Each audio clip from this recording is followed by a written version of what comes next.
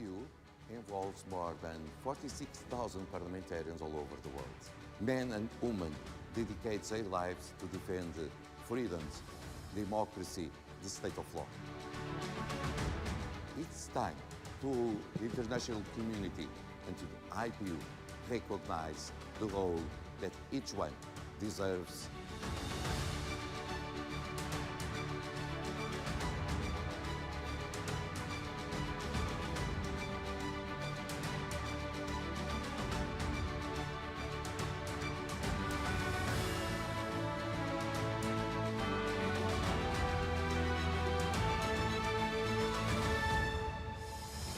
Each year, we will give this award to one parliamentarian.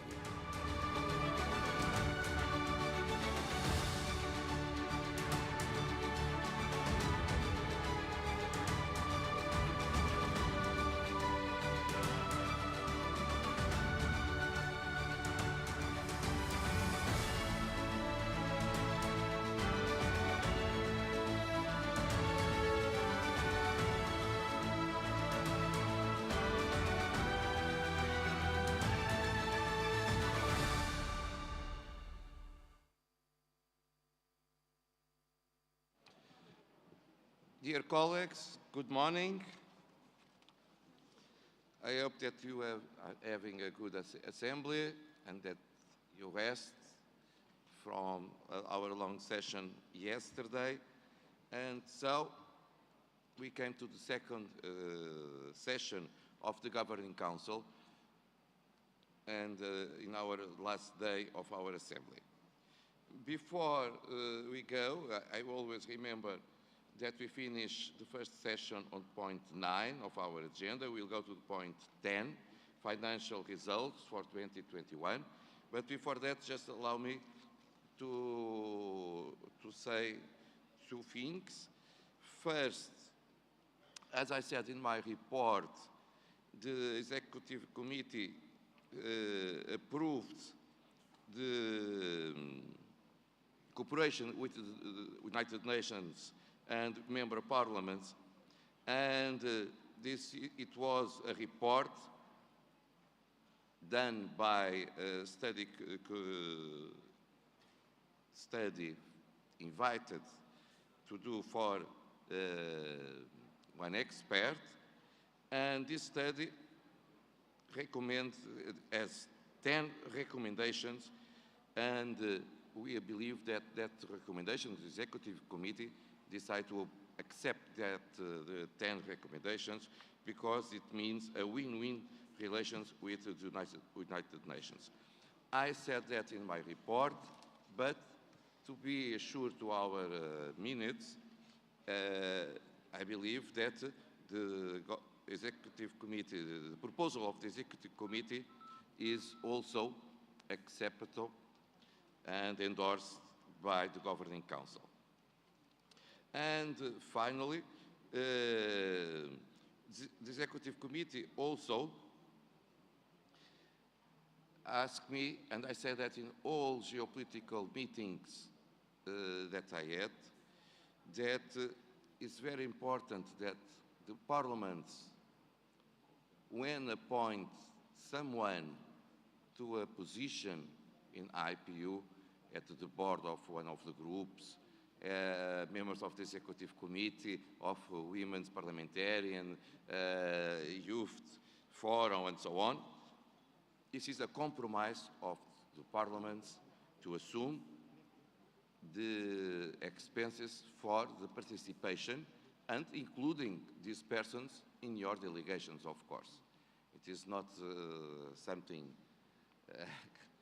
that is possible to understand, that a country, a parliament appoints someone and after it forget to include in its delegation the person that we elected by suggestion of your own parliaments to the one position in IPU.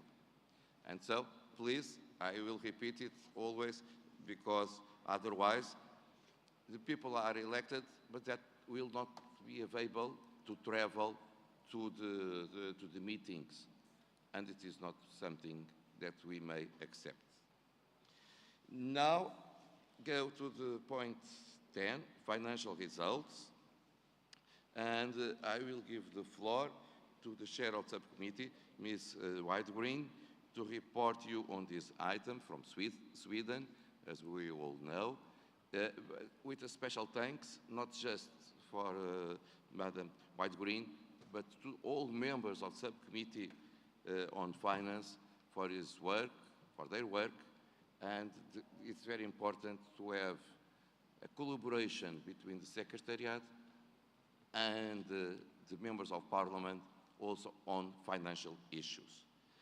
Please, Ms. Whitegreen, you have the floor.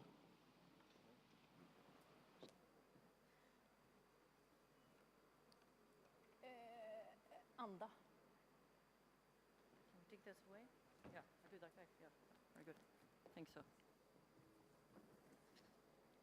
Mr. President, Secretary General, fellow members of Parliament, ladies and gentlemen, good morning. We are in the times of uncertainty. Times are shifting, and any development would need peace and security. Financial matters too. You have to stay well equipped to be able to conduct the aims that you're appointed to do. We all know that, how essential the basis of having a well and healthy, strong economy is to be able to manage crisis. And Mr. President, we are not in the time of certainty right now. We are in times of uncertainty. Pandemics ongoing, post-pandemic for others, wars, over 55 state-owned conflicts, 1.2 billion people live in conflict zones. And in some parts of the world, we haven't yet started vaccination, or only people have one shot. These are just a few examples that affects the economics and the finance situation. It does matter. Also for an organization well-equipped, 133 years on its position, but the finances has to be in shape to be able to conduct what we do in the room here today. For that, Mr. President, we can look back on a year of very good, strong finance situation within the IPU of 2021. The IPU financial situation is in shape. The economy is healthy. Because even though we have pandemics, COVID, crisis, tough time for members and parliaments, members continue to pay to the IPU. And even so far this year, they have paid even quicker than before. So your parliaments really see the IPU as relevant and want to stay inside the organization. I will now, as the chair of the Finance Committee of the IPU, give you an overview of the audit report of 2021, financial situation of the IPU, financial statement, budget highlights and funding for the future, and about the voluntary funding. But I would like to start to present the Finance Committee of the IPU. All of your geopolitical groups have a representative within the Finance Committee. We work hard to be on top of issues as you as members think are very important. And I would like to thank the members of the Finance Committee for conducting a very thorough job, and I'm very happy that all of your members within these representatives from the geopolitical groups are very active. I also would like to thank the Secretariat, Secretary General, members of the finance staff for being so engaged and making sure that we are working openly, transparently, and with high level of accountability. Thank you very much.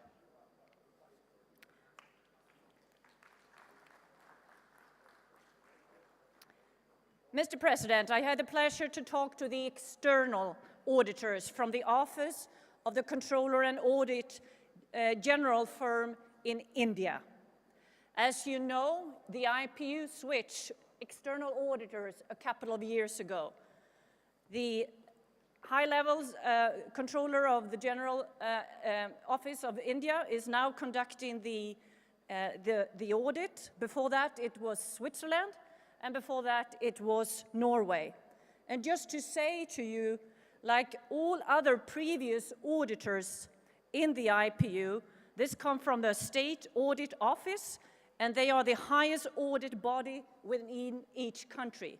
We are very grateful for the job that India is doing now for the IPU. The audit opinion and report from the external auditors of 2021 financial statements are showing a very strong and high accountability and accuracy of the financial status of last year. The audit opinion was very clear. It was positive and confirmed the strength of the financial management. The audit was carried out remotely because of travel restrictions and COVID. Auditors received constant support from the team of the IPU and made 4 recommendations that has now been accepted by the IPU management and also from the Finance Committee and the Executive Committee. These will enhance and make the work further on to improve even further. I am pleased to inform you that the audit reports confirm that these recommendations are not highlighting any weaknesses. The internal controllers of the IPU in all say that this area has already been effective, but these recommendations can see more as ideas for future and comprehensive work for the management. My colleague Laurence Fellman from Switzerland, who is the internal auditor, will also give you a few details on the work that has been done. Our role in the finance and budget is, of course, very close linked together. And I appreciate a lot that work that Switzerland has been doing since I took over the baton from Switzerland a couple of years ago. The Finance Committee is very involved in all kinds of the aspects of the IPU's finance, audit, and budget. So for in the future, I would like to call this committee instead the Finance and Audit Committee, since it more shows the work that we actually do. Mr. President, some of the highlights and key points from 2021 financial statements. The finances of the IPU are strong, and in the end of the year, the operating surplus was 378 Swiss franc. The IPU still continued to feel the effects of COVID last year, but lesser than the year before. Traveling and meetings expenditure were once again reduced by the pandemic restrictions, but even more so, last year we started to meet each other again, like for instance in person in Madrid. And just to give you an overview, the content of the budget in itself, this is 75% of the income come from you guys, the member parliaments. 25% come from voluntary funding.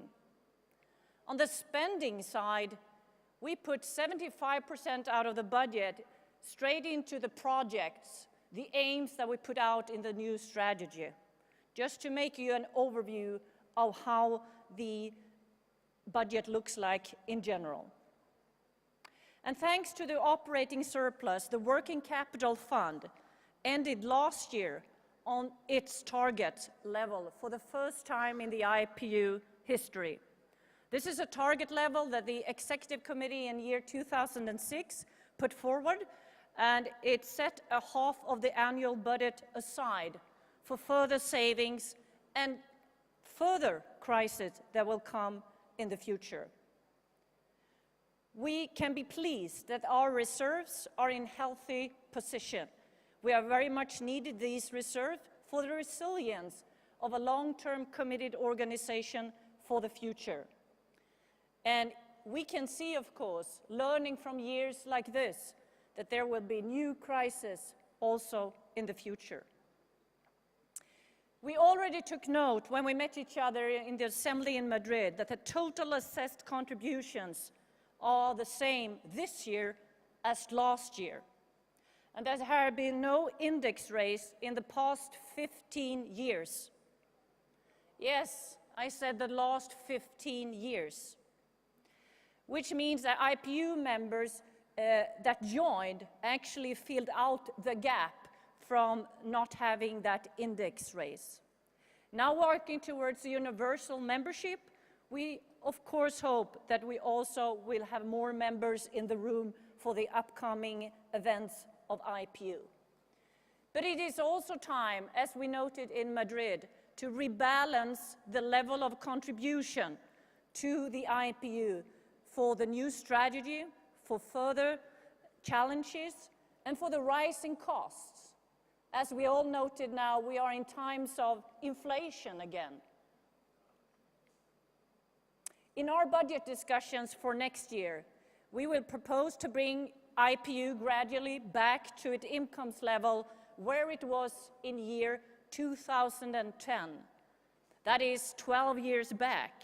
But we need to find that strategy, both to have the new strategy in place with our 5 goals and projects, and to finance that as a whole, to make sure that we stay relevant for the future.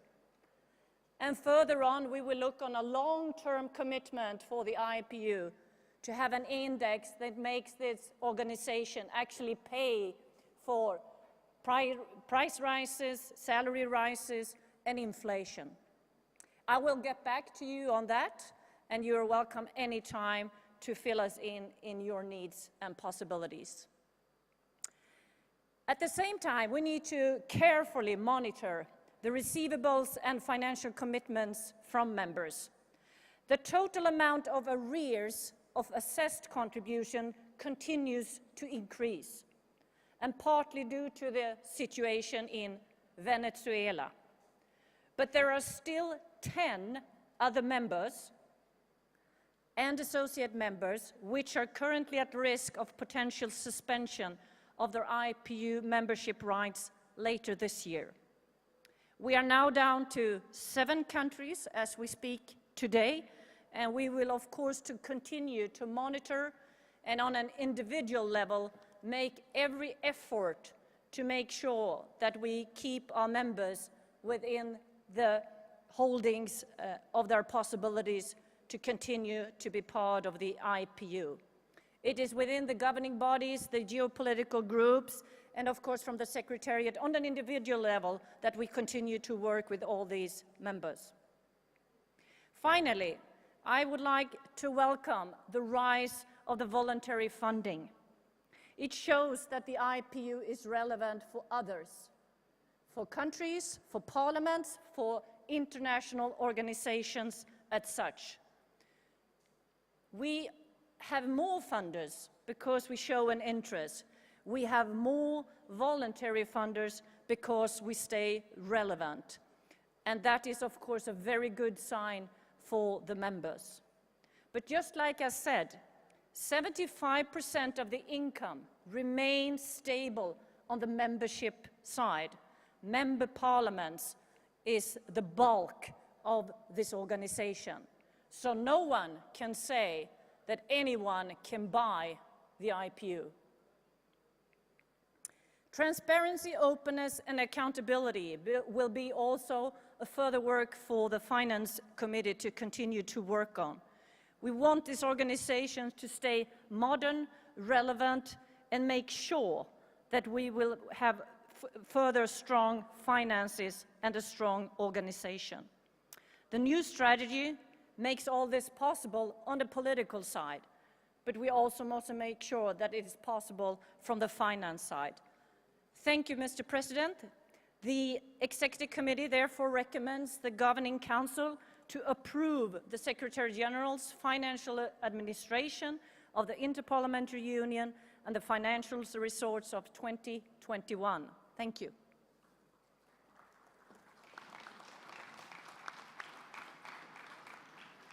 Thank you, Madam Chair, and again for the work you have done as President of Subcommittee on Finance.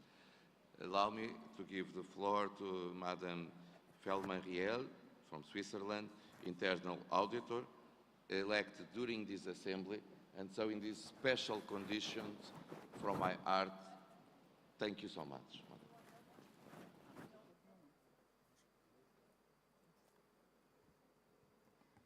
Merci, Monsieur le Président, Monsieur le Secrétaire Général, chers et chers collègues parlementaires. Je vais vous donner brièvement le rapport de vérification interne qui est exigé par les statuts. En vertu du mandat de vérificateur interne auprès de l'Union interparlementaire qui m'a été confié lors de la 209e session du Conseil directeur à Nusa Dua, voici mon point de vue sur le rapport financier et les états financiers vérifiés de l'UIP pour l'exercice clos le 31 décembre 2021. J'ai examiné les documents présentés ainsi que l'avis du vérificateur externe et reçu des explications du secrétaire général et de ses collaborateurs et collaboratrices. À l'issue de cet examen, je souhaite attirer l'attention sur les points suivants.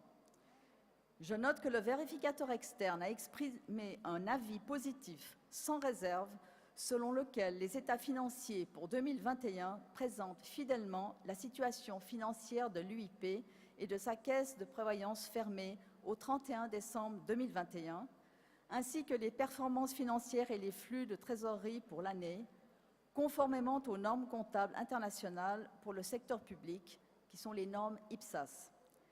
Le rapport d'audit confirme l'exactitude et la qualité des états financiers. Le vérificateur externe a formulé les 4 recommandations suivantes. Il conseille à l'UIP d'intégrer les informations relatives à la progression des actions clés de sa stratégie dans son document budgétaire, son rapport d'impact ou autre rapport afin de donner des indications concernant l'impact escompté de sa stratégie. Deuxièmement, il invite l'UIP à modifier le classement des sommes à recevoir pour se mettre en conformité avec la norme IPSAS 1. Les sommes à recevoir dont la date d'échéance dépasse 12 mois pourraient être classées en tant qu'actifs non courants.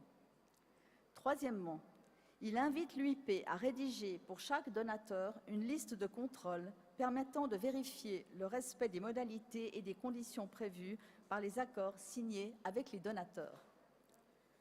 Enfin, il invite l'UIP à chercher des solutions pour placer les excédents détenus sur un compte courant tout en préservant les liquidités. Le vérificateur externe a également examiné le degré de mise en œuvre par l'UIP des recommandations formulées lors de précédents audits et constaté que les 2 recommandations issues de l'audit étaient en cours d'application. Tout en validant ces recommandations, la direction de l'UIP a indiqué qu'elle réfléchirait à la meilleure façon de les mettre en œuvre. Une évaluation actuarielle indépendante de la caisse de prévoyance fermée de l'UIP a été réalisée conformément aux exigences des normes IPSAS et a été considérée comme valide par le vérificateur externe. L'actif net de l'UIP a enregistré un excédent de fonctionnement de 0,38 millions, principalement en raison des économies réalisées sur les frais de déplacement et de réunion. Je note avec satisfaction que le fonds de roulement de l'UIP atteint désormais son niveau visé, et ce, pour la première fois. En conclusion, selon moi, les états financiers présentés par l'UIP reflètent bien la situation financière de l'institution au 31 décembre 2021 et ses performances financières en 2021 et sont conformes aux normes comptables les plus rigoureuses. La gestion financière de l'UIP repose sur des bases solides, fondées sur des contrôles internes et sa situation financière est saine. En conséquence, le vérificateur interne recommande au Conseil directeur d'approuver l'administration financière de l'Union interparlementaire et les résultats financiers pour 2021. Il convient donc aussi de remercier la responsable des finances, Madame André Lorbert, et son équipe pour l'excellent travail réalisé, ainsi que le travail du sous-comité des finances de l'UIP, dirigé par Madame Cecilia Widogren. Je vous remercie de votre attention.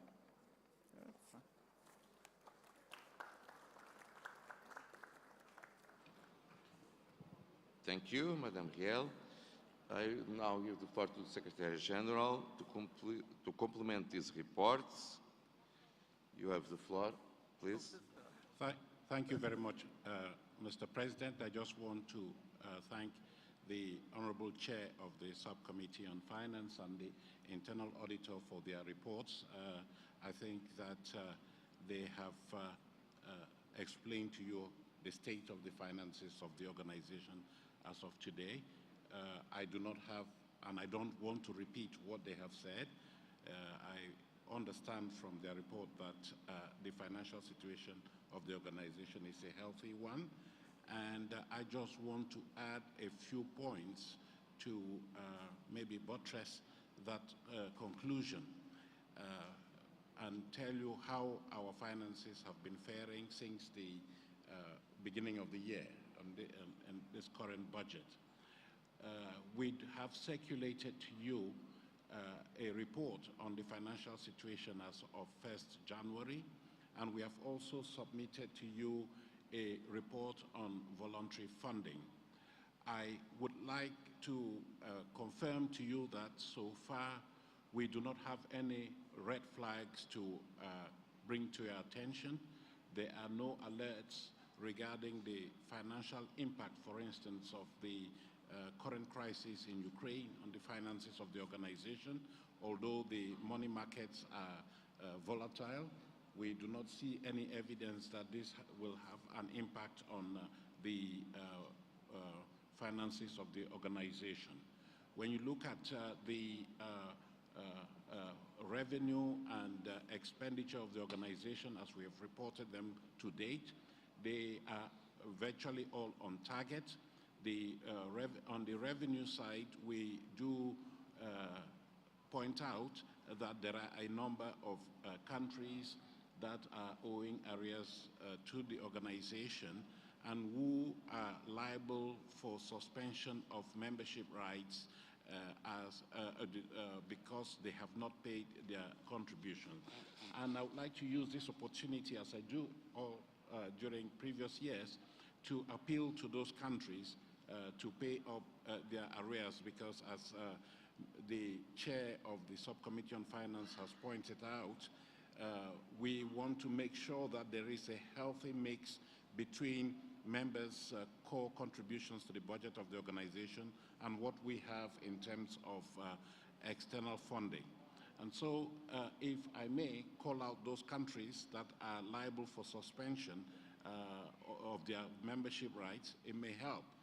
We have the Central African Republic, Congo, Cote d'Ivoire, Guinea-Bissau, Libya, St. Lucia, St. Vincent and the Grenadines, and Venezuela.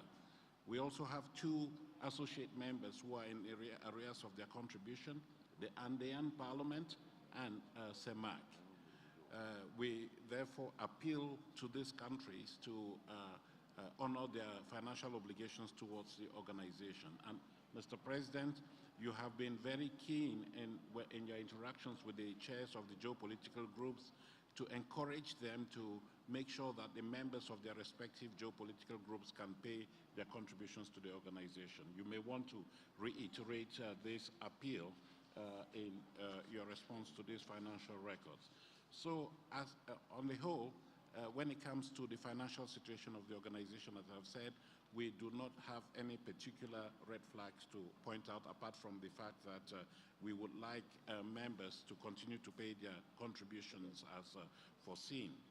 I also use this opportunity again to reiterate our gratitude to those parliaments that are represented here, or their I would call their development cooperation agencies that have been contributing robustly to the funding of the organization to allow us to address the ever-broadening mandate of this organization.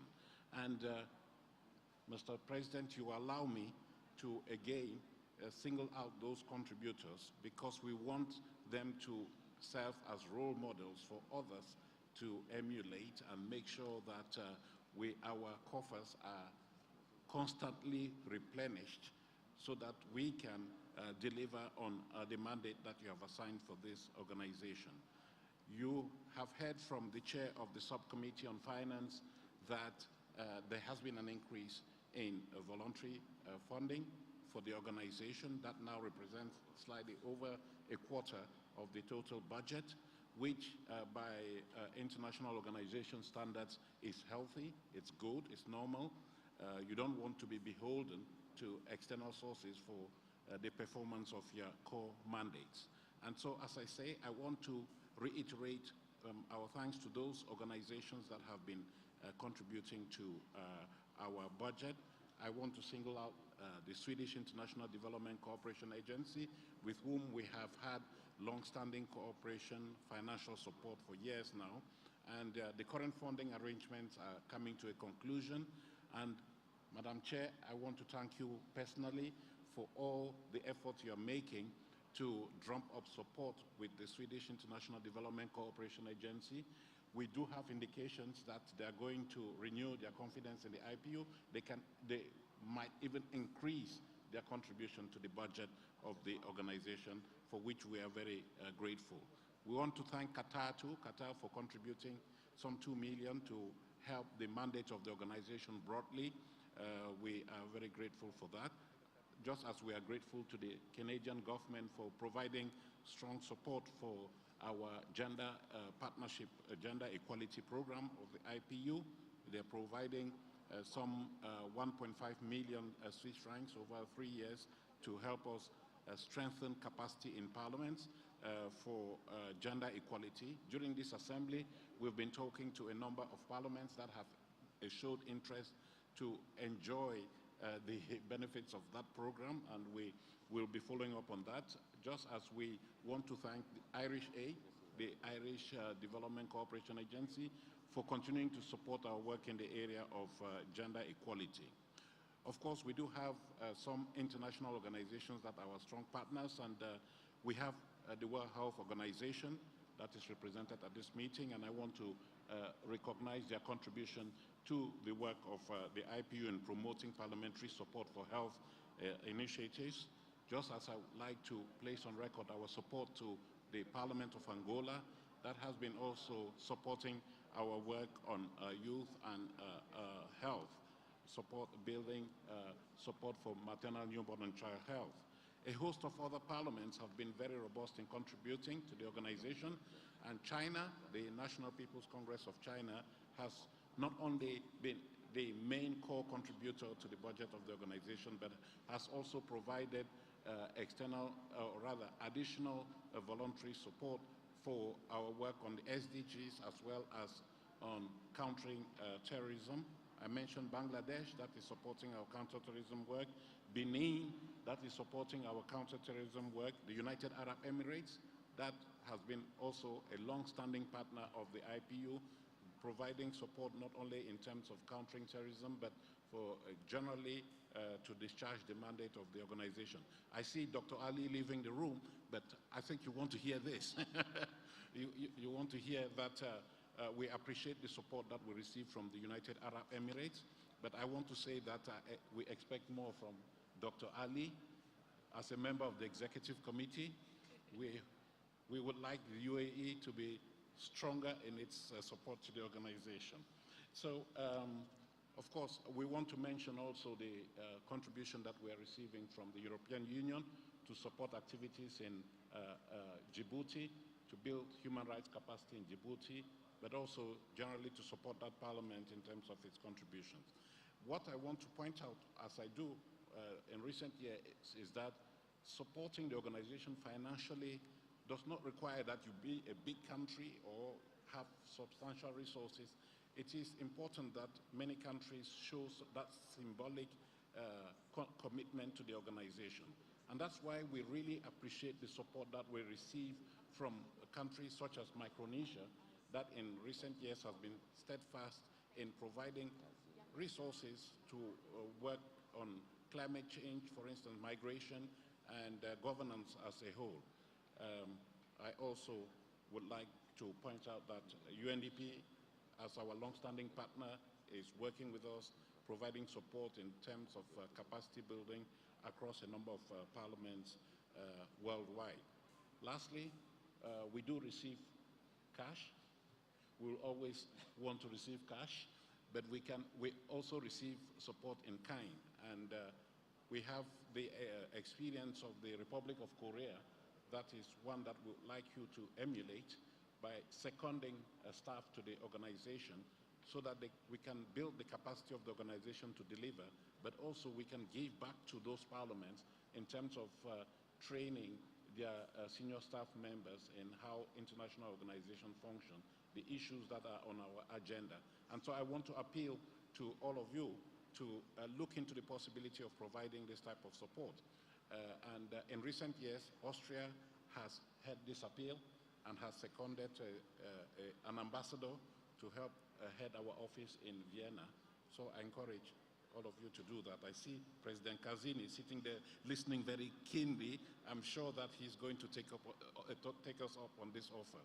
Thank you very much, Mr. President. I just want to mention, I did understand that the speaker from Equatorial Guinea would like to respond to my appeal for more robust contributions. Equatorial Guinea is one of those countries that has committed to supporting the budget of the organization. And I do understand that the speaker here would like to make a statement in expressing and reaffirming that commitment to paying up on the pledges that have already been made by Equatorial Guinea so that we can now begin to use the resources that they have committed. Thank you, Mr. President. And once again, I thank my supporters and the Executive Committee and the Internal Auditor for their congratulations that they have extended to my colleagues and me on the financial management of the organization.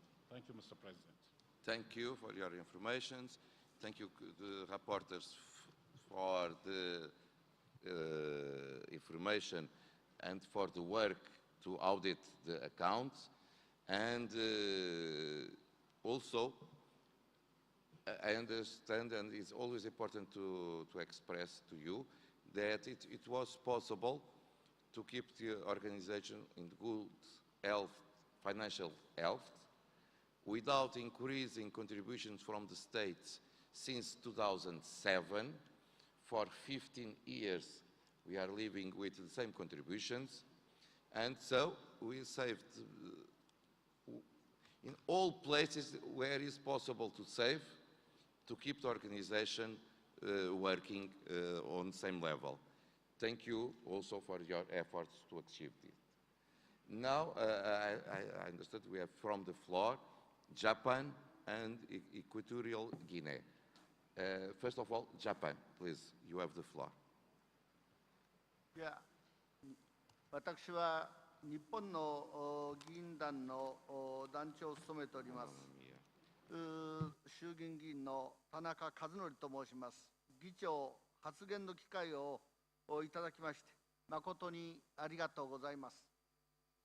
ご承知の通り、我が国を含む各国はパンデミックやウクライナ情勢によってさまざまな財政的対応を迫られており、財政状況が厳しくなっております。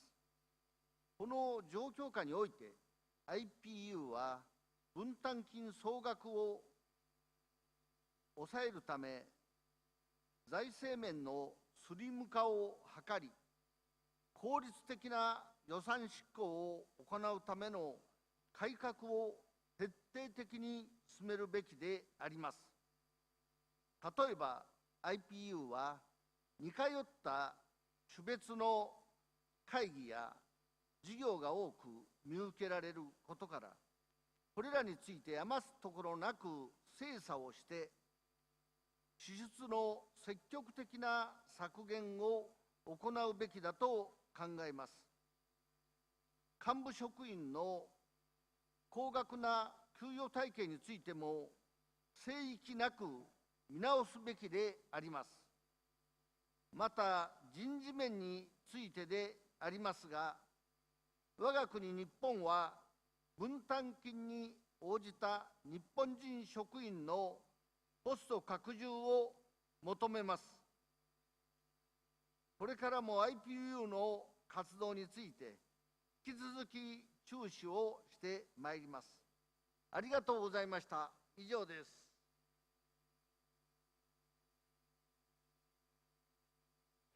Thank you. Equatorial Guinea. Muchas gracias, señor presidente, por concederme la palabra.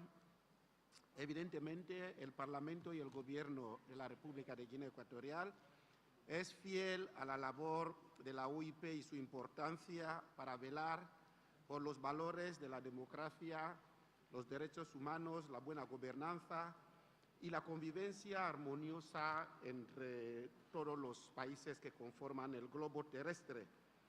Guinea Ecuatorial ha apoyado y seguirá apoyando siempre las iniciativas de la UIP que van en este marco y en esta dirección.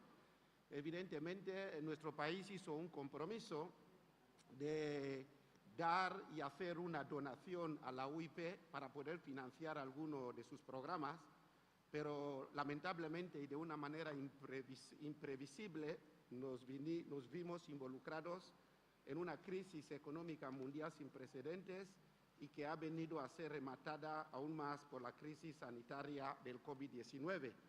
No obstante, Guinea Ecuatorial, evidentemente como miembro activo de esta organización de la UIP, esperamos que la situación económica y financiera pueda mejorarse para que sigamos con nuestra visión y la voluntad de apoyar las iniciativas de la UIP. Muchísimas gracias, señor presidente. Muchas gracias. Thank you so much, Mr. Speaker. I'm asking if other delegations, before I give the answers to the questions raised, if other delegations wish to take the floor on this issue. No. So I will come back to Cecilia and to Martin. Allow me to say to Japan. Allow me to say, of course, it's always possible to monitorize, and monitorization is very important, believe me. Monitorization is essential, and no one is perfect. So when it's possible to improve, we should be ready to improve. But I will say, only with a lot of efficiency, it is possible to do what we are doing now, 15 years with the same contributions since 2007. Because you can't imagine what are the prices now of energy, the salaries, the travel costs, and so on, since 2007 to 2022. It means that the Secretariat did a lot to achieve to be as efficient as possible. On the other question is that, yes, there is some repetitions sometimes, but if we are talking about SDGs, for instance, we can meet all together in one assembly like this one, or we can have regional meetings and also to save travel costs for our own parliaments.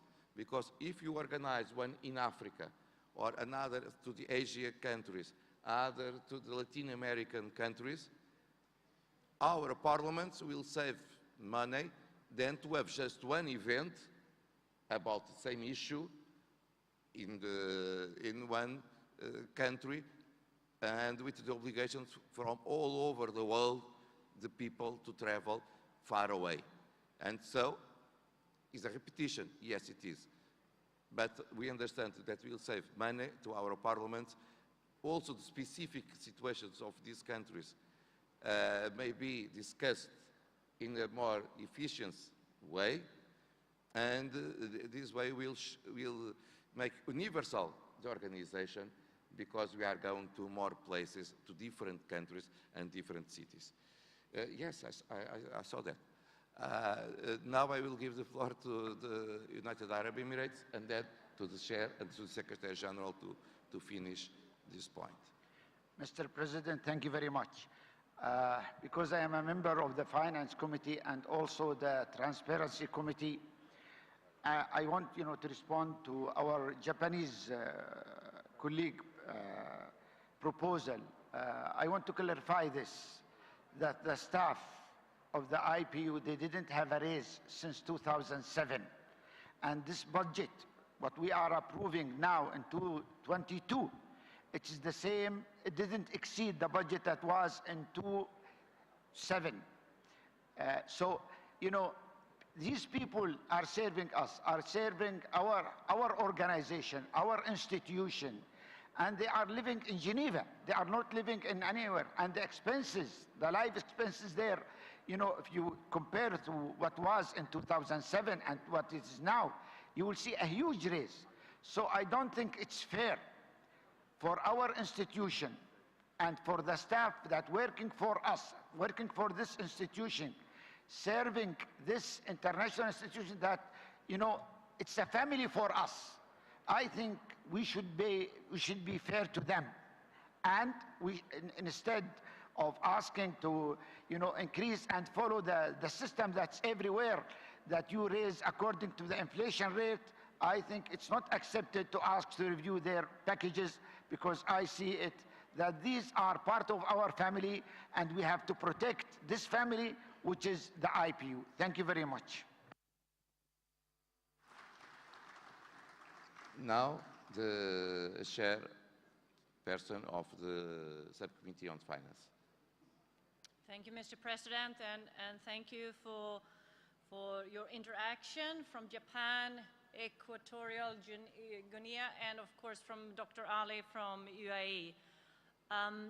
It is always important to look on the efficiency of an organization, a parliament, a country. And as you see, we have very engaged members within the Finance Committee, the Executive Committee, and I can say the staff is on its toes to make the most possible out of the contribution that comes into this organization. It is true in any working part of the budget or financial statement that you should look on the efficiency. And I will truly address that the Executive Committee work hard on making sure that the value is not only a value for the taxpayers' money within the IPU, it's an added value that we work for. I agree on your part that we need to work hardly on the new strategy to focus the projects. And that was the decision the IPU took in Madrid last fall. So for the 5 coming years, we have 5 clear goals. We're trying to focus even further for the members to get quality and, of course, as you say, efficiency out of the contributions that are made. One more thing one can add is, of course, since this conference has been about peace and security, but also the climate change, the footprint from the organization itself is also important to continue to work with. Less papers, and if possible, sometimes less travel, and more hybrid and digital meetings. So thank you very much for your contribution and your interest in the financial matters. Thank you. Thank you, Madam Chair, Secretary General. Thank you, Mr. President. I wish to thank the representative from Japan for their constructive comments, which have been properly noted. We in the Secretariat are committed to efficiencies, and as you have said, Mr. President and Madam Chair of the Subcommittee on Finance, if we have been able to stabilize members' assessed contributions, it's because we have done our best to achieve efficiencies within the Secretariat of the organization. We'll continue to strengthen those measures that have already been put in place. And of course, you have the mechanisms, as the chair of the Subcommittee on Finance has said, they have the mechanisms for monitoring the performance of the organization in terms of financial management. So we do take on board your comments. I do not want to repeat what Dr. Ali has said in response to your comment about the benefits of staff in the IPU.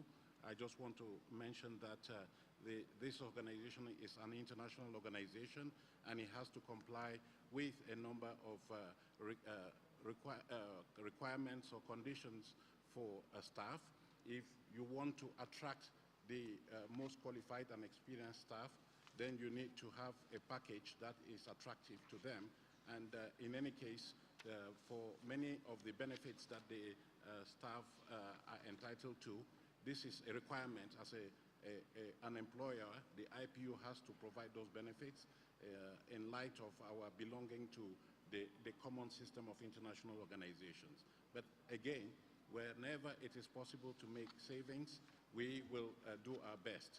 I am hoping that there is no call for us to reduce staff, because we have a bare-bones secretariat, and they are stretched thin. If anything, we would like to see the possibility of increasing the staff complement of the organization if we are able to address the ever-expanding mandate that you are entrusting to the secretariat.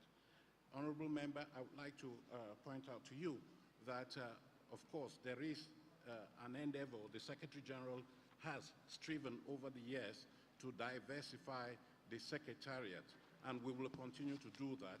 When I became Secretary General, we had a narrow geographical base in the Secretariat.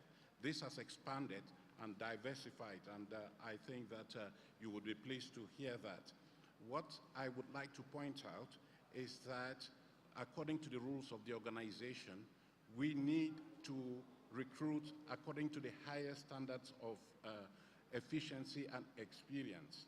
And we have to be careful that we do not recruit on the basis of the contribution, the volume of contribution that members are making to the organization. Our financial rules do not allow us to do that. Our financial rules stipulate that we need to recruit the best. But of course, whenever it is possible to identify those best from a wide variety of countries, we do our best to do that. But I am committed then to diversity, but diversity that gives priority to skills, experience, and expertise in the organization, so that you can have a complement of staff who will continue to deliver on your mandate, as you have noted here, as the auditors of the organization and overseers of the organization have pointed out. Mr. President, thank you very much for your support in this matter, together with your colleagues on the Executive Committee. Thank you. Thank you, Mr. Secretary General. One last intervention from Zimbabwe, Speaker Mudenda. Thank you very much, Mr. President. It is gratifying that the financial position of the organization is very sound, as presented by the chairperson of the Finance Subcommittee, Honorable Whitegren, and the step-in internal auditor. I think it is important also to commend the Secretariat, Mr. President, for having stayed on the deck and ensuring that the work of the IPU continues unabated, in spite of the fact that they have not received salary increment for a long time. And when you measure that commitment against the staff turnover, the staff turnover at IPU is very low.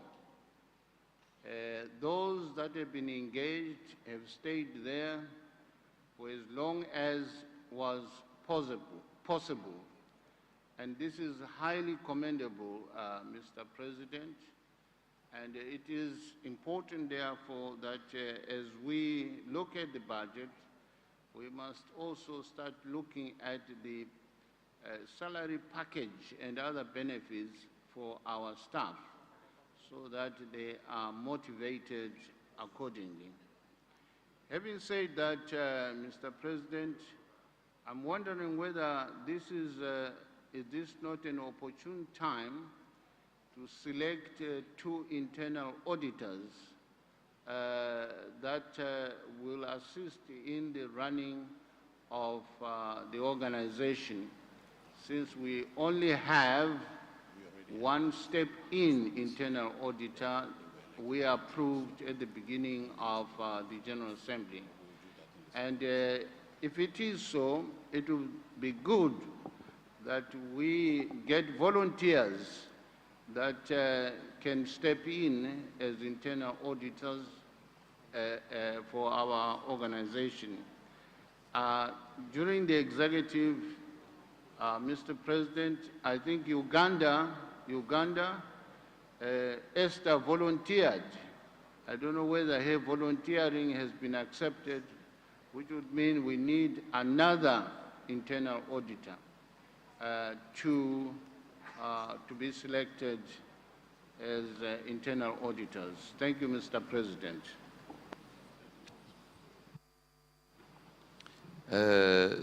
Thank you, Mr. Speaker. We already did it in Madrid, and so we have 2 internal auditors, or just one. Secretary General.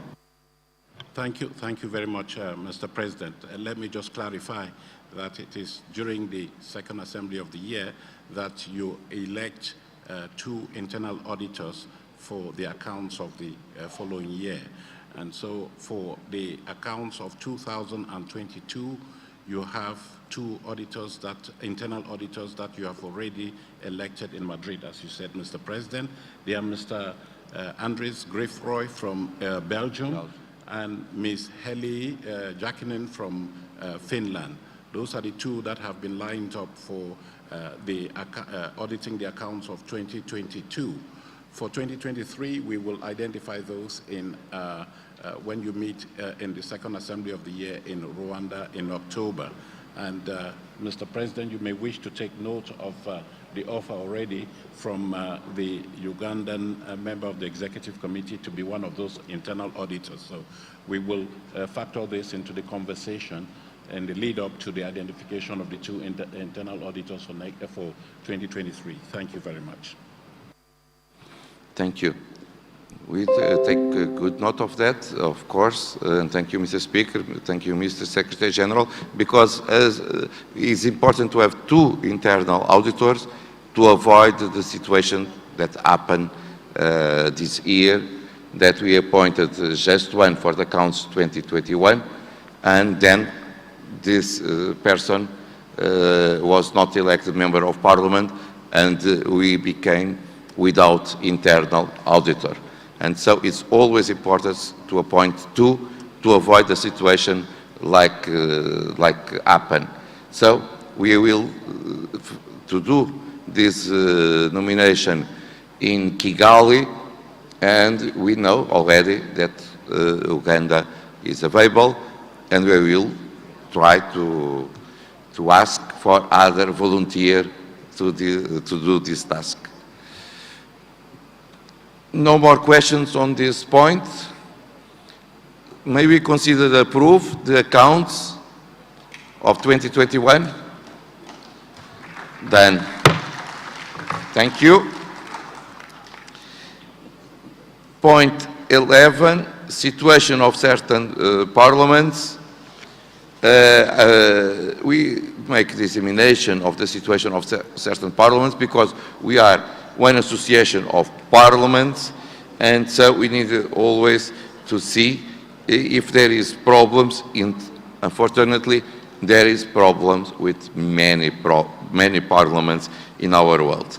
I will give the floor to the Secretary General. Thank you very much, Mr. President. I don't know if my colleague is there to steer us through a number of slides here while she's getting settled. Can you hear me? Okay. Yes, my colleague is settling in there to take us through a number of slides under this item. Mr. President, you and your colleagues of the Executive Committee during each session review the situation of a number of countries whose parliaments have been dissolved unconstitutionally, countries that may be facing crises that impact on the functioning of parliaments, or just a political crisis in general that you may want to take note of and be prepared to respond to if those crises worsen. So we have prepared for you very quickly as a result of the deliberations of the Executive Committee during this assembly. We have prepared for you a number of slides that will explain to you how your organization is monitoring and addressing those countries where crises are taking place. You will see from the first slide where the IPU is involved in monitoring the countries, and the color code there gives you an idea of what is happening in each country. The red, which is the worst situation, is where there's no parliament functioning. The orange is where there are major political crises that are impacting on parliaments. And then the yellow are other crises that we just want to bring to your attention in the context of our early monitoring or early warning system, so that, as I said, you may want to take appropriate action in due course. So when we go to the specifics, Mr. President, you and your colleagues examined a number of countries. You started with Afghanistan. Very quickly, Afghanistan, since the Taliban takeover, is without a functioning parliament on the territory of Afghanistan. Many of the MPs of the parliament that was in place have now fled the country. They have constituted what has been confirmed to us to be a parliament in exile. We have, Mr. President, you and I have been meeting with the Afghan delegation at this assembly, led by the Speaker of the lower house of Parliament. I believe he has addressed this assembly. But when we met with the delegation, we clarified that in the IPU, we don't have a category of parliaments in exile, because our rules stipulate that to be a member of this organization, you should be a parliament functioning on the territory of a sovereign state and representing the population of that state. For the time being, that's not the case with Afghanistan. But with your colleagues, Mr. President, in the Executive Committee, you agree that we will continue to, as a symbolic gesture, a political gesture, to continue to work with the Parliament in exile and allow them to observe the proceedings of the organization without any further prerogatives such as claiming elective office within the organization or voting when it becomes necessary. This is a symbolic gesture you want to show to your colleagues in Afghanistan, and we hope that as the time goes on, the situation can improve. You have also drawn attention to the humanitarian situation in Afghanistan and suggested, I think Speaker Mondela spoke to that at length, that we look at the dire situation, particularly of women and girls in Afghanistan. We are talking to various partners or parliaments or entities to see how we can identify entry points, possible entry points for IPU support in that regard. Turning to Mr. President. Mr. President, I suggest then that you ask your colleagues to approve the recommendation from the Executive Committee to allow Afghanistan to continue to participate in the IPU in an observer capacity with no elective or voting rights. Someone disagrees? No. So approved. Thank you, Mr. President. We move on to Myanmar. Myanmar is virtually in the same situation as Afghanistan. The parliament elected in 2020 stands not dissolved, yes, or rather were not allowed to meet, so there is no functioning parliament on the territory of Afghanistan today. On the other hand, there is a parliament in exile that is constituted in what is called the Committee to represent the Parliament of Myanmar, with whom you have been constructively engaged in recent years. in the Executive Committee, then you agree, Mr. President, to recommend that the treatment that you have now applied to Afghanistan should apply to the Parliament in Myanmar. That is, you will let that committee to represent the Parliament of Myanmar continue to engage with the IPU in an observer capacity with no voting or elective rights in the organization. Thank you. Thank you, Mr. Secretary General. Someone disagrees? No? Done. Burkina Faso experienced election, a military coup early this year. The National Assembly, the parliament there, was dissolved. There has now been transitional arrangements put in place with the transitional charter that will govern the transitional period for 3 years. And in that arrangement, there is a transition parliament that has been put in place, 71-member transitional parliament with a civilian Speaker of Parliament who was elected a couple of days ago. So we have that transitional arrangement. I point out that this situation is like the one in Mali and Guinea that you have in the past reviewed and taken a position on. And the Executive Committee is recommending that you apply the same treatment to this transitional parliament as you applied to Mali and Guinea. That is, you take note, as you have done, you have condemned coup d'etats, you take note of the establishment of this parliament, you ask the IPU to continue to work with them, you retain their membership in the organization, but you work with them to establish a roadmap for Parliament's contribution to the return to normal constitutional rule. Mr. President, you may wish to ask your colleagues to endorse this recommendation of the Executive Committee. May we approve? No one is against? Okay, done. Thank you, Mr. President. Sudan is straightforward. There have been 2 coups in Sudan since April 2019. The last time Sudan was in an IPU assembly was in Doha. Following the Doha assembly in 2019, there was a coup, and since then, no been established. It had been hoped, and according to the transitional arrangements, that a parliament would be elected very soon. And in the absence of any indication that a parliament would be elected in the coming months, you took the decision in Madrid to suspend the Parliament of Sudan, because there is no parliament in Sudan, there's no functioning parliament in Sudan, and you therefore took the extreme decision to suspend Sudan from the IPU. And that's why today, instead of the 179 members that you had last year, you now have 178. Thank you. Someone disagrees? No? It's done. Thank you, Mr. President. Guinea, I think we have reviewed the situation of Guinea since Madrid too, and Guinea stands in the same situation as Mali, with a coup having taken place last year and a transitional parliament put in place.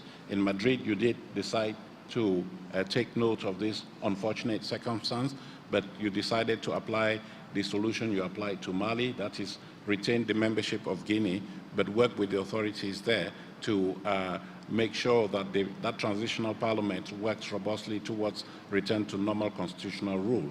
We have been engaging at the level of the Secretariat with the Guinean authorities, including the Guinean ambassador in Geneva, and this message is very clear to them. We hope that in the coming days or weeks, we can establish a program of cooperation with that parliament in order to help them comply with the decision of the Governing Council. Mr. President, you may wish to take note of, ask your colleagues to take note of those developments. Yes, Mr. Secretary General. No one opposed? It's done. Next, Mr. President, Libya. Libya is an intractable situation where we now have 2 prime ministers, 2 parallel governments, 2 election timelines with no real clarity of what is happening. You remember that there is a parliament, a transitional parliament that you recognize as a member of this organization. That parliament is based in Tobruk, but they are functioning under very challenging circumstances. Libya had been reported to be attending this assembly. It hasn't come for a variety of reasons that we don't know for the time being. Yesterday night I did receive a message from the Speaker of the IPU recognized Parliament in Tobruk, indicating that they wanted to travel to Geneva to have conversations with the Secretary General. They wanted to bring their own version of the Prime Minister and Deputy Prime Minister. So we will follow up on this letter, and we'll see how we continue to engage with them and then be in a position to report to you, Mr. President, you and your colleagues in the Executive Committee, and subsequently the Governing Council. No opposition? Then? Yeah. We move on to Mali. Mr. President, I think we are very clear on Mali. You do know that they have a transitional parliament that you have retained in the IPU, and you did say that we should establish a roadmap with them. We have, with the authorities of the transitional parliament, established a project that would help that parliament play its role in putting in place the legal reforms, legislative reforms that are required for a return to constitutional rule. There have been some concerns now about the deadlines, the timelines that have been established, and it looks like elections are not going to take place very soon. The latest we know is that the elections will take place in 2025.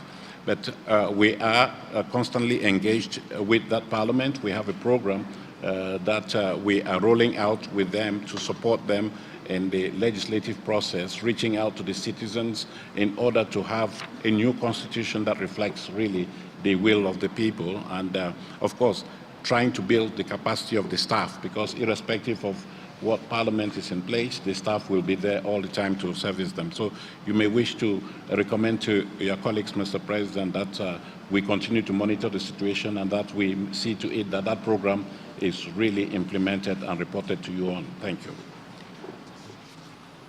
No opposition? Then? Thank you. Tunisia. Tunisia is a country where the head of state has literally suspended, and I would say dissolved parliament, because that parliament has not been able to function since July 2021. And you did discuss this matter in Madrid.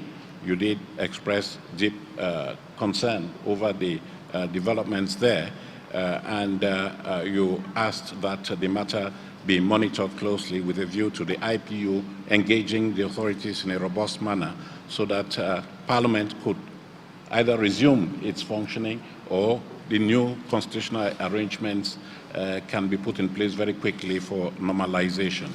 We have been in contact with the authorities, including the President of the Republic, to convey your concerns and also offer the support of the organization in terms of creating a new constitutional framework for return to normalcy. We are following up on that with through the ambassador of Tunisia in Geneva, who has been appointed as a focal point for interaction with the IPU. We will be reporting to you as things evolve, but we also want to point out that we are engaged with the Tunisian authorities regarding a number of violations of human rights of the parliament. This matter will be reported to you on to you later on this morning when the Committee on Human Rights of Parliamentarians presents its report. Mr. President, you may wish to ask your colleagues to take note of these developments and request that the Secretary General and his colleagues continue to monitor this situation and urge a speedy return to constitutional rule. About Tunisia, our former President Kazini asked the floor. You have the floor, Mr. President. Thank you.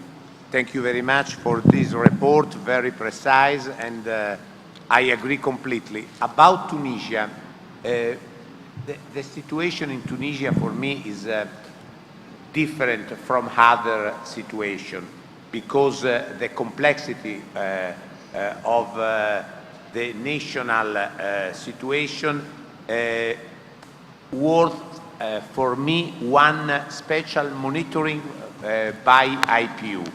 My proposal is, I agree with the speech of Secretary General, but I propose one special monitoring and one work of mediation of IPU in this direction, because the great tradition of Tunisia, in particular after the Arab Spring, for me has the needs to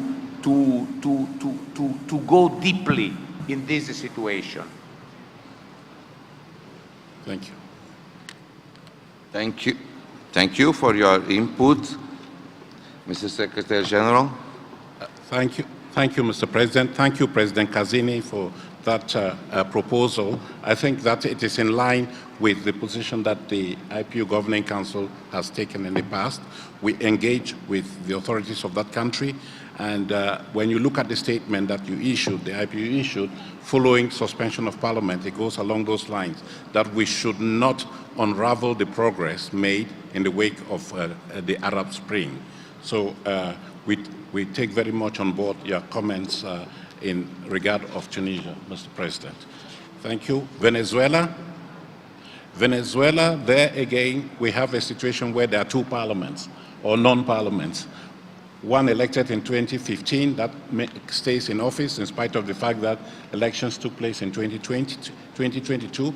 You did report, Mr. President, on the mission that you and your colleagues undertook to Venezuela with a view to seeing more clearly into what was happening there.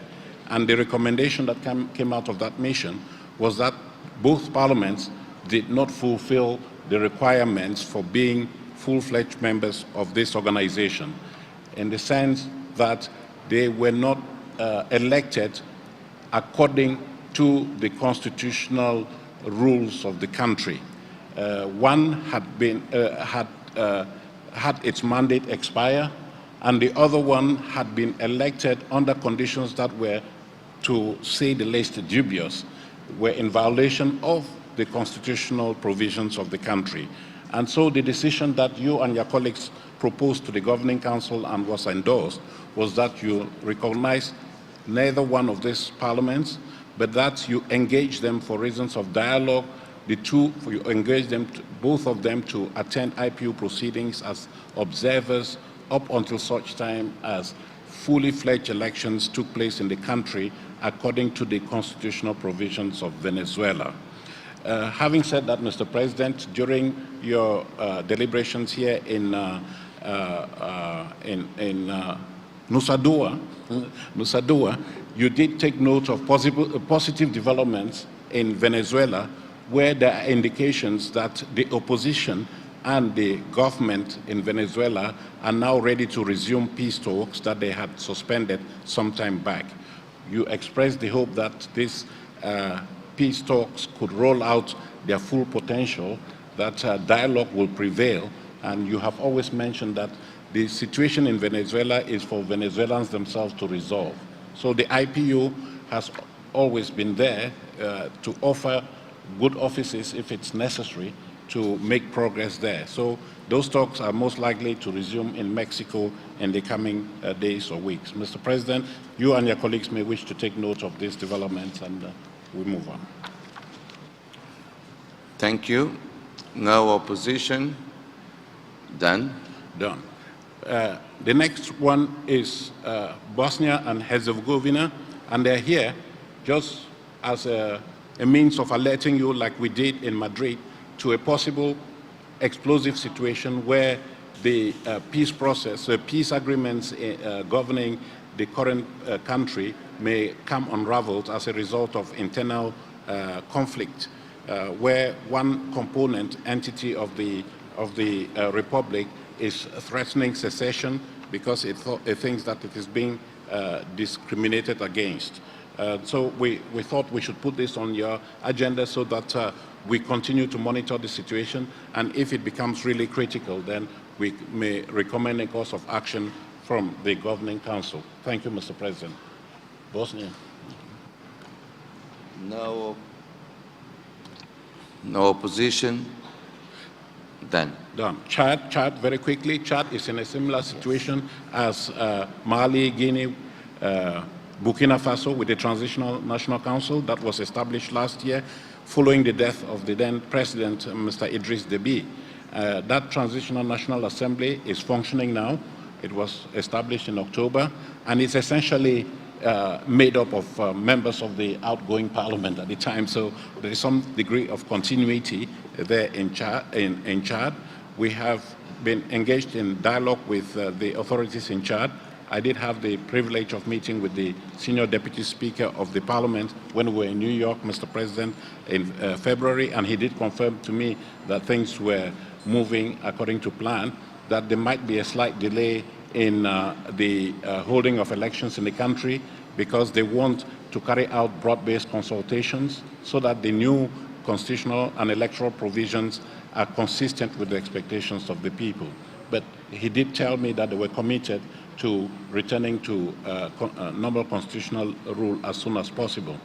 You have in the past also recommended that we support the Parliament with technical assistance, which is what we are doing. There are a number of programs that are intended to build the capacity of the staff of that Parliament, because at the end of the day, whatever elected institution is there, you'll have that core staff that will be the institutional backbone of the organization. You may wish to take note of these developments, Mr. President, you and your colleagues. We take good note of that. It is no special recommendation. It's just to take note of your efforts in accompanying this situation. Thank you. Mr. President, we move on to Eswatini. Eswatini, again, is there for you as an early warning ploy for you to know that there is a situation there where there have been some protests that have taken place in Eswatini. And we have reports that some 2 members of parliament were arrested in July 2021, and they are still to be tried given due process. The Parliament itself is impacted because we do understand that during the state opening of Parliament there were protests in February 2022. And we do also understand that the authorities have pledged to organize a national dialogue with a view to resolving the crisis in Eswatini. That dialogue has not yet taken place. We hope to continue to engage with the parliaments there. And I do understand that the Committee on Human Rights of Parliamentarians will be reporting on the situation of the 2 parliamentarians who have reportedly been arrested in Eswatini. Mr. President. We take good note. Thank you, Mr. President.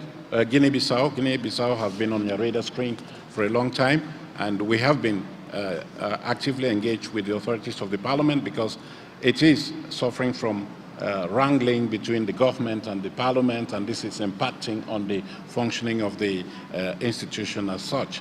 And Mr. President, when you reviewed this matter in the Executive Committee, I think you did pledge that you would propose your good offices and see if you could prevail on the political authorities of Guinea-Bissau to resolve this standoff, which is not good for democracy in the country. Even the technical support that the IPU had envisaged has not been able to take place because of this internal wrangling between Parliament and the head of state, the President of the Republic. So, Mr. President, you and your colleagues may wish to take note with concern that this standoff is ongoing, and that something has to be done. And if the IPU, through you, Mr. President, can be helpful in resolving that standoff, of course, that opportunity should be seized. Thank you very much. I see that South Africa asked the floor, please. Thanks, President. I wanted to check what is the action that is recommended in relation to Eswatini, because there are observations that have been made about Eswatini, but we have not got to hear what exactly is the IPU going to do about the situation, because there is no constitutional order in Eswatini, and the MPs have been arrested, and there seem to be nothing that the IPU has said should specifically be done in relation to Eswatini. So I wanted to understand what is the resolution of the IPU in relation to Eswatini. Thank you. Thank you. Mr. Secretary General. Mr. President, for us, we say that Eswatini has been put on this list as an early warning ploy, in the sense that you do keep abreast of political developments and identify potential hotspots or flashpoints in the world that may impact on Parliament. As far as we know today, the constitutional order in Eswatini has not been disrupted. There have been protests. There is a parliament that is functioning, albeit in a context of crisis. And in this assembly, if I'm not mistaken, we have a delegation of Eswatini. So to all intents and purposes, there is an institution there that is functioning and that is a member of the IPU. You may want to take note of what is happening there and express concern about the crisis. Of course, you can encourage that national dialogue that is envisaged takes place very quickly with a view to resolving the issues there. That is one course of action. The second one that I mentioned was that the Committee on the Human Rights of Parliamentarians of the IPU is seized of the case of 2 MPs that were arrested in the context of the current crisis in Eswatini. And that committee is examining this case, and I do believe that when it presents its report later this morning, it is going to report to you on what it is doing with those 2 cases. So that is what we are saying. The recommendation is that you take note with concern of the current developments or crisis in Eswatini, and of course the Human Rights Committee will make its recommendations to you, and I would not like to prejudge what they will say in their report to this Governing Council. So, Mr. President, if you respond to the member from South Africa, the recommendation is to take note of these worrying circumstances and hope that that dialogue can take place. And if the IPU needs to intervene to offer its good services, it can do so ultimately. Thank you. Thank you. You wish? Just quickly, President, I would recommend that the IPU should pay specific attention to Eswatini, because what is obtaining there is that political parties are not allowed to exist, and a lot of activists have been arrested who are trying to call for democratic reforms in terms of what happens. I wouldn't think that it will be a correct assessment to conclude that we have got a constitutional order in Eswatini, because there isn't such. It's an absolute monarchy, and the only remaining one in the entire world possibly, where all the parliamentary and executive functions are performed by the royal family and does not permit political activity to exist there. To the extent that the Prime Minister is appointed by the King, and when MPs express their disagreement with the King, they get arrested and are detained for, it's more than 12 months now that you've got MPs that have been detained in Eswatini. I would think that the IPU might need to pay closer attention of what is happening in Eswatini, and maybe we might have a different observation to what we think is currently obtaining, because there is no space for political activity in Eswatini, and MPs are always under constant threat. Outside of those that have been arrested, there are those that have been exiled as well in the neighboring countries, because they are not permitted to exist and express their opinions. I think that requires closer attention. Thank you. Thank you. Our worries are real, and we call back to the constitutional law and constitutional order in the country, of course. And this is one concrete appeal to came and respect the constitutional order of the country, and specific cases are analyzed in our Committee of Human Rights of Parliamentarians, as many others, unfortunately. Thank you very much, Mr. President. The comments and observations made by the delegate from South Africa are well taken, and it proves the point that we're making, that we have put Eswatini on this watch list because we wanted to serve as an early warning for something that has a potential to explode. And we thank you for your forthcoming recommendations. But I just want to clarify, Mr. President, that when you have been examining all these cases in the past, you have refrained from making a qualitative judgment on the quality of constitutional order in any country in the world. You have said that it is for each country to decide on how it wants to govern itself. But what you have done is to make sure that whatever crises are happening anywhere in the world should not impact on the functioning of Parliament and impede the functioning of that Parliament. And so when you have cases of parliamentarians that are arrested on account of having performed their parliamentary duties, your Committee on Human Rights of Parliamentarians, when those cases are brought to their attention, prosecute them diligently and make recommendations with a view to resolution to ensure that parliamentarians do not undergo undue process on account of performing their duties. So, Mr. President, you and your colleagues may wish to take into consideration or into account, take note of the observations made by the delegate from South Africa. We will continue to monitor the situation, and if there is any action that the IPU should take, of course, we'll be pleased to recommend this to the Executive Committee and Governing Council. Thank you. Thank you. No opposition. Then, go. Thank you. I think we have dealt with Guinea-Bissau. Yes. Haiti is on this list too because of early warning reasons. We have a country which has not been with been without a functioning parliament for a while.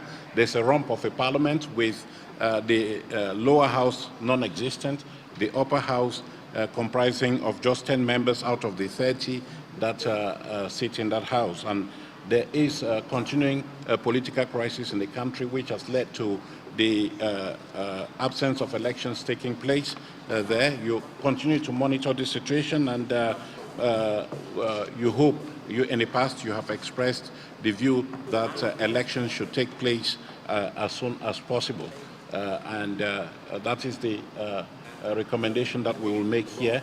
If the situation really gets out of hand, Mr. President, like in Eswatini, we will come back to you with recommended action. Thank you.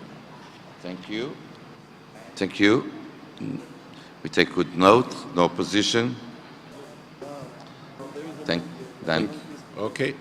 Palestine, Mr. President. Palestine, the Palestinian Legislative Council, which is the legislative arm of the Palestinian Authority, has been dissolved in 2018 with a view to elections.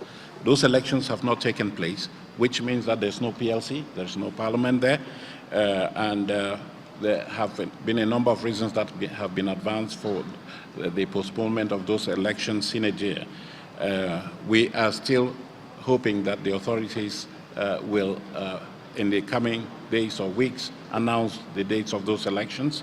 We also just want to point out to you that the Palestine National Council, which is the overall legislative body that exercises membership within the IPU on behalf of Palestine, did have elections earlier this year for the leadership of the parliament, the first since 1996. So the PNC has a new speaker. Unfortunately, there's no delegation of Palestine here, but we do hope that in future meetings of the Assembly, they will be here. Just for you to take note, Mr. President. Thank you. Thank you. We take good note of this. No opposition. Then. South Sudan is on this list specifically just because you want to monitor the transitional period that is currently in place in South Sudan. From the information we have and my interactions with the Speaker of the Transitional Legislative Assembly in South Sudan, things seem to be on track. Elections may be slightly delayed. They were expected in 2023, but I do understand that there may be slight delays. In any case, that parliament is there, the transitional parliament is there. It is made up of a cross-section of the political class in South Sudan. I think Madam Speaker told me that it has increased its membership from some 400 to 550 to accommodate all the relevant parties in South Sudan to accommodate them in the governance structures of the country. So we have agreed with Madam President that the IPU will, Madam Speaker, that the IPU will provide support in terms of building capacity of the staff of that parliament. Once again, they are the institutional memory of the organization, but we are also, Madam Speaker is an endorser of the I Say Yes to Youth campaign, and the Transitional National Legislative Council is organizing a series of activities to promote youth participation in Parliament, and we have agreed that we will support them in those activities. So, Mr. President, you may wish to take note of this cooperation that the IPU is having with the Transitional National Assembly in South Sudan. Take good note. No opposition. Then? Syrian Arab Republic, just to point out that the constitutional making process is underway, although we do understand that there are limitations, not much progress is happening there. You and your colleagues may wish to take note of this, Mr. President, and encourage your colleagues, the Syrians, the Syrian parliamentarians who are here, to do their level best to speed up the process so that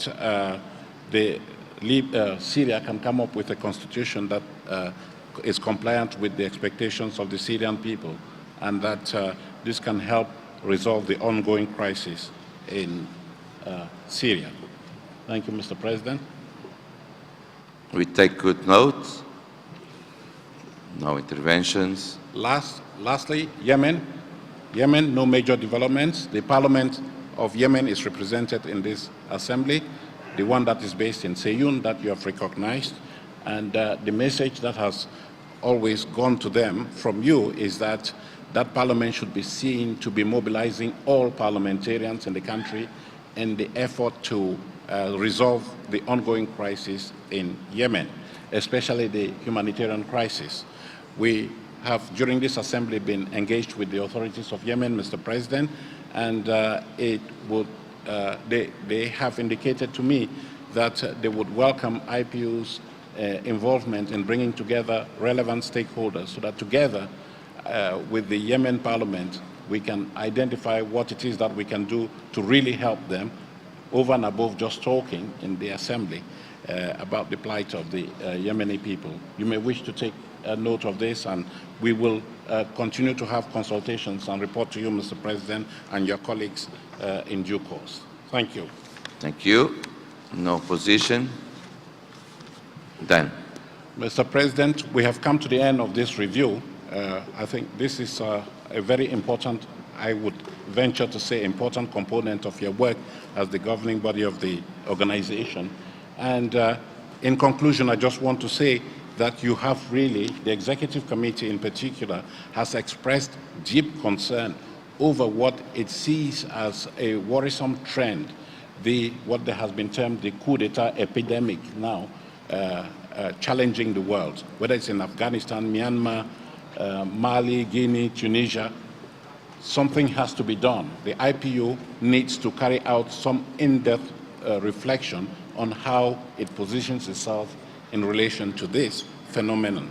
The executive committee has indicated some possible avenues of action, and I do remember that you and your colleagues have said that the IPU should be more robust in engaging with regional parliamentary institutions and other stakeholders with a view to understanding better the dynamics in these countries so as to be able to contribute to the resolution in a sustainable manner of this crisis of democracy that we are facing today. And in that particular regard, regarding Myanmar, the Secretary General has had some very fruitful discussions on possible entry points into Myanmar and seeing how the IPU can help in Myanmar. We will be carrying out those consultations with you, Mr. President, and see how we can help in the context of Myanmar, and we can report to you as and when we have positive developments. With those few words, Mr. President, I hand over to you. Thank you very much. Thank you. This way we finish the point 11.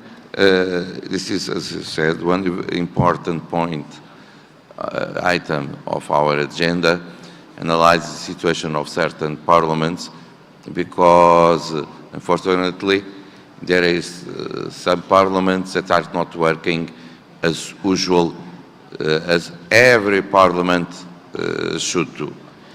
But we take good note of these situations, and we will continue our efforts to help these cases to come to constitutional order as soon as possible.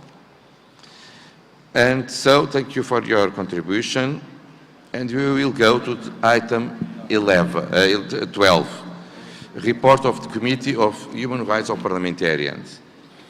Dear colleagues, this committee is,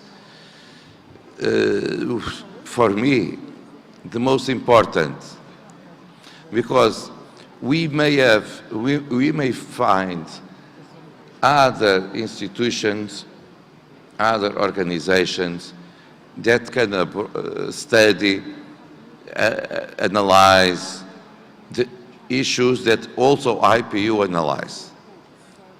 Sustainable development goals, gender, the participation in youth in politics, to be more, to support democracy, and so on, so on, so on.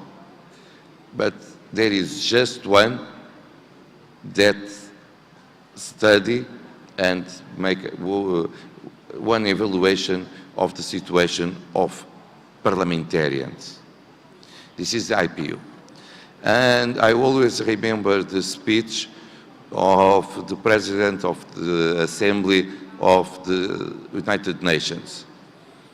When we addressed us during the Speakers' Conference in Vienna last September, he is a former Speaker of Parliament, and he said, when I was arrested in my country, I always remember that the only institution that fight for my freedom was IPU. And so that's why I came here now as President of the General Assembly of United Nations to say thank you. I hope that many others, colleagues, may be free and may be available to say thank you also to the IPU. So, I will give the floor to the Vice President of the Committee of Human Rights of Parliamentarians, Mr. Coccolati, to introduce the report of the committee and also the recommendations after a lot of meetings you had also during this assembly. Thank you so much for your work. You have the floor.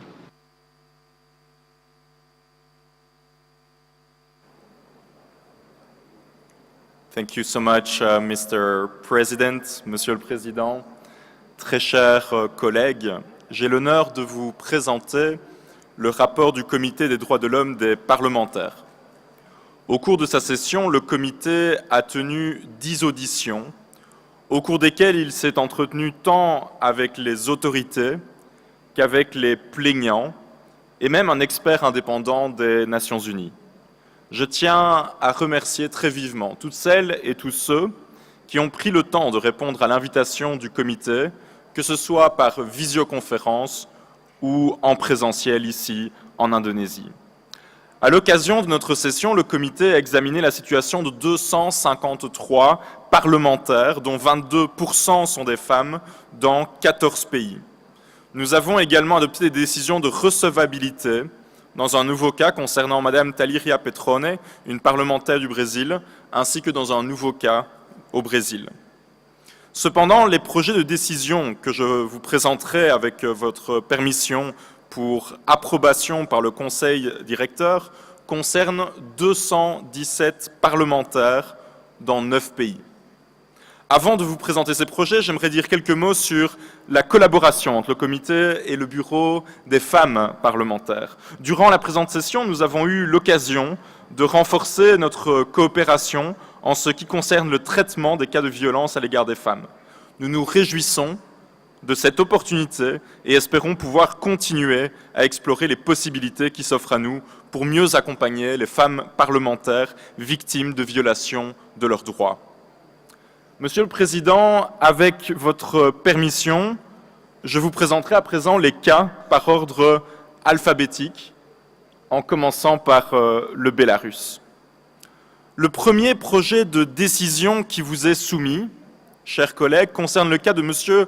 Lebedko, un parlementaire du Bélarus. Le comité a eu l'occasion de rencontrer le plaignant, mais aussi un membre de la Chambre basse du Parlement du Bélarus pendant la session, et il le remercie pour les informations fournies. Le cas de M. Lebedko a été rouvert par le comité l'année dernière. M. Lebedko faisait partie des membres du 13e Soviet suprême du Bélarus qui ont fait l'objet d'une série de représailles en raison de leur opposition au président Loukachenko entre 1996 et 2000. Le comité a rouvert le cas suite à une nouvelle plainte faisant état de l'impunité complète des auteurs des multiples violations alléguées par le plaignant, à savoir la torture, les arrestations arbitraires, les atteintes au droit à la liberté de réunion, au droit au travail, au droit de prendre part à la vie politique et au droit à un procès équitable, entre autres. Le comité a noté avec préoccupation l'allégation du plaignant selon laquelle les dispositions juridiques qui ont donné lieu aux violations citées plus haut n'ont pas été mises en conformité avec les obligations internationales du Bélarus relatives aux droits de l'homme et continuent à être source de nombreuses violations 20 ans après les faits. Le comité appelle donc les autorités parlementaires du Bélarus à mettre fin à l'impunité dans ce cas et à procéder à une révision de la législation du Bélarus pour veiller à ce que de telles violations ne se reproduisent plus à l'avenir. Je vous invite, chers collègues, à adopter le projet de décision figurant à la page 1 des versions françaises et anglaises. Avec Someone wish to raise the floor? No. About the situation, the MP of Belarus? No.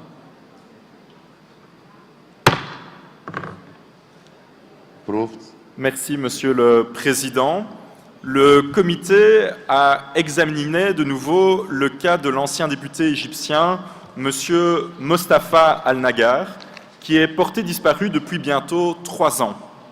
Le comité se réjouit de la coopération des autorités égyptiennes et en particulier de l'audition de M. Karim Darwish, président de la Commission des Affaires étrangères de la Chambre des représentants égyptienne.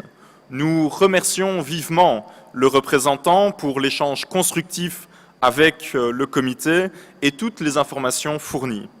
Le comité reste néanmoins convaincu que l'État égyptien est en mesure de faire davantage d'efforts encore pour localiser M. Al-Nagar, notamment en ouvrant une enquête sur sa disparition afin que sa famille puisse connaître son sort. Je vous invite à adopter le projet de décision figurant aux pages 7 et 9 des versions anglaises et françaises respectivement. I saw that Egypt raised the floor, please.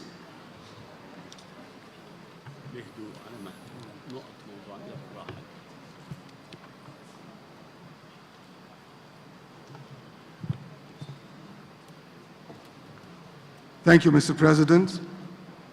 Mr. President, I would like to start by clearly stating that the Egyptian Parliament is strongly committed to fully respecting human rights and is unwavering its support for the implementation of all human rights, whether to parliamentarians or to our citizens.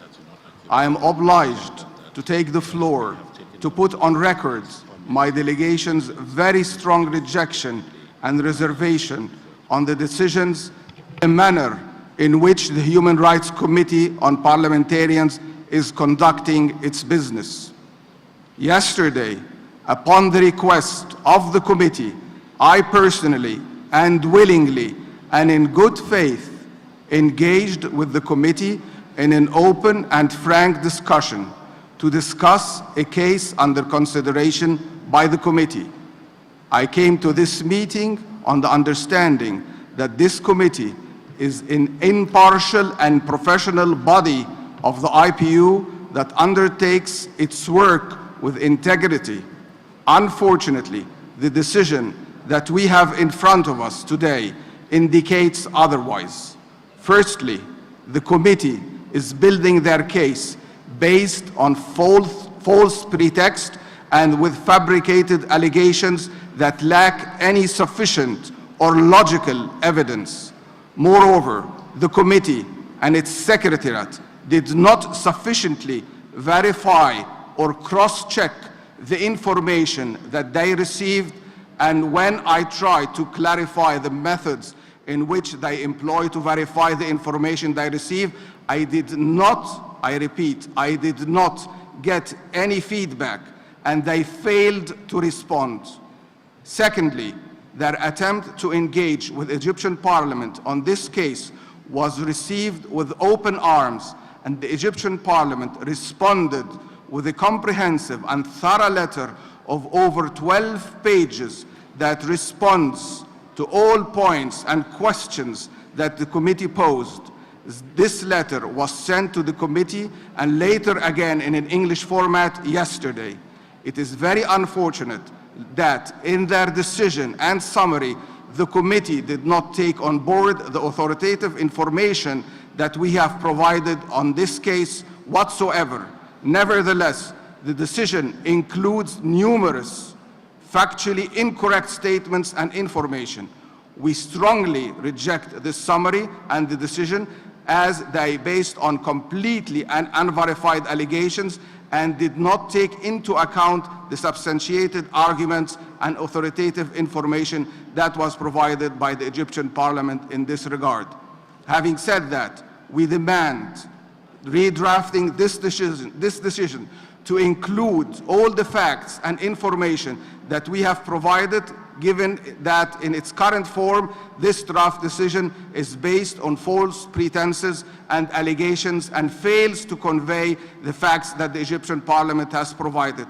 Most worrying is that the decision does not respect the bylaws and statutes of the IPU, as it includes the opinion of the Secretariat on that case, which is very alarming and does not serve the purpose and objectives of the committee and runs counter to the principles of professionalism and impartiality.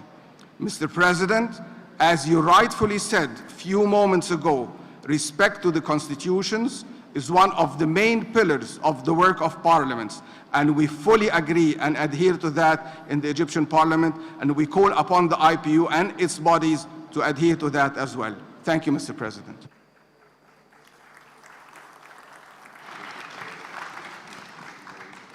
I don't, before to go, I don't know if you, as the Vice Chair, wish to make a comment. Please, you have the floor. Merci, merci Monsieur le Président. Merci aussi à l'honorable Président de la Commission des Affaires étrangères du Parlement égyptien.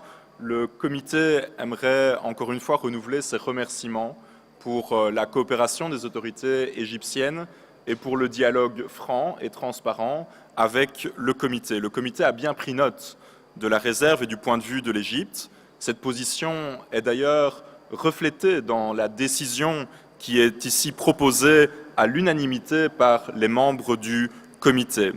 J'aimerais souligner que le comité ne conclut pas que M. Al-Nagar a fait l'objet ou fait l'objet d'une disparition forcée. Il s'agit d'une allégation et d'une crainte. Dès lors, il nous paraît qu'il est de notre but commun de retrouver M. Al-Nagar. Notre seul objectif est de pouvoir délivrer tous les efforts possibles, y compris de la part des autorités égyptiennes, afin de le retrouver, suite aussi aux demandes de sa famille. Je vous remercie. Merci beaucoup. And I understood that also there is one lack of information in our report, and it should be correct to be so factual as possible. Secretary General. Thank you, Mr. President. I joined the Chair of the Committee on Human Rights of Parliamentarians to thank the Egyptian delegation and authorities in general for their spirit of cooperation in resolving this matter. That is in the spirit of dialogue that this committee has always given priority to, dialogue with all the authorities concerned.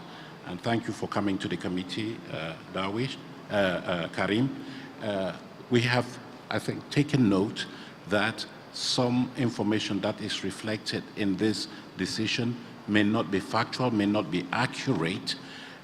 We do understand that this has to do with the preambular parts of the resolution, of the decision, which is something that can be, I think the committee may be willing to look into to correct, because we don't want the council to take decisions on the basis of inaccurate facts. This is something that I would suggest, Mr. President, you agree that we review to make sure that it is factual.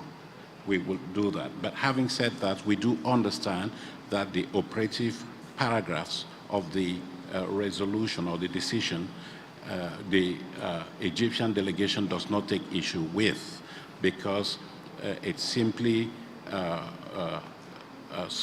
thanks the Egyptians for their spirit of cooperation and expresses the wish and hope that together we can work to clarify the situation that currently is vague for all of us. I think that is what we do understand, at least I understand from this decision. So if Council agrees, and I hope that the Chair of the committee agrees, we can review the accuracy of the facts that have been presented here in the preambular part, but that the operative paragraphs here remain valid, because there are no accusations against the Egyptian authorities. The committee is simply hoping that they can work with you more robustly in order to clarify a situation that nobody wishes to happen. If that is what is agreeable, Mr. President, to Council and to the committee that is working on this matter, then we can take it that prior to publishing the decision of this Council, that those inaccuracies be corrected before the text is published. Thank you very much, Mr. President. Thank you. With these modifications, may we approve?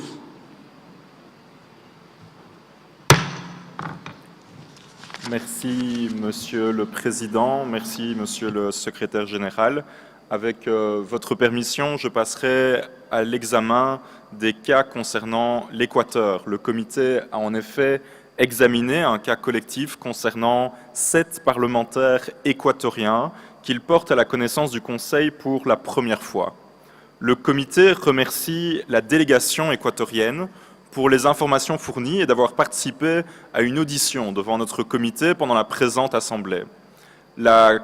Le comité note avec préoccupation que des procédures judiciaires sont en cours à l'encontre de 3 parlementaires de l'opposition, Madame Desentorio, Madame Cabezas, Madame Astudillo, en lien avec leurs activités parlementaires.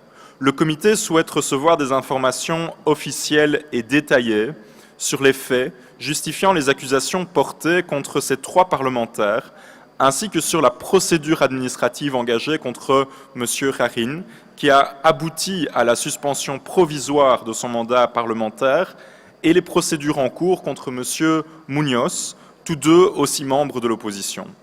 Le comité est également préoccupé par le caractère discriminatoire et sexiste des messages et commentaires dénigrants reçus par Mme Palacios, Mme Velos, Mme Desintorio, Mme Cabezas et Mme Astudillo. Le comité affirme que l'Assemblée nationale a la possibilité de contribuer de manière décisive à la prévention de toutes les formes de violence à l'égard des femmes, y compris en ligne, et de créer des conditions favorables pour que des enquêtes efficaces et opportunes soient menées sur ces actes et que leurs auteurs soient sanctionnés. Je vous invite dès lors à adopter le projet de décision figurant aux pages 4 et 5 des versions anglaises et françaises respectivement. No one asked the floor. Adopted. Monsieur le Président, c'est la première fois que je vous présente la situation de 3 parlementaires en Eswatini. 2 d'entre eux sont en détention pour terrorisme depuis juillet 2021 et le 3e a fui le pays avant qu'un mandat d'arrêt ne soit délivré contre lui. Les 2 parlementaires détenus ont été arrêtés après avoir réclamé des réformes démocratiques, ce qui est une demande, il nous paraît tout à fait légitime. Le président de l'Assemblée nous a fourni de précieuses informations sur leur situation. On nous a dit que leur immunité parlementaire avait été respectée et que leurs conditions de détention étaient bonnes. Cependant, la réponse du président de l'Assemblée ne met pas fin à nos doutes et inquiétudes quant à la manière dont les parlementaires peuvent être accusés de terrorisme dans ce cas. C'est pourquoi nous tenons à envoyer, avec votre permission, un observateur à leur procès et à vous rendre compte, dans un avenir proche, du respect de leurs droits fondamentaux. Je vous invite dès lors à adopter le projet de décision figurant aux pages 10 et 12 des versions anglaises et françaises respectivement. No one asked the floor. Done. Approved. Le comité vous soumet à présent une nouvelle décision concernant le cas de Mme Seham Sergiwa, parlementaire libyenne qui a été brutalement enlevée à son domicile il y a 2 ans. À ce jour, il n'existe aucune information sur son sort et les autorités n'ont toujours pas fourni de renseignements concrets sur l'état d'avancement de l'enquête sur sa disparition.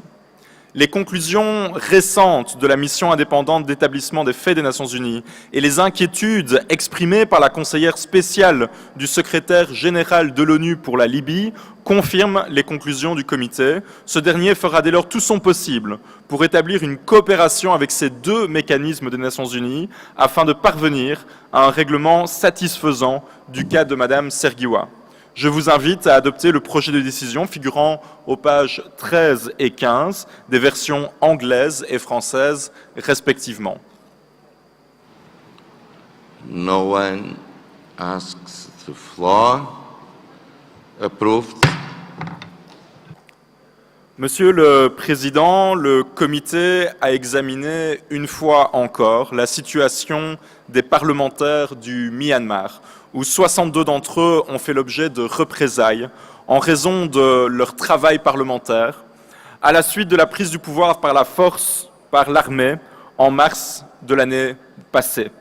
Environ 30 d'entre eux sont toujours détenus au secret dans des conditions inquiétantes, au vu du rapport faisant état de torture et de conditions de détention inhumaines établies par le rapporteur spécial des Nations Unies sur la situation des droits de l'homme au Myanmar. Le comité a eu l'occasion de rencontrer monsieur le rapporteur spécial Tom Andrews lors d'une audition durant laquelle il a pu nous fournir énormément d'informations et nous souhaitons dès lors le remercier pour sa coopération. Nous le rejoignons aussi dans son appel à la solidarité avec le peuple du Myanmar et en particulier avec ses parlementaires élus au moyen de davantage d'actions concrètes et concertées de soutien.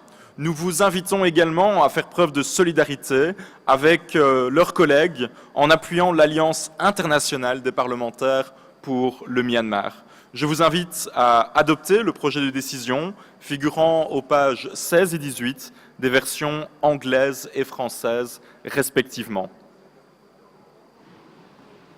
No one asks the floor. Then. Concernant l'Ouganda, Monsieur le Président, tout d'abord, le comité voudrait remercier très vivement la délégation ougandaise d'avoir accepté de rencontrer les membres de notre comité au cours de la présente assemblée à Nusa Dua. Le comité a examiné à nouveau la situation de 5 parlementaires ougandais qui ont été brutalement arrêtés et torturés en août 2018. Le comité réaffirme sa préoccupation de longue date quant à l'impunité qui entoure ces faits et exhorte les autorités ougandaises à prendre des mesures décisives conformément aux recommandations formulées dans le rapport de la mission du comité réalisé en 2020 pour faire en sorte que les allégations de torture donnent lieu à une enquête exhaustive et efficace qui soit suivie de l'adoption des mesures qui s'imposent contre les responsables. Le comité a également examiné une nouvelle situation en Ouganda qui concerne cette fois 2 parlementaires de l'opposition qui se trouvent actuellement en détention, M. Alan Sewanyana et M. Mohamed Seringia. Le comité est profondément préoccupé par le maintien en détention de ces parlementaires compte tenu des allégations inquiétantes relatives à leurs conditions de détention et des mauvais traitements qu'ils auraient subis en détention, ainsi que par la détérioration présumée de leur état de santé. Nous prions instamment les autorités nationales de prendre toutes les mesures nécessaires pour faire en sorte que tous deux puissent exercer pleinement leurs droits, en particulier leur droit à la vie et à l'intégrité physique.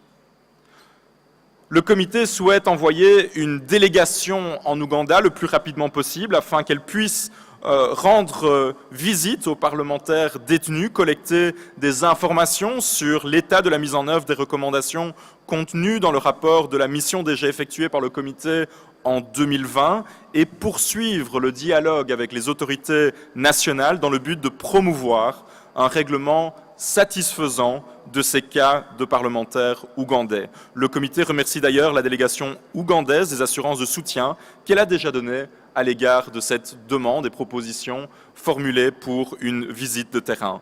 Je vous invite à adopter les projets de décision figurant aux pages 23 et 26 de la version française et aux pages 24 et 27 de la version anglaise.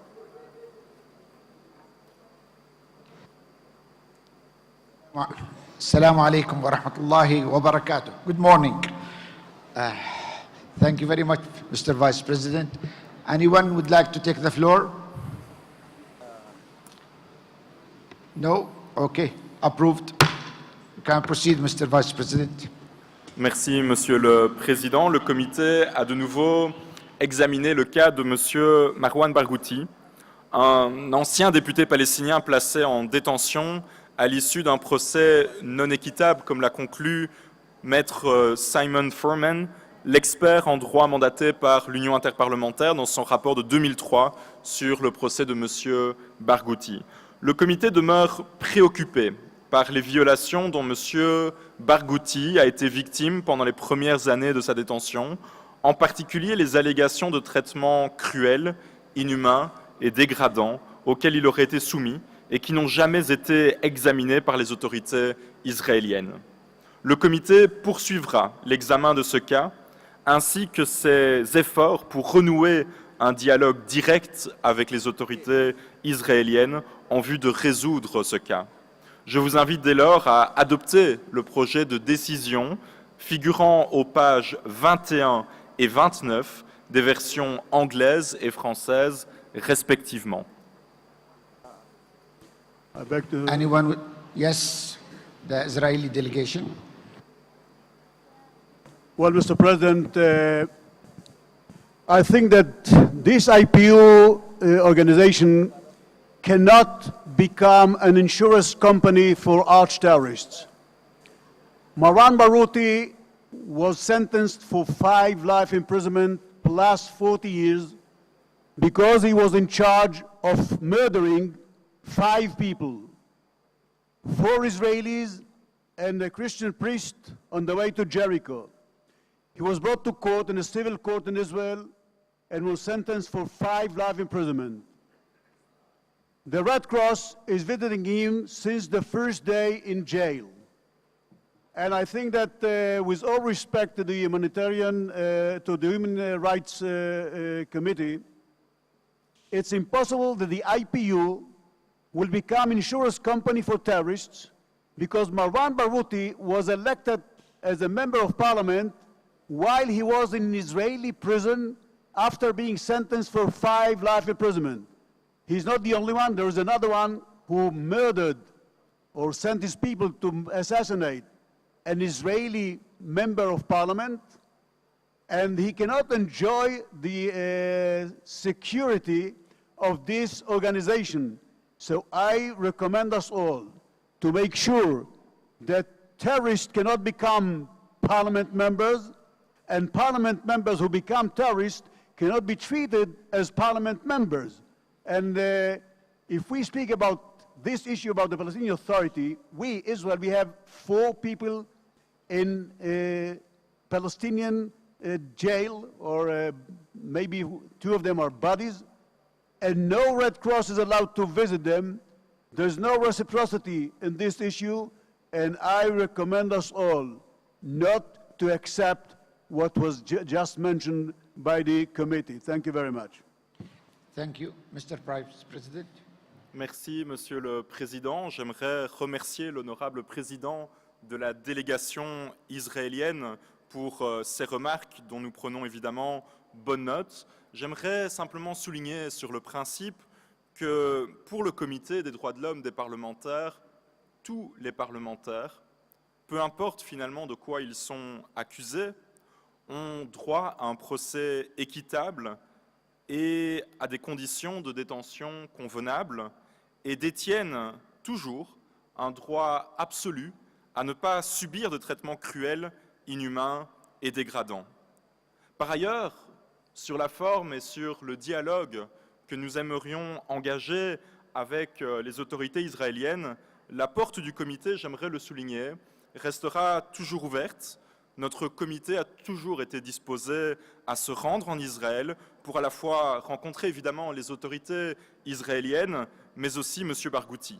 Et nous renouvelons de nouveau cet appel qui est toujours d'actualité, ensuite de quoi évidemment une nouvelle décision pourra toujours être prise. So the reservation will be marked on the first page of that decision as will be made available at the dedicated webpage. I just want to refer, with your permission. Sure.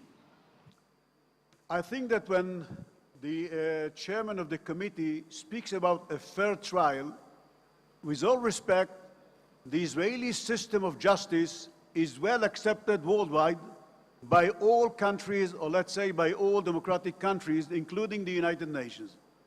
So if Marwan Barghouti was brought to trial in Israel and was sentenced in a civil court for 5 life imprisonment, that's a fair trial.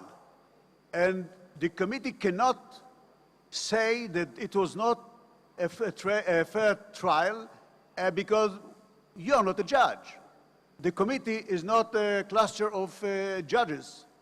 And if you go to his trial and you work all along the decisions of court, you'll get all answers. Red Cross is, as I said, visiting him on a very intensive system. If they have any remarks, they hand it over to the Israeli side. I think that we have sent you letters, not 1, not even 2. We've met on a side meeting here in this conference, and I think that you are simply do not answer to our letters, and it's unacceptable. Mr. Vice President. Merci, Monsieur le Président, et de nouveau merci aussi aux représentants et présidents de la délégation israélienne pour son ouverture au dialogue. De nouveau, nous sommes tout à fait ouverts à envoyer une mission du Comité des droits de l'homme des parlementaires de l'UIP sur place en Israël, à la fois pour approfondir ces échanges avec les autorités israéliennes, rencontrer toutes les parties prenantes, y compris des organisations humanitaires, et évidemment M. Barghouti, qui aujourd'hui est toujours en détention.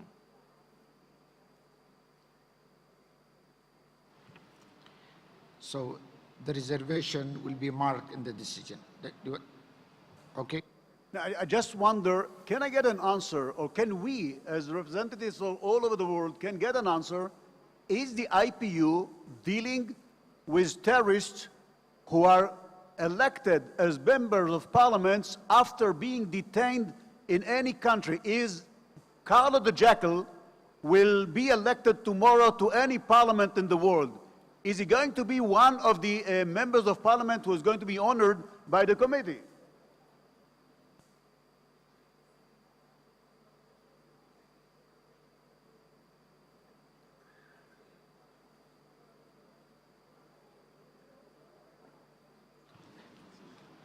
Mr. Vice President, do you want to say something?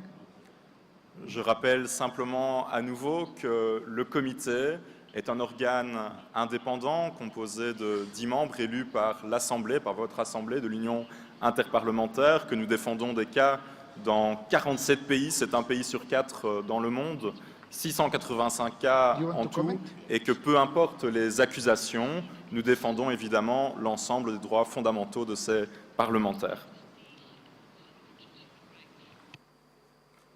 Mr. Secretary General.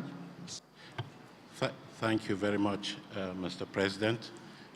Sorry I was absent temporarily, but I do understand that there is a divergence of views on what the committee is entitled to do and what it cannot do or ask of the authorities of Israel. I think that when we have had dialogue with the authorities, we have stressed one point, that the IPU and its committee are not defending criminals. They're not defending people who may have violated the law.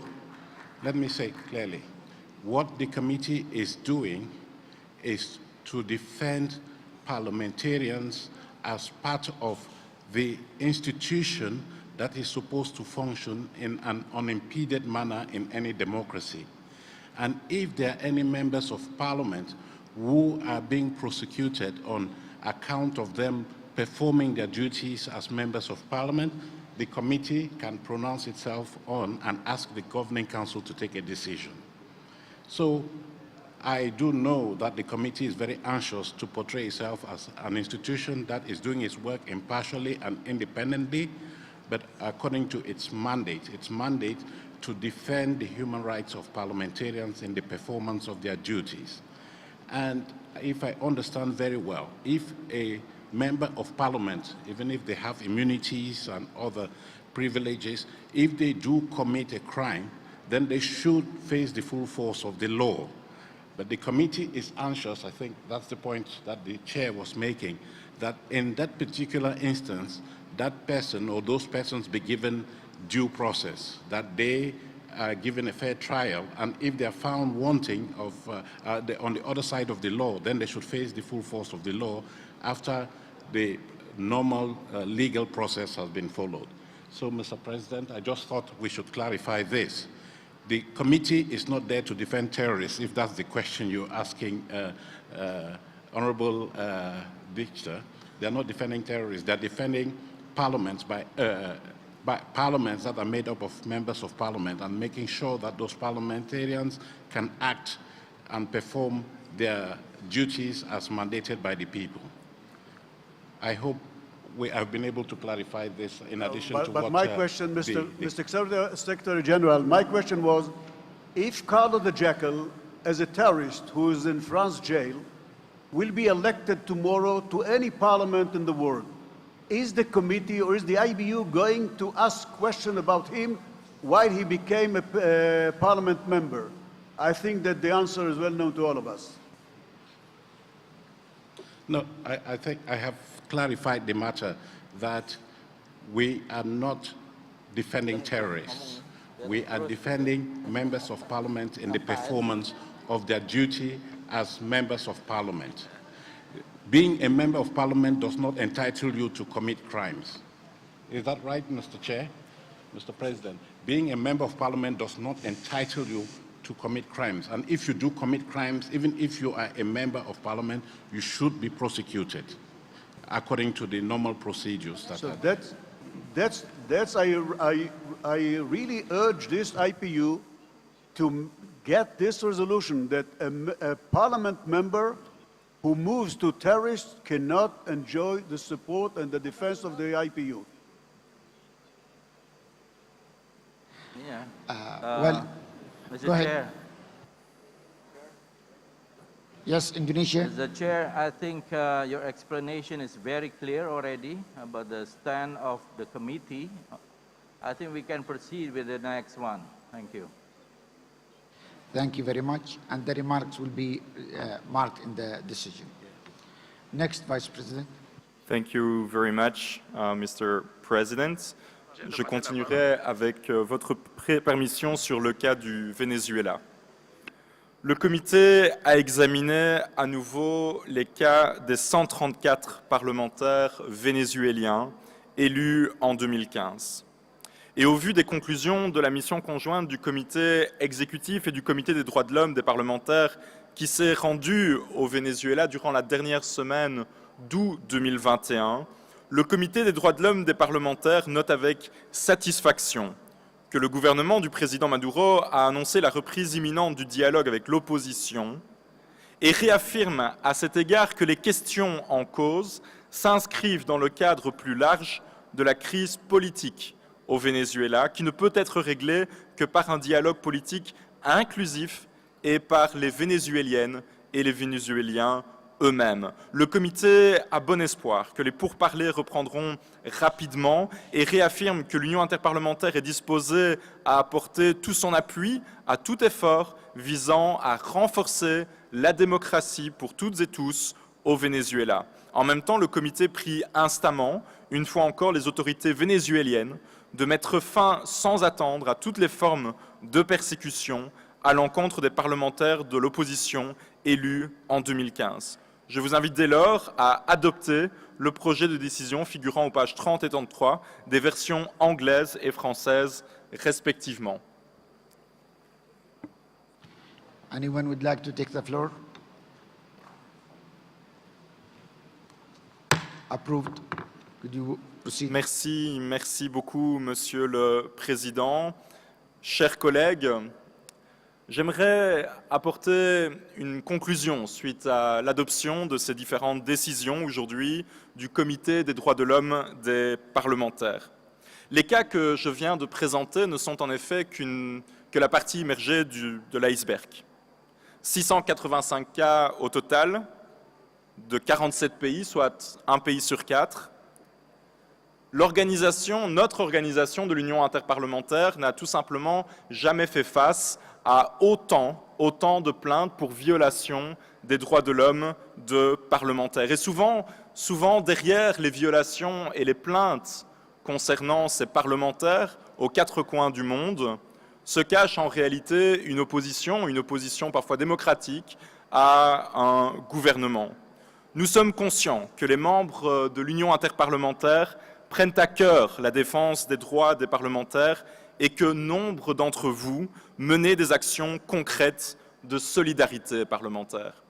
Et j'aimerais dire à cet égard que les parlementaires qui aujourd'hui s'unissent pour défendre la démocratie au Myanmar, pour défendre les parlementaires, qu'ils soient en exil ou en détention au Myanmar, forcent le respect et l'admiration.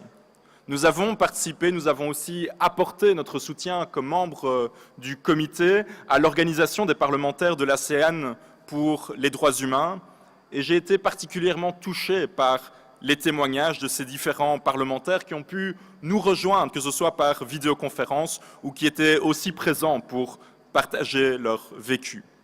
J'appelle vraiment du fond du cœur chacun d'entre vous, dans votre exercice de délégué à l'Union interparlementaire, mais aussi chez vous, au niveau domestique, dans votre pays comme parlementaire, à appuyer les combats pour la démocratie, pour la liberté, pour les droits fondamentaux de ces parlementaires qui sont aujourd'hui menacés aux quatre coins du monde. Et j'aimerais enfin remercier de tout cœur le secrétariat de l'Union interparlementaire, sans qui il serait impossible de poursuivre aujourd'hui le travail du comité. Encore une fois, Monsieur le Président, très chers collègues, je vous remercie. Thank you, Mr. Vice President. Now I wish to invite delegation wishing to do so to take the floor under this agenda item. Statement by members will be limited to 2 minutes. Anyone would like to take the floor? No? Okay. Then we'll proceed to the next item. So, dear colleagues, the Governing Council will now elect 2 members for this committee to replace Ms. Domant from France, whose membership of the committee expires at the 209th session of the Governing Council, and Ms. Urbano Di Sona from Portugal, who is no longer a member of the Parliament. We have received a candidate of Mr. Blanc from France for a mandate of 5 years. The second vacancy will be filled during the 145th IP Assembly in Kigali. May I take, so can I see that it's approved that Mr. Blanc is elected for this committee? No objection? Okay, approved. May I take this, to wish Mr. Blanc a will success, partnership and contribution to this committee. Congratulations to all colleagues. Now let's move to item 13, activities of committees and other bodies. Under this item, the Governing Council will hear brief reports on the activities of the IPU bodies and will be invited to appoint new members to several of these bodies. The first will start with the Forum of Women Parliamentarians. I may ask, yes.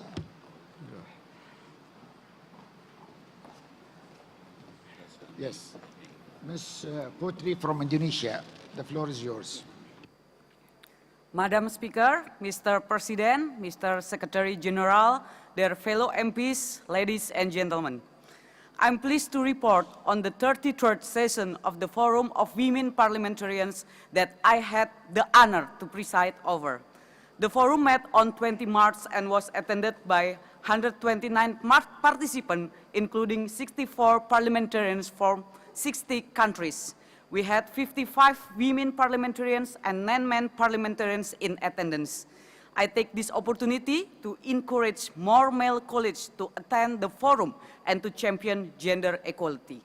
The session of our forum was marked by the absence of the President of the Bureau of Women Parliamentarians, Ms. Lesia Vasilenko from Ukraine. The first Vice President of the Bureau, Ms. Hala Fayez from Bahrain, replaced Ms. Vasilenko, and I thank her for her support and leadership. The session was opened by the IPU President, Mr. Pacheco, and by the Speaker of the House of Representatives of Indonesia, Madam Puan Maharani. I want to thank them for their remarks on women as driving force for peace and climate change. The forum considered from a gender lens the 2 draft resolutions considered by the standing committees during this assembly. Gender-based violence and sexual violence are further intensified in the context of conflict, displacement, and migration. We agreed that it was urgent to listen to the victims or survivors of conflict-related sexual violence and to be accountable for their rights.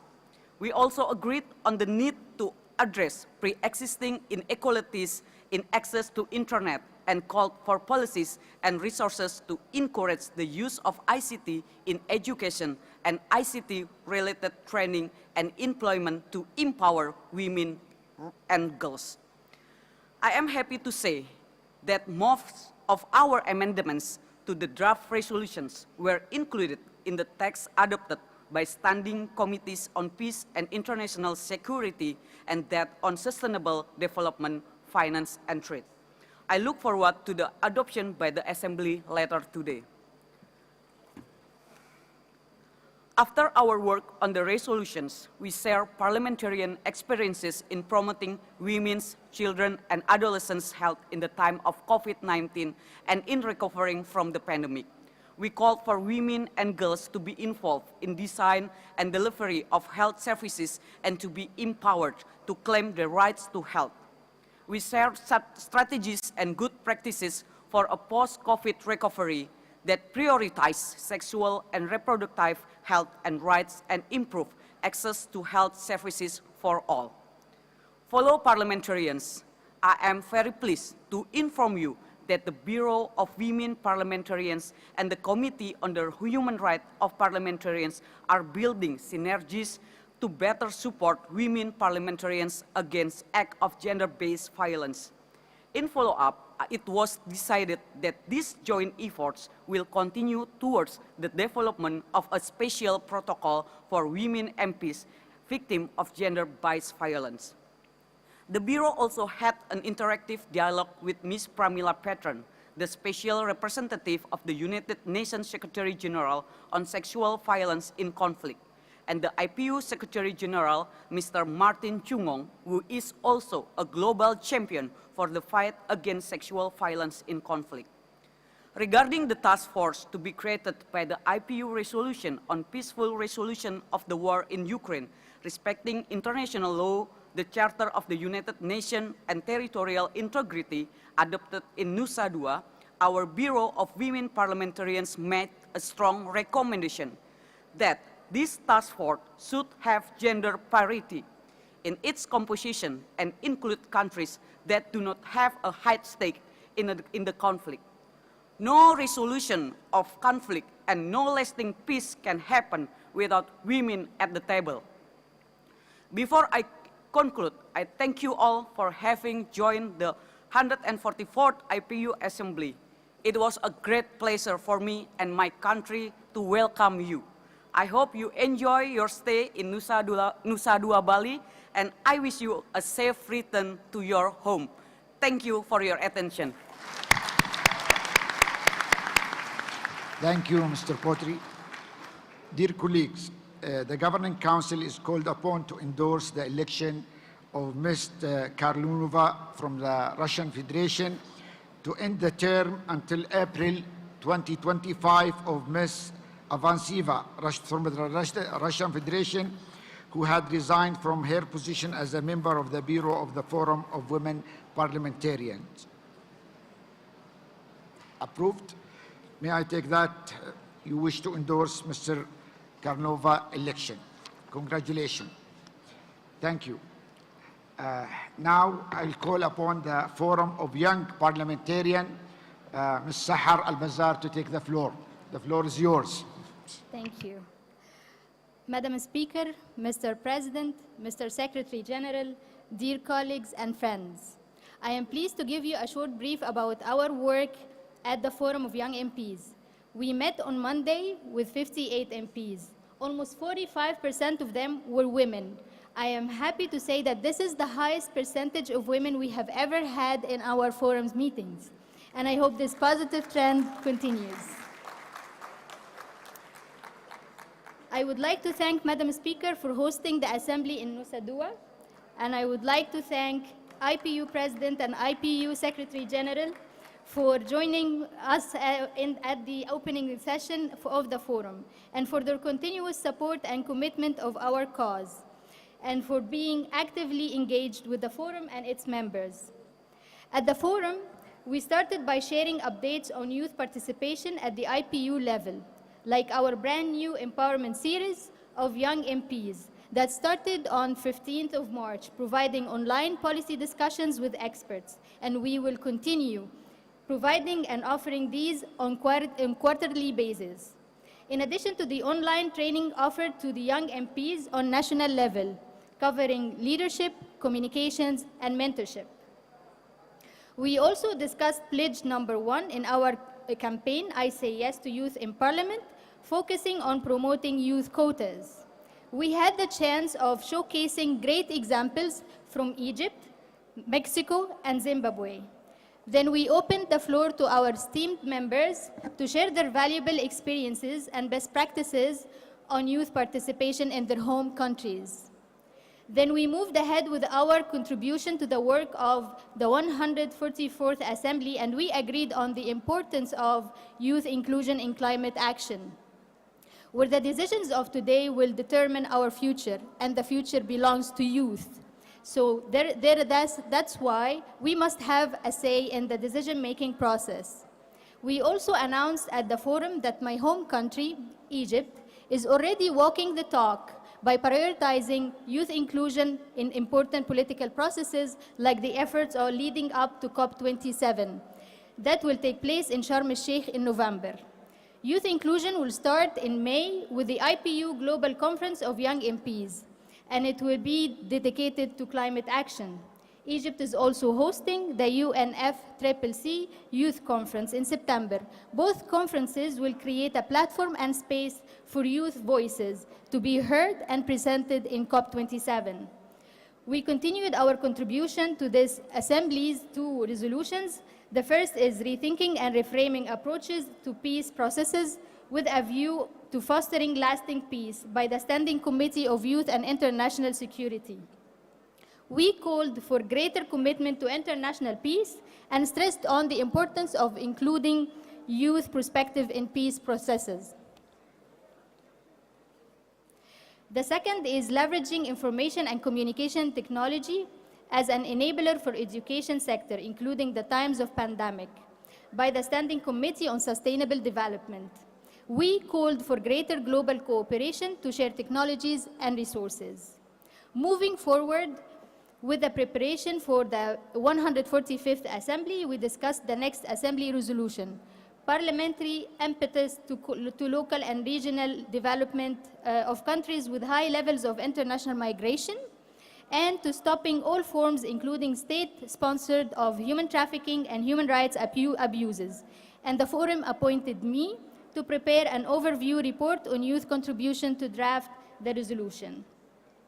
Finally, the forum elected a new MP representing the Arab group to the board, replacing a former member who resigned.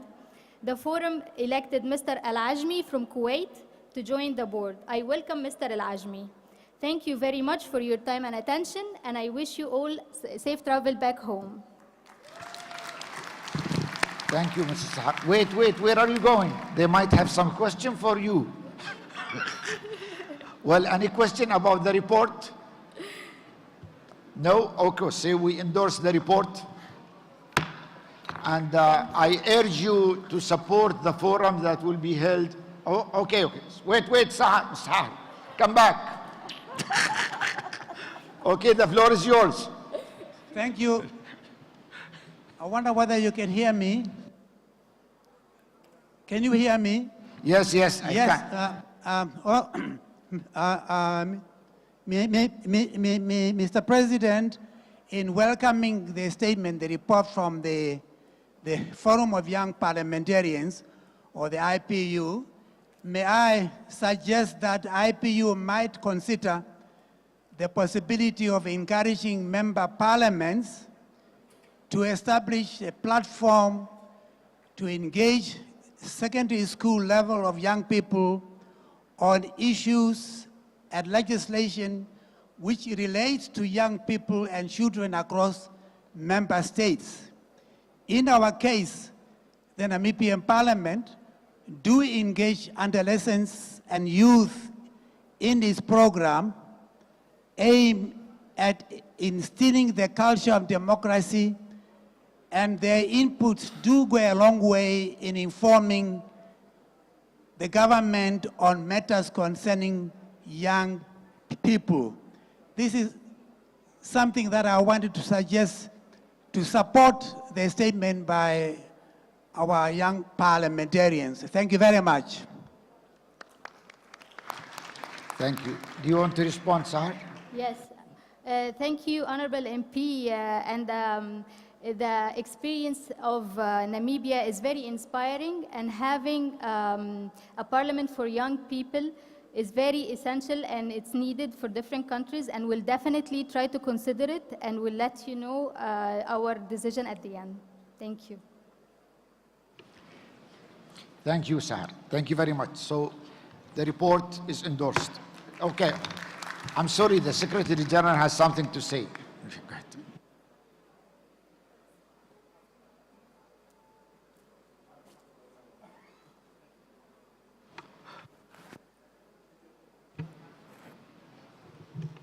You can use mine.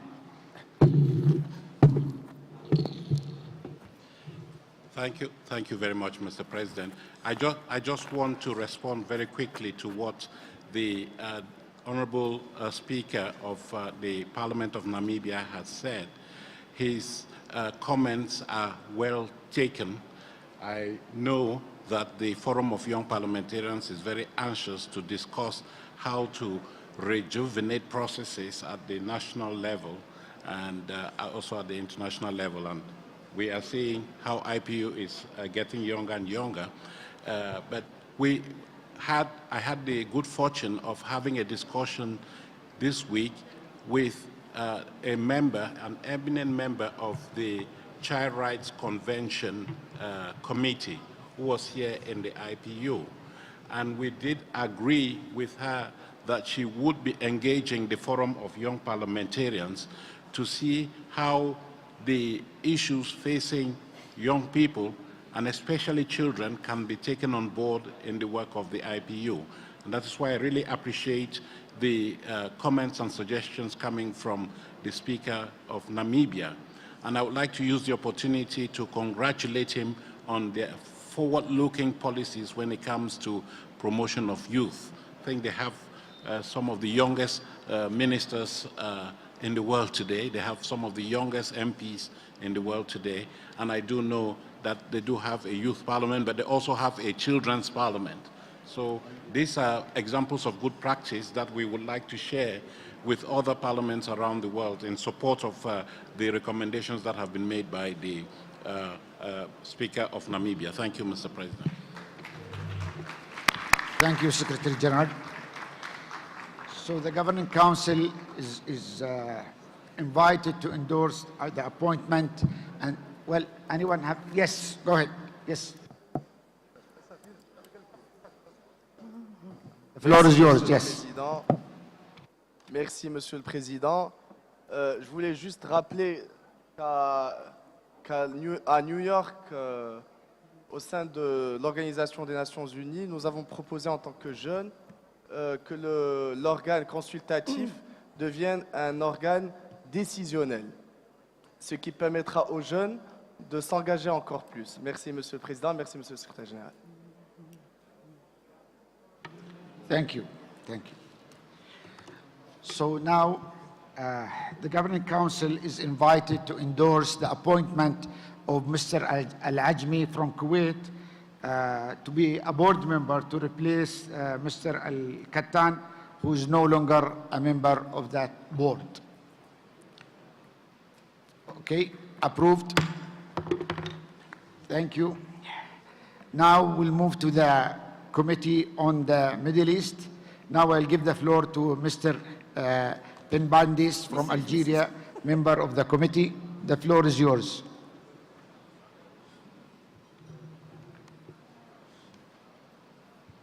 Merci, Monsieur le Président. Madame la Présidente, Monsieur le Secrétaire Général, Mesdames, Messieurs, bonjour, Assalamu alaikum. J'ai le plaisir de vous faire un compte-rendu de la réunion que le comité a tenue le 20 mars 2022 en présence de 8 de ses membres. Cette réunion a porté sur un certain nombre de points. Le premier point a tourné autour de la question du mandat du comité. Pendant cette réunion, nous avons discuté de l'importance de mener, dans le cadre de notre mandat, un dialogue à l'appui de la collaboration entre pays afin de réunir les conditions propices à la paix. Ce dialogue nous permettra, en tant que comité, d'être une cheville ouvrière de la consolidation de la paix dans la région. En ce qui concerne le deuxième point, il est relatif aux activités du comité depuis la 143e Assemblée.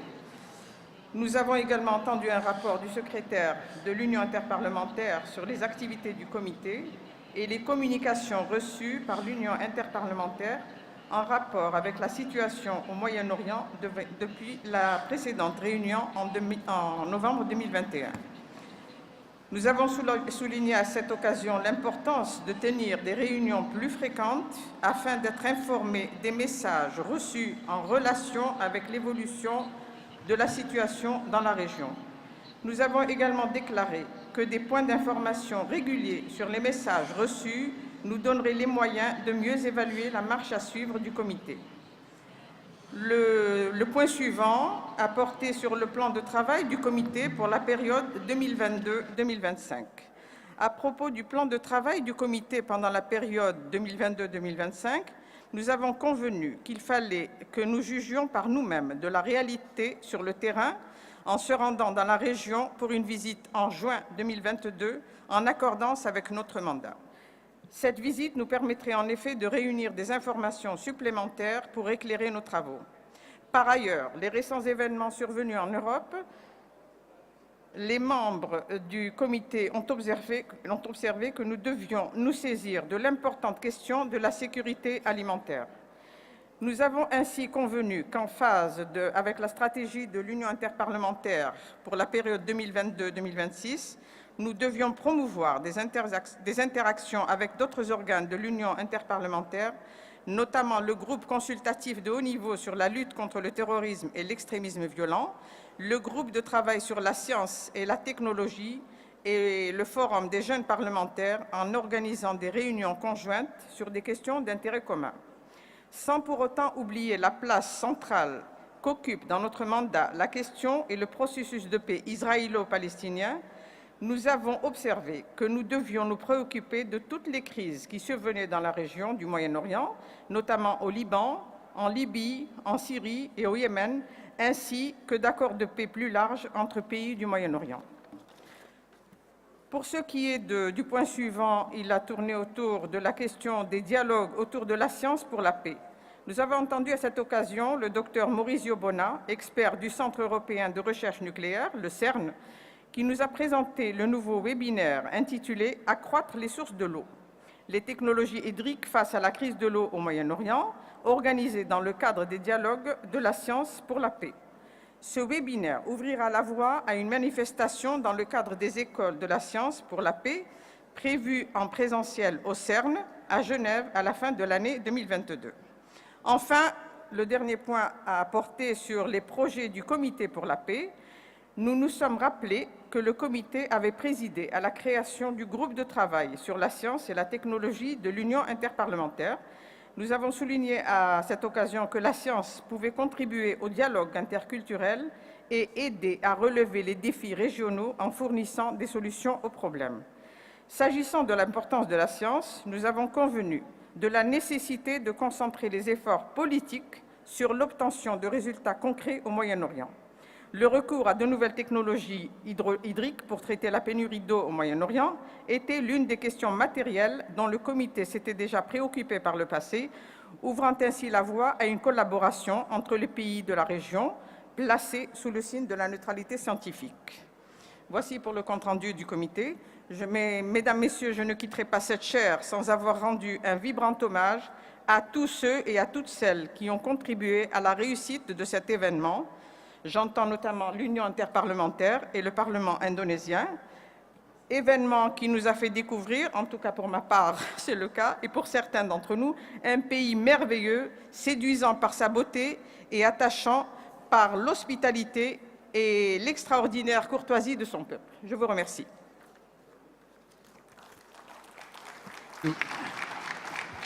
Thank you, Ms. Ben-Badis. Any question? Then the report is approved. Thank you.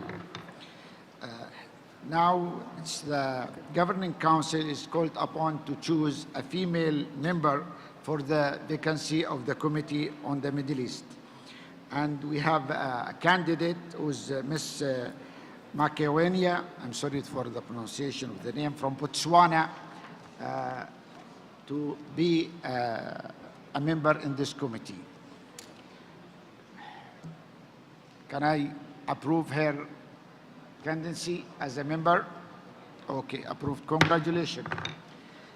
Thank you very much. Then we'll move to the committee to promote respect for international humanitarian law.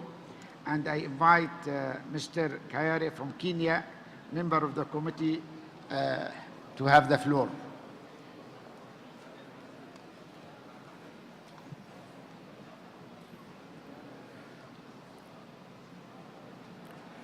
Dear colleagues, members of the IPU and the IPU Assembly in general, I am pleased to report on the meeting of the International Humanitarian Law Committee, which was held yesterday here in Nusa Dua. You will find our report in your set of documents, and so I will just focus on 2 points of the 7 agenda items of the meeting yesterday. Colleagues, we are the committee that is in charge of promoting respect for international humanitarian law. You will understand that we spent some time discussing the humanitarian impact of the war in Ukraine. Just to give you a figure, as at 21st of March, there were 3,557,245 refugees fleeing Ukraine since 24th February 2022. There were a little over 1 million 2 weeks ago. The pace of displacement is dramatic.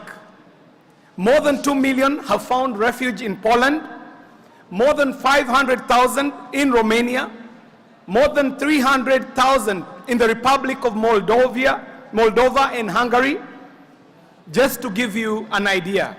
Others have fled to Slovakia, Russia, and Belarus. As members of the International Humanitarian Law Committee, we reiterate the importance for humanitarian law to be respected by all parties. This concretely means that civilians must be protected wherever they are, and agreements passed to allow safe passage out of cities and areas of violence and conflict. Humanitarian aid should be allowed in, as parties are obligated under the international humanitarian law to ensure people under their control have access to assistance. Civilian infrastructure must be spared from attack. This infrastructure includes hospitals, schools, water facilities, and electricity installations. Prisoners of war and interned civilians must be treated with dignity, and this includes treating these people with dignity in reporting, in the media reports, and even on the social media. In addition, we highlighted the need to provide assistance and protection to refugees, as well as support to the host countries and host communities. The second point that I would like to mention relates to the meeting that the committee had with the Special Representative of the UN Secretary General on Sexual Violence in Conflict, Ms. Pramila Patten. Our exchange was very constructive, and we were able to identify numerous areas of potential cooperation. In terms of what we as MPs can take, we identified the development of legal frameworks to prevent and address sexual violence in conflict, as well as the role of parliamentarians in terms of implementation. We also drew attention to the challenge of prosecution of non-state actors, as well as violence against women, children, and as well as violence against men and boys. We very much welcomed this exchange and agreed to engage with the Office of the Special Representative and develop some joint work. Lastly, we welcome the foreseen organization of numerous events within the framework of our cooperation with the UNHCR and the ICRC, and we plan to hold global events in the coming months on refugees and climate change and refugees and education. And we will hope that you all will participate in your numbers. We will also mark the 45th anniversary of the additional protocols of the Geneva Convention with a special virtual event in June, and we ask that these be included in the list of future meetings of the IPU. I thank you very much. My name is John Carrier from the delegation of the Kenya Parliament. Thank you very much.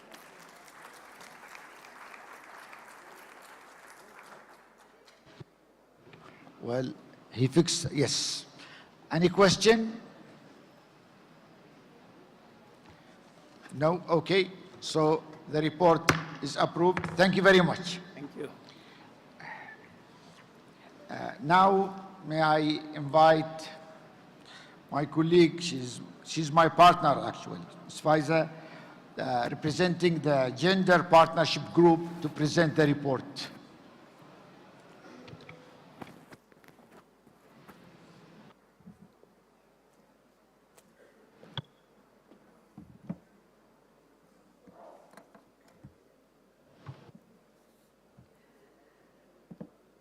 Madam Speaker, Mr. President, Mr. IPU Secretary, dear colleagues, I'm pleased to report today on the work of the Gender Partnership Group here in Nusa Dua. Yesterday we had a very fruitful meeting with Mr. Al-Naimi, chairperson, along with my colleague, Mrs. Kanuti. I took part in the work of the group for this session on behalf of Ms. Vaselinki. Dear colleagues, the group was heartened to see yet again a strong participation of women in this assembly. The percentage of women delegates reached 38.6%, confirming a very promising upward trend. This is remarkable when we know that worldwide only 26.1% of MPs are women. We welcome the fact that out of 101 delegations at this assembly, 30 are gender balanced. This means that they have between 40 and 60% women delegates. This is good, but we can do much better, and we have done better before in Madrid. The percentage of delegation with 40 to 60 ratio was over 37%. You will find the list of gender balanced delegations displayed on the screen. That they deserve a round of applause.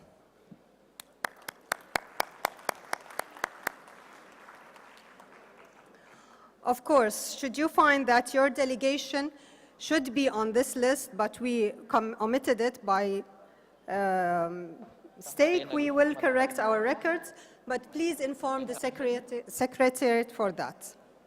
But if you are not on this list because you did not meet the 40-60 ratio, we can only encourage you to bring more women or men next time around. And we will all benefit because we know that democracy requires diversity of views and the inclusion of men and women at the same time. Colleagues, the group in particular concerned that 13 delegations in Nusa Dua out of 90 delegations of 2 or more members included no women at all. This is over 14%, and our target is 0. Also, when we look at national parliaments, we can see how much more work needs to be done. At the start of this year, there were still 24 parliaments with less than 10% women in their lower or single chambers. So the group decided to pursue its dialogue with delegations of parliaments that have no or few women members to promote women's participation. Here in Nusa Dua, we held a very constructive dialogue with the delegation of Nigeria to discuss avenues to make Parliament more gender inclusive. We agreed that changing the picture requires legal and constitutional reform, and that such a reform requires political will and mobilization by women and men, especially leaders across the political spectrum. But we also need mobilizations by civil society and women's groups. The group stands ready to support the Nigerian Parliament's efforts, hoping that change can be achieved ahead of the 2023 elections. Dear colleagues, for women to lead, we also need a respectful environment, both nationally and at the IPU. We continued the group's discussion to develop a specific policy to prevent and address sexism and sexual harassment at the assemblies and other events organized by the IPU. We reviewed existing good practices, and the group decided that the IPU framework should endorse the Code of Conduct for UN system events. To implement this code, we requested the IPU Secretariat to elaborate an implementation plan with accompanying measures that should focus on prevention, communication, training, and enforcement. We will also set up a mechanism for regular monitoring of the implementation plan by the group. The group also encourages you to seek IPU's support in the development of anti-harassment policies in your own parliaments. We count on your support, dear colleagues, and we can't do this work alone. Thank you for your attention. Thank you, Mr. Faiz. Any question? Thank you very much. Thank you. You see, oh, wait. Okay. Yes, go ahead, I'm sorry.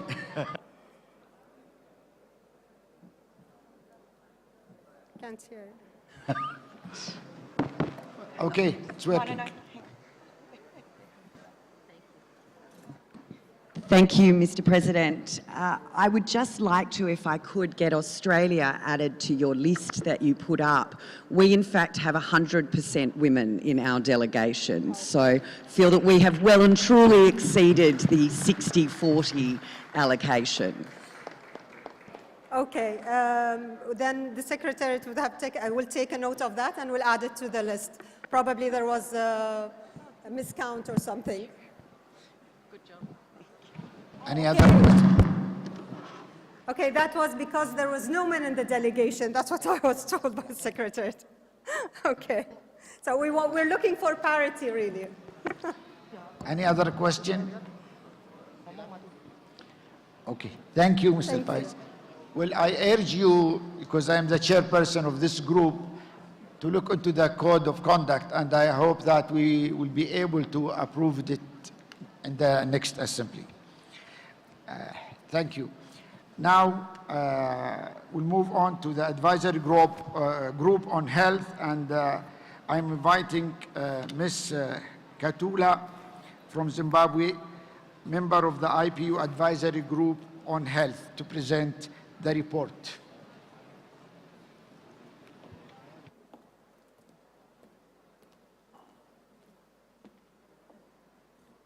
Thank you, Mr. President. My name is Given Katuta from Zambia, just to correct them, yeah. I'm sorry. It's okay. Thank you so much, Mr. President, and the Secretary General. And also, I would like to thank the Secretariat of IPU. The IPU Advisory Group on Health met on the 20th of March with 4 out of 10 members in attendance.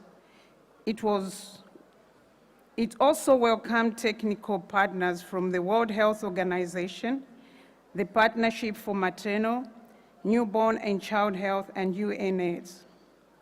As the focal point for parliamentary accountability on the 2019 IPU resolution on universal health coverage, the advisory group discussed challenges in ensuring access to health for all. The 2021 Accountability Report on the implementation of the resolution highlighted having taken steps to improve financial protection, expand access to sexual and reproductive health services, and monitor the impact of the COVID-19 pandemic. The group acknowledged the importance of addressing the ongoing pandemic while calling for the increased attention to be paid to other diseases and health issues that had been sidelined. Women, children, and adolescents were impacted by indirect consequences of the pandemic, particularly due to disruption to maternal and immunization services. The group agreed that universal health coverage and strengthened health systems needed to be prioritized in pandemic preparedness efforts. It further pointed out that demographic changes and the governance of health systems were among the main challenges in implementing universal health coverage. Sustainable and predictable investment in health was critical to achieving long-term health goals. In line with the new IPU strategy, the group will continue to play its accountability role with a more targeted approach to regional challenges to access health and increase focus on capacity building in national parliaments. The advisory group briefed on the process to develop a new international instrument for pandemic preparedness. It expressed the importance for parliaments to engage in the process through the IPU and to have access to data as well as details of legislative and budgetary practices from other countries. Finally, the advisory group unitedly elected Mr. José Ignacio Egnez of Spain as its chair and Ms. Saray Nunez of Mexico as vice chair, each for a period of 1 year. Allow me to say this, Mr. President, that I'm so grateful, and I would like to express my gratitude the time I was the chair for this advisory group on health to IPU. Thank you so much. Thank you, Mr. Katuta. Well, wait, maybe they have a question for you. Anyone have a question? No? Okay. Thank you very much. The report is approved. The next item is related to COVID-19 pandemic. And part of the partnership and the engagement between the IPU and the WHO, there is new initiatives that Mr. Secretary General will introduce to you now. The floor is yours, Mr. No, thank you, Mr. President. Under this item, we have announced that we are going to launch a tool today that will help and equip parliaments to contribute to addressing the challenge of pandemics such as the one we are currently experiencing with COVID-19. And we have lined up for this purpose a video message from the Director General of the World Health Organization, Dr. Tedros Ghebreyesus, who is unable to join you here. He had planned to come, but last-minute commitments have prevented him from doing so. But you will know that he is a very strong supporter of cooperation between the IPU and the World Health Organization. And if I may use this opportunity while I think they're loading up the video, is it available already? It is? Okay. I'll invite you to then follow that video message from the Director General of the WHO. Secretary General Martin Chungong, my dear brother, Excellencies, dear colleagues and friends, good morning and thank you for the opportunity of addressing you today. The Inter-Parliamentary Union is a long-standing partner of WHO and plays an important role in bringing nations and partners together in solidarity. And COVID-19 has demonstrated that when the world is at risk, there is no substitute for solidarity. Shared threats demand a shared response. In fact, that's not a new realization. The nations of the world knew that when they founded the World Health Organization almost 75 years ago. And they knew that when they agreed the International Health Regulations, or IHR, legal framework that governs the global response to pandemics and other health emergencies. The IHR has its roots in the 19th century, when countries first came together to address shared health threats like cholera, smallpox, and plague, which not only had devastating health effects, but also disrupted trade and economies. The IHR has been revised several times, most recently after SARS in 2005. It includes obligations to develop and maintain national capacities to prevent, detect, and respond to health emergencies. Parliaments play a key role in implementing the IHR by translating it into national law. For that reason, WHO has partnered with IPU to develop the IPU-WHO Handbook on Strengthening Health Security Preparedness. This handbook is designed to support parliamentary leadership and action toward building sustainable capacity in communities for health emergency preparedness. COVID-19 will not be the last global health threat the world faces. That's why this handbook from WHO and IPU is so important for strengthening health security preparedness and multi-sectoral coordination. To be better prepared, we need to focus on three key priorities. First, better implementation of the IHR. Second, targeted amendments of the IHR as needed to keep up with the rapidly evolving world. And third, a new treaty or international accord on pandemic preparedness, which WHO's member states are now in the early stages of negotiating. Parliaments will play a critical role in taking this effort forward.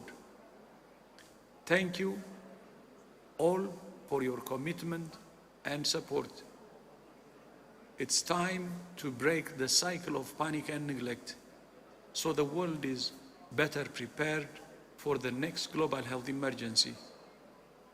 Because it's not a matter of if, but when. I thank you.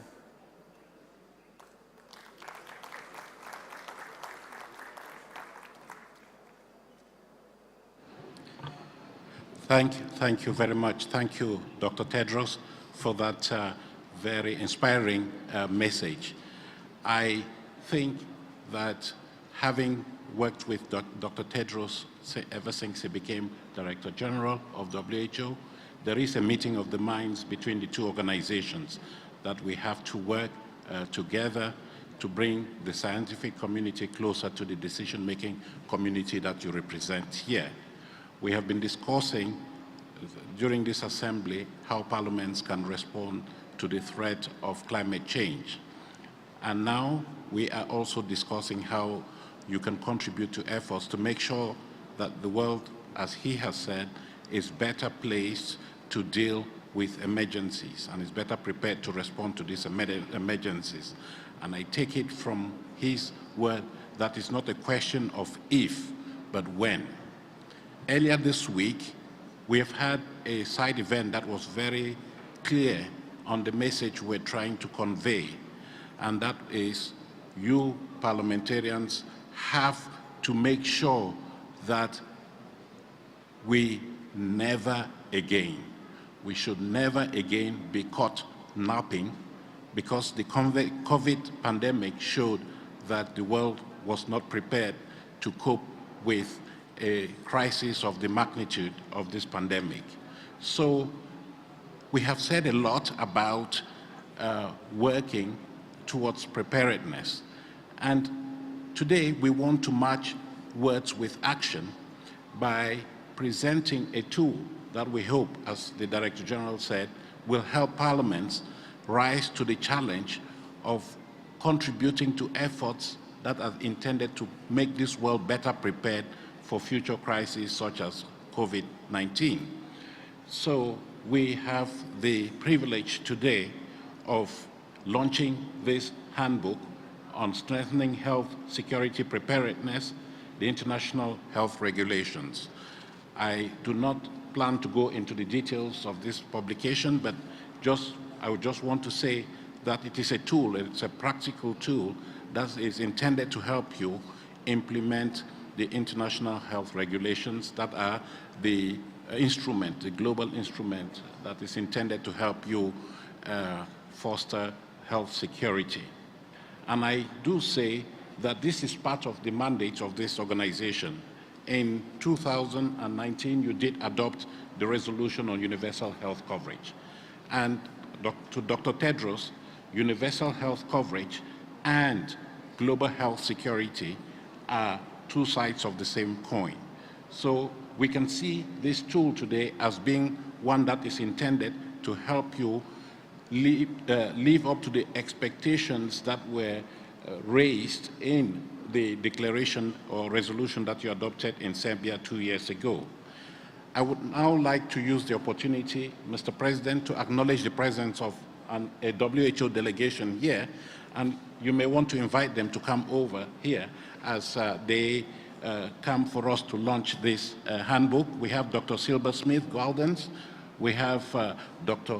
Stella Chungong, and we do have Mr. Ludi Soriantoro. Please, may we ask you to come over so that we can jointly launch this handbook with Madam President of the Assembly, please.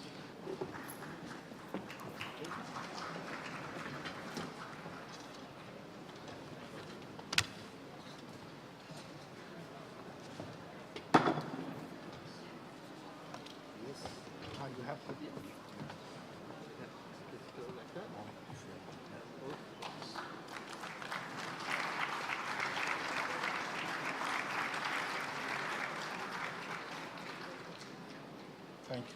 Thank you very much. Thank you. Thank you. Thank you so much.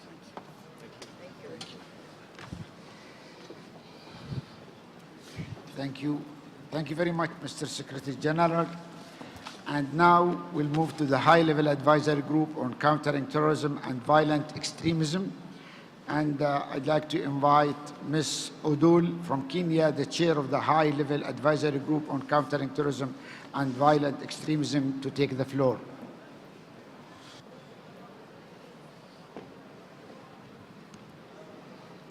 Thank you, Mr. President. I have the pleasure of reporting to you on the meeting of the High-Level Advisory Group on Countering Terrorism and Violent Extremism, which took place on 21st March 2022. The meeting witnessed the launch of the new IPU tools, namely the mobile application and the interactive map.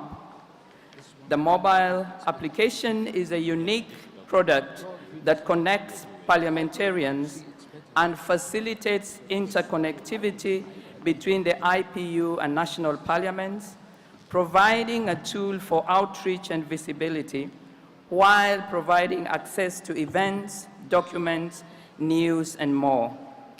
The interactive map is a tool that gives users access to all global legislation on counter-terrorism. It is a restricted database to facilitate immediate connection between the IPU and national parliaments, more concretely to specialized committees on countering terrorism and the prevention of violent extremism.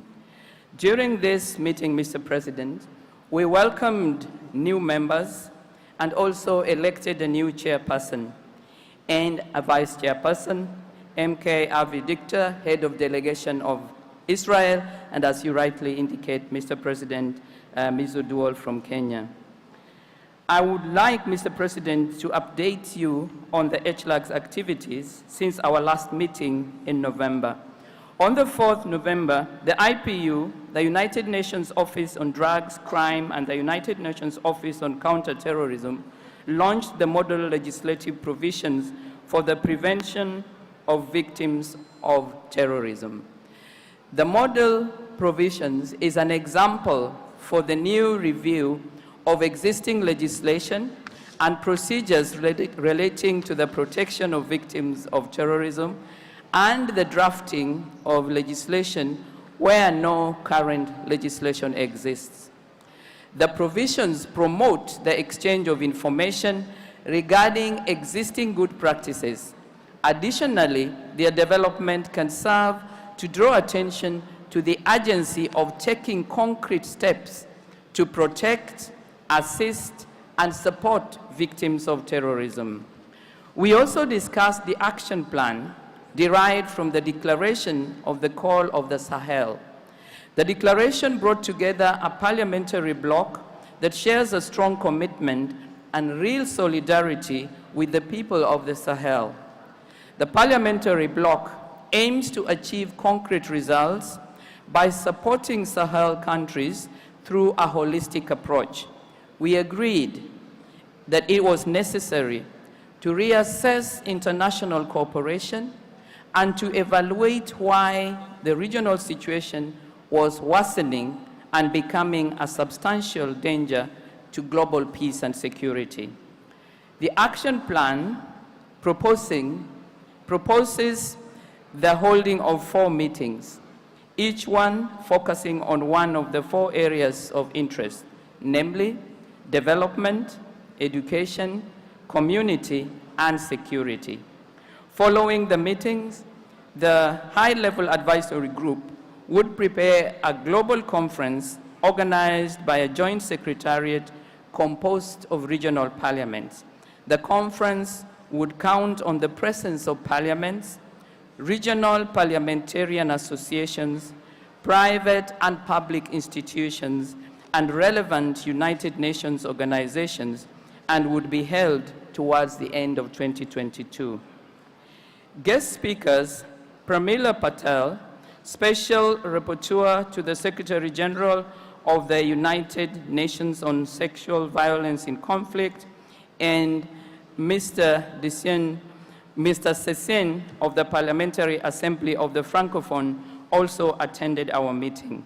Ms. Patel explained that one of the most significant threats to peace, security, and stability was the expanding reach and impact of terrorism and violent extremism.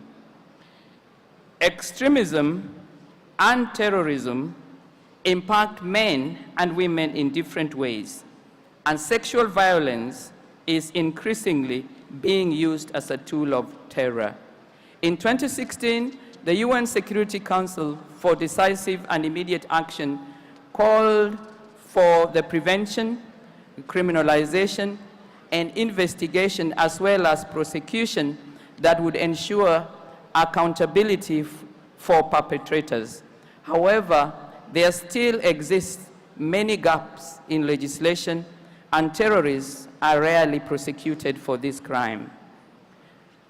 Ms. Patten suggested to the high-level advisory group that they could play a critical role in promoting the review of national legislation aimed at preventing and countering terrorism and violent extremism and ensuring compliance with that legislation.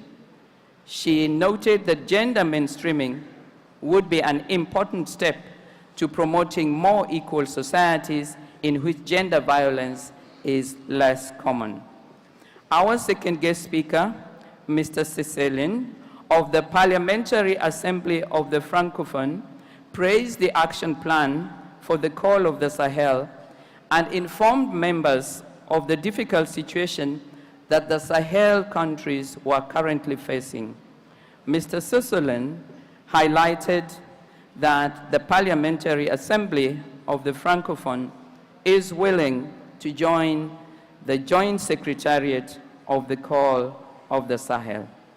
Members discussed the draft work plan for the year 2022 to 2023 and the budget of the program on countering terrorism and violent extremism.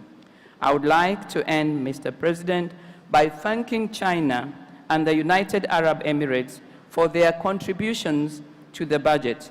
And I encourage members to raise the necessary funds for the implementation of the work plan, as we in HLAG are confident that first results will come soon.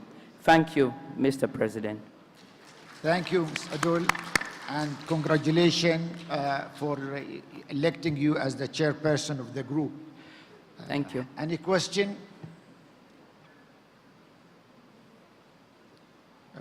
So the report approved. Thank you.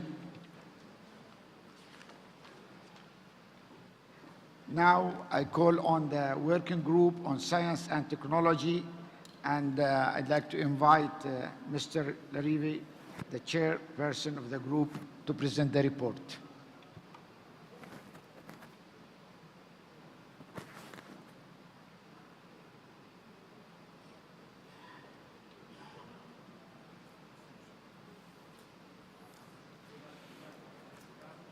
Oui, je vais l'enlever. Merci, Monsieur le Président. Mesdames, Messieurs, mes chers collègues, Monsieur le Secrétaire général, mon cher Martin, j'ai le plaisir, en tant que président de ce groupe de travail Sciences et Technologies, inclus maintenant dans l'Union interparlementaire, de vous rendre compte des 2 réunions du groupe de travail sur la science et la technologie tenues le 4 février et le 20 mars 2022. Je peux dire que nous avons bien travaillé dans la direction que nous nous sommes fixés ensemble. Unir dans un même esprit la science et la diplomatie pour arriver vers un objectif commun, la paix. La paix par le dialogue et la coopération. Et ces mots, aujourd'hui, ont une résonance particulière. Tout d'abord, nous avons pris note avec satisfaction de l'inclusion, à la suite d'un amendement que j'ai déposé au nom du groupe de travail, lors de notre précédente session à Madrid, de la science dans la stratégie de l'UIP pour 2022-2026, au titre de l'objectif stratégique numéro 3. Soutenir la résilience et la capacité d'innovation des parlements afin d'obtenir un changement réel en établissant des ponts entre la politique et la science pour contribuer à soutenir la bonne gouvernance et la confiance. En incluant la science et la stratégie de l'UIP dans l'UIP, nous assurons que la science devient un élément essentiel dans la prise de décision politique à tous les niveaux, car les valeurs scientifiques de rationalité et de transparence servent le langage commun au service de la diplomatie parlementaire. Conformément à la stratégie de l'UIP, nous avions également noté l'importance de créer des liens avec d'autres organes de l'UIP, dans le cadre notamment de nos travaux, notamment avec le comité Moyen-Orient, où les problématiques de l'eau et de l'alimentation sont si importantes, et j'y reviendrai. Je vais détailler 3 points sur lesquels nous sommes intervenus. Le premier point, notre plan de travail. Nous avons arrêté un plan ambitieux, je crois. Le plan d'une participation au groupe de travail à la conférence internationale intitulée « Science, éthique et développement humain » organisée à Hanoï en septembre 2022 par les rencontres du Vietnam en collaboration avec le CERN, le Parlement du Vietnam et les organisateurs de l'année internationale des sciences fondamentales pour le développement durable 2022. Ceci a été arrêté. Notre participation à cette conférence sera l'occasion d'entretenir un dialogue continu entre les parlementaires et la communauté scientifique. C'est une première étape, mais si nous voulons continuer, il est nécessaire aujourd'hui, plus que jamais, de déterminer un budget concret pour les activités du groupe de travail afin de planifier de manière prévisible les activités futures. Ce sera là, peut-être, notre tâche la plus délicate. Mon deuxième point portera sur le dialogue autour de la science et de la paix. Sur ce point, nous avons entendu le docteur Maurizio Bona, expert du Centre européen de recherche nucléaire, le CERN, qui nous a présenté le webinaire intitulé « Accroître les sources d'eau, les technologies hydriques face à la crise de l'eau au Moyen-Orient ». Organisé dans le cadre des dialogues autour de la science pour la paix, ce webinaire ouvrira la voie à une manifestation dans le cadre des écoles de la science pour la paix, prévue au siège du CERN, à Genève, à la fin de l'année 2022. Nous, groupe de travail, nous avons exprimé notre fort soutien à cette initiative. C'est un excellent exemple de coopération concrète, certes limitée, mais qui en appelle d'autres. À l'heure où la guerre est à nouveau bien là, c'est assurément une voie à suivre. La neutralité de la science et de la technologie est un vecteur concret permettant de rapprocher les pays en conflit. En outre, la participation du comité de l'UIP sur les questions relatives au Moyen-Orient à cette initiative était importante pour montrer que notre organisation est un tout. Je crois que nous avons fait œuvre utile. Enfin, je terminerai par la charte éthique internationale sur l'usage des sciences et de la technologie. Je tiens, à ce propos, à remercier tous les délégués du groupe que je préside. Ils ont été proactifs, ont porté nombre de contributions qui nous ont permis de pouvoir rédiger maintenant une proposition qui, je crois, à Kigali sera possible d'être entendue par vous dans les plus grandes largeurs. Cette lecture que nous avons faite lors de nos séances de cette charte servira de cadre éthique pour l'application de l'utilisation des sciences et des technologies et pourrait servir de base aux pays souhaitant établir une législation dans ce domaine. Nous avons convenu de l'importance de veiller à ce que cette charte éthique n'impose aucune obligation, mais fasse des suggestions que chaque pays pourra adapter à sa propre culture et à son droit interne. Elle a pour principe l'accès non discriminatoire à la science et à la technologie. Notre objectif primordial doit être le bien-être des êtres humains, tout en prenant soin des écosystèmes dont ils font partie d'une manière écologiquement durable et responsable. Elle est rédigée dans un langage facilement compréhensible et universel, la rendant ainsi accessible non seulement aux parlementaires et aux scientifiques, mais aussi au grand public. Voilà rapidement présenté les principaux points sur lesquels je voulais revenir. Notre groupe de travail réfléchit aujourd'hui sur moult projets pour atteindre des objectifs principaux. Et l'objectif principal de notre groupe de travail, comme celui, je crois, de l'UIP, c'est la paix et la concorde entre les peuples. Merci.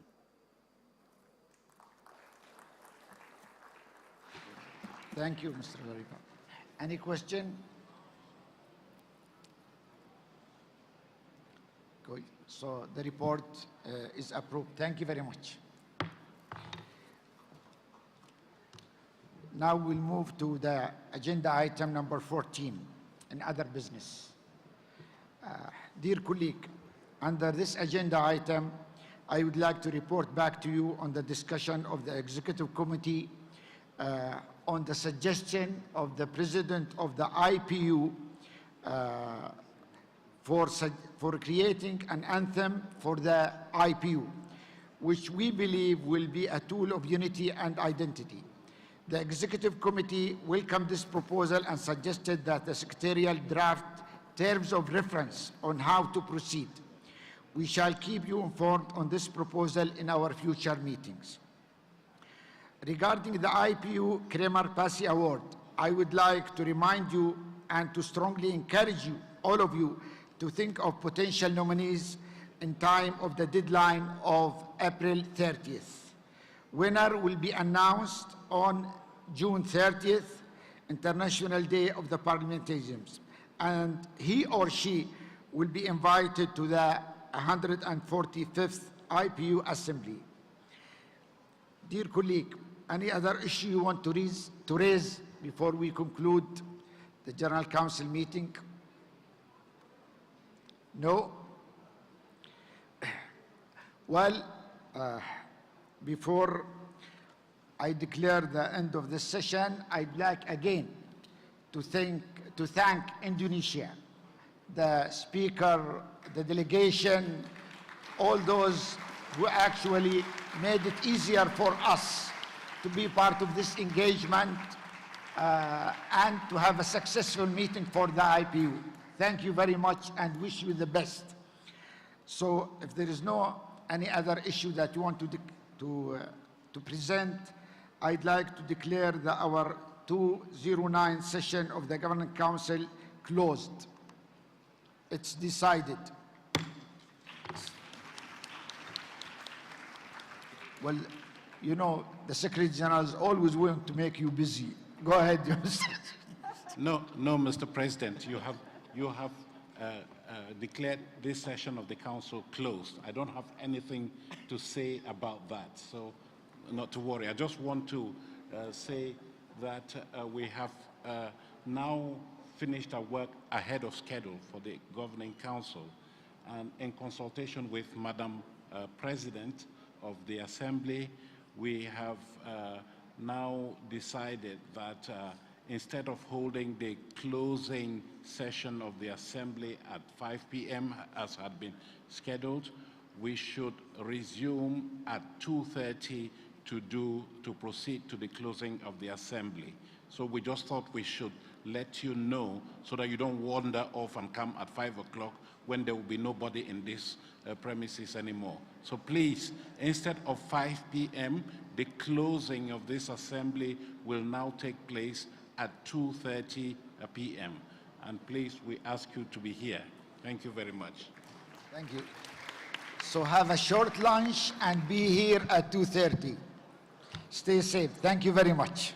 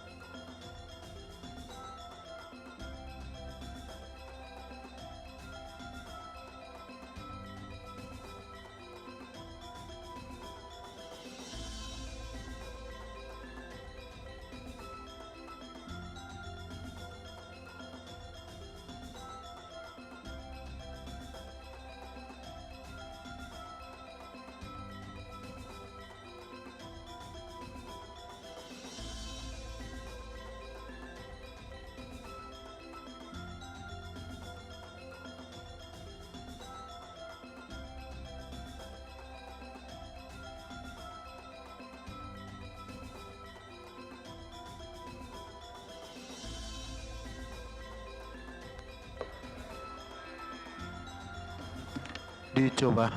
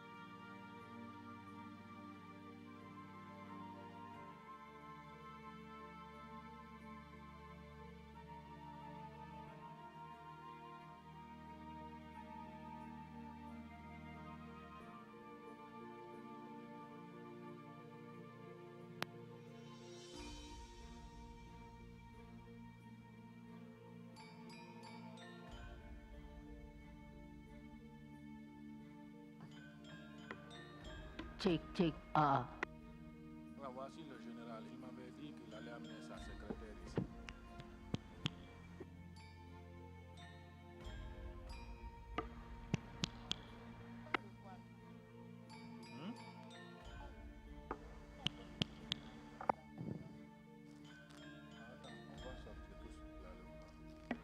On va aller à deux en même temps, quoi. S'il y a quelque chose à faire, on le fait immédiatement, quoi. Sama saya.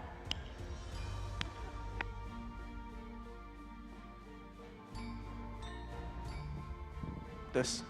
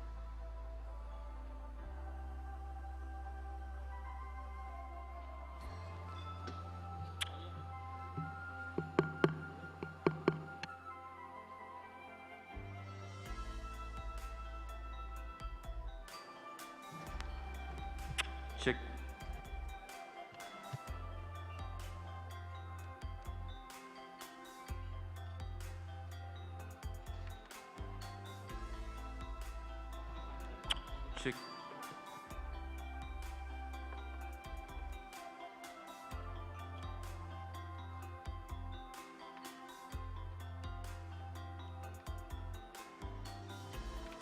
Check.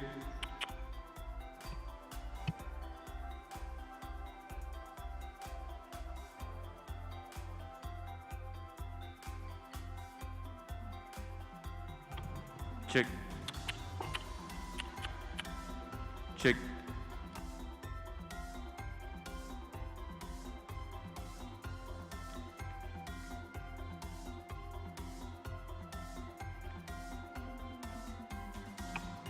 Check.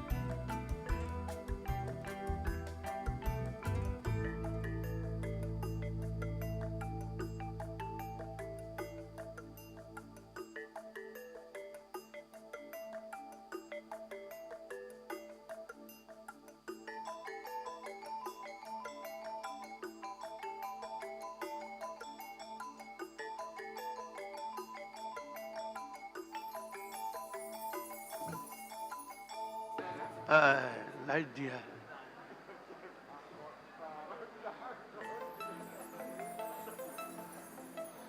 Mister चार ठीक है sir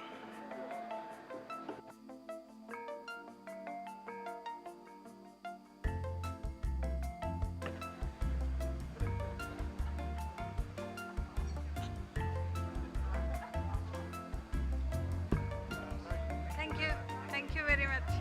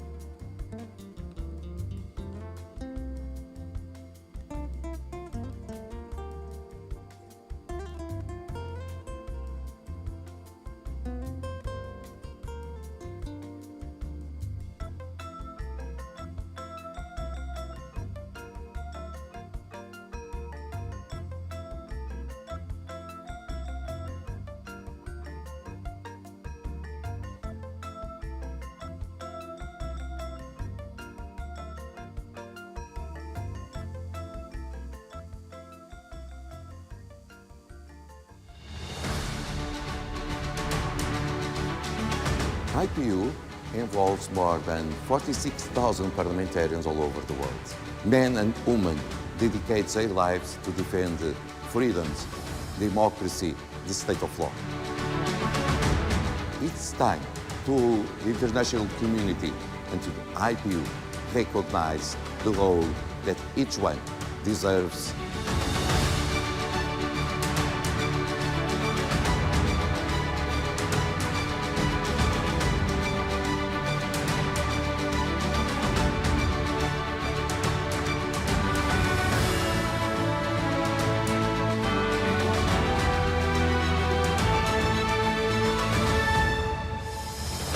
each year we will give this award to one parliamentarian.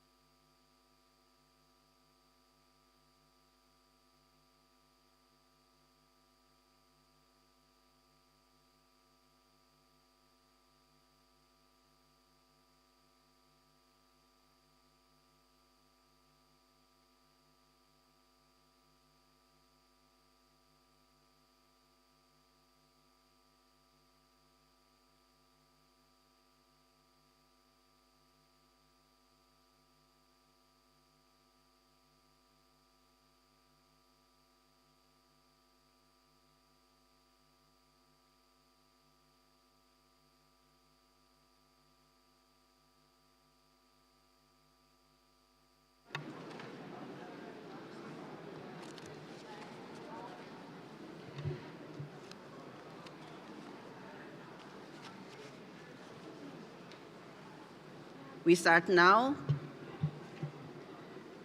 Yang Mulia Presiden IPU, Ketua-Ketua Parlemen anggota IPU, yang terhormat delegasi negara-negara anggota IPU, Sekjen IPU, saya mencatat selama 4 hari Majelis IPU ke-144 ini telah berlangsung secara sangat produktif.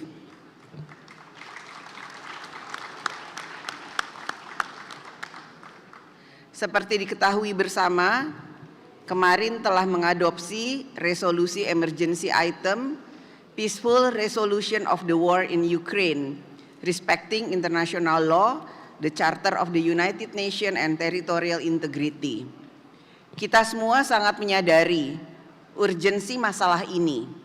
Perang membawa kematian dan kehancuran yang tidak masuk akal.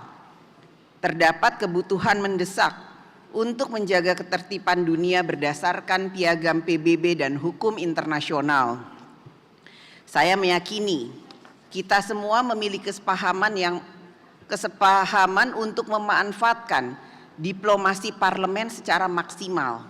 Situasi yang sedang terjadi sudah sangat serius dengan implikasi global di berbagai tingkatan, keuangan, lingkungan, kemanusiaan, dan dari perspektif ketahanan pangan dan perdamaian dunia. Kita sebagai anggota parlemen perlu terlibat penuh dalam mencari solusi damai untuk mengatasi krisis ini. Selanjutnya, kita akan beranjak menuju pertimbangan item 3 di agenda kita, yaitu General Debate Getting to Zero, Mobilizing Parliament to Act on Climate Change. Kita telah melakukan pembahasan yang sangat substantif selama 3 hari terakhir. Setelah mendengar sekitar 120 intervensi dari hampir 100 parlemen nasional dan organisasi mitra. Perkenankan saya mengundang Ibu Cynthia Castro dari Meksiko dan Bapak Pier Ferdinando Cassini dari Italia untuk menyampaikan rancangan deklarasi Nusa Dua. Kami persilahkan.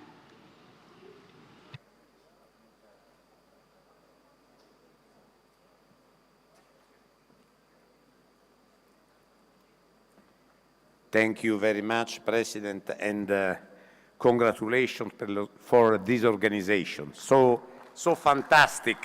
Nusa Dua in Indonesia made a fantastic work.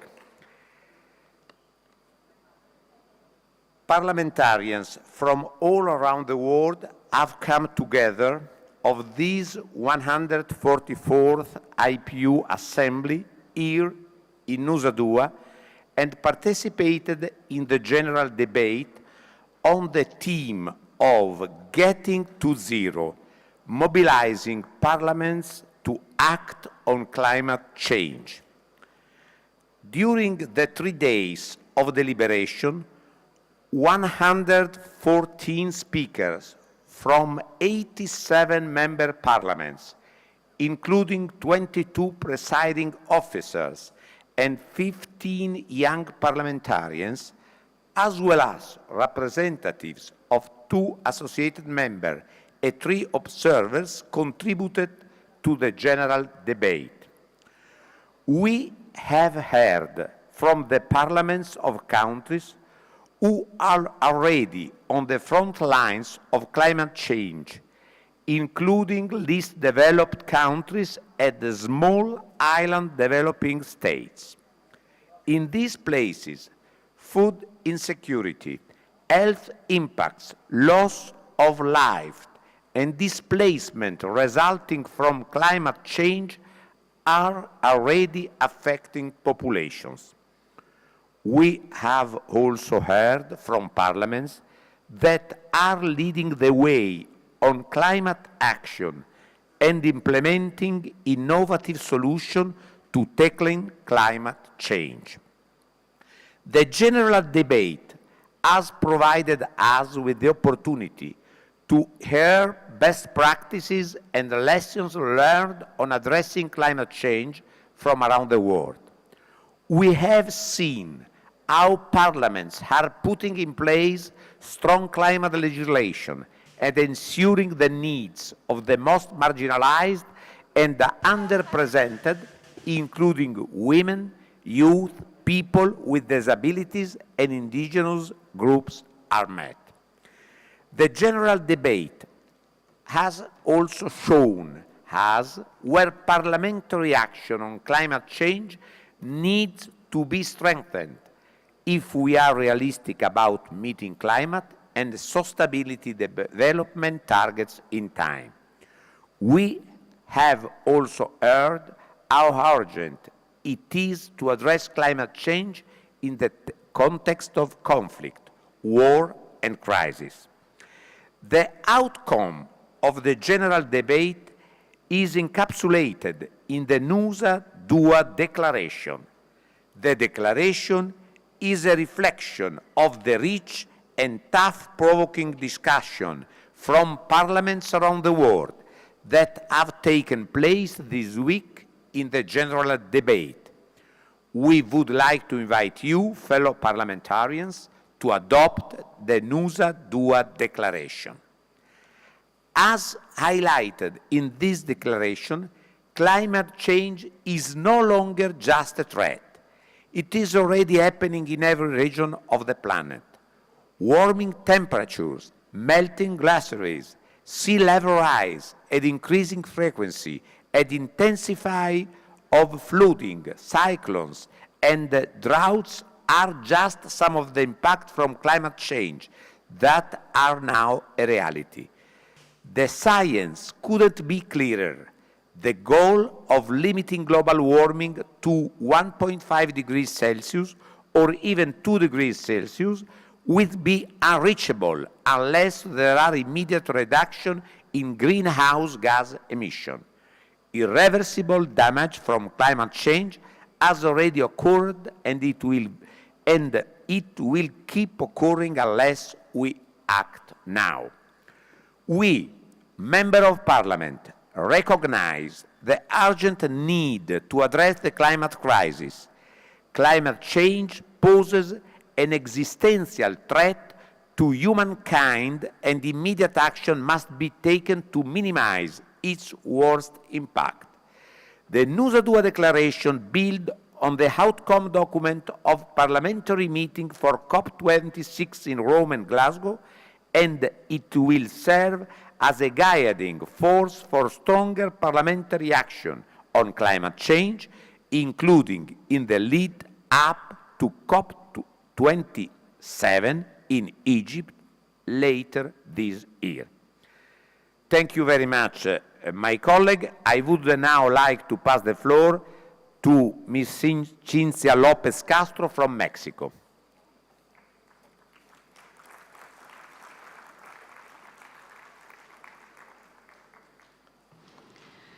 Karena Ibu Cynthia Castro dari Meksiko tidak ada di ruangan ini, namun yang bersangkutan sudah memberikan bagian dari hal yang akan disampaikan menjadi satu kesatuan dengan apa yang disampaikan oleh Mr. Pier Ferdinando Cassini dari Italia sebagai rancangan deklarasi Nusa Dua.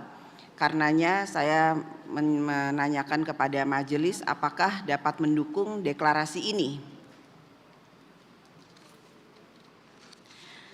May I take is that the Assembly wishes to endorse this declaration. It is so decided. Oke.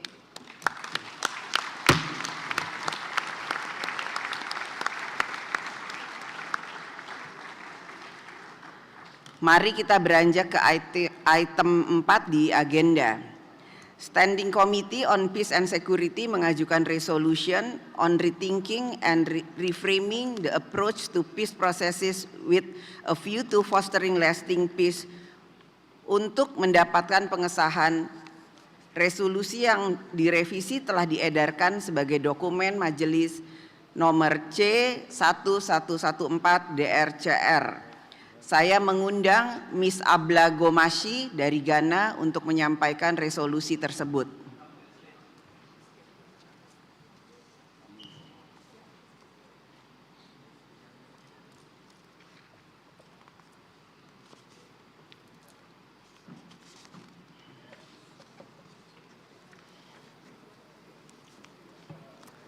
Thank you, Madam Chairperson, President.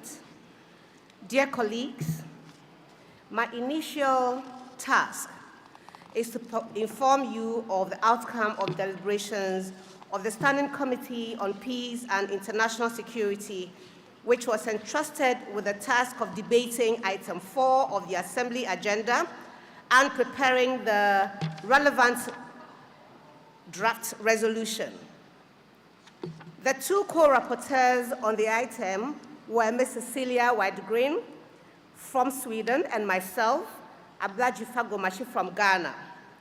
Together, we prepared the draft resolution and an accompanying explanatory memorandum.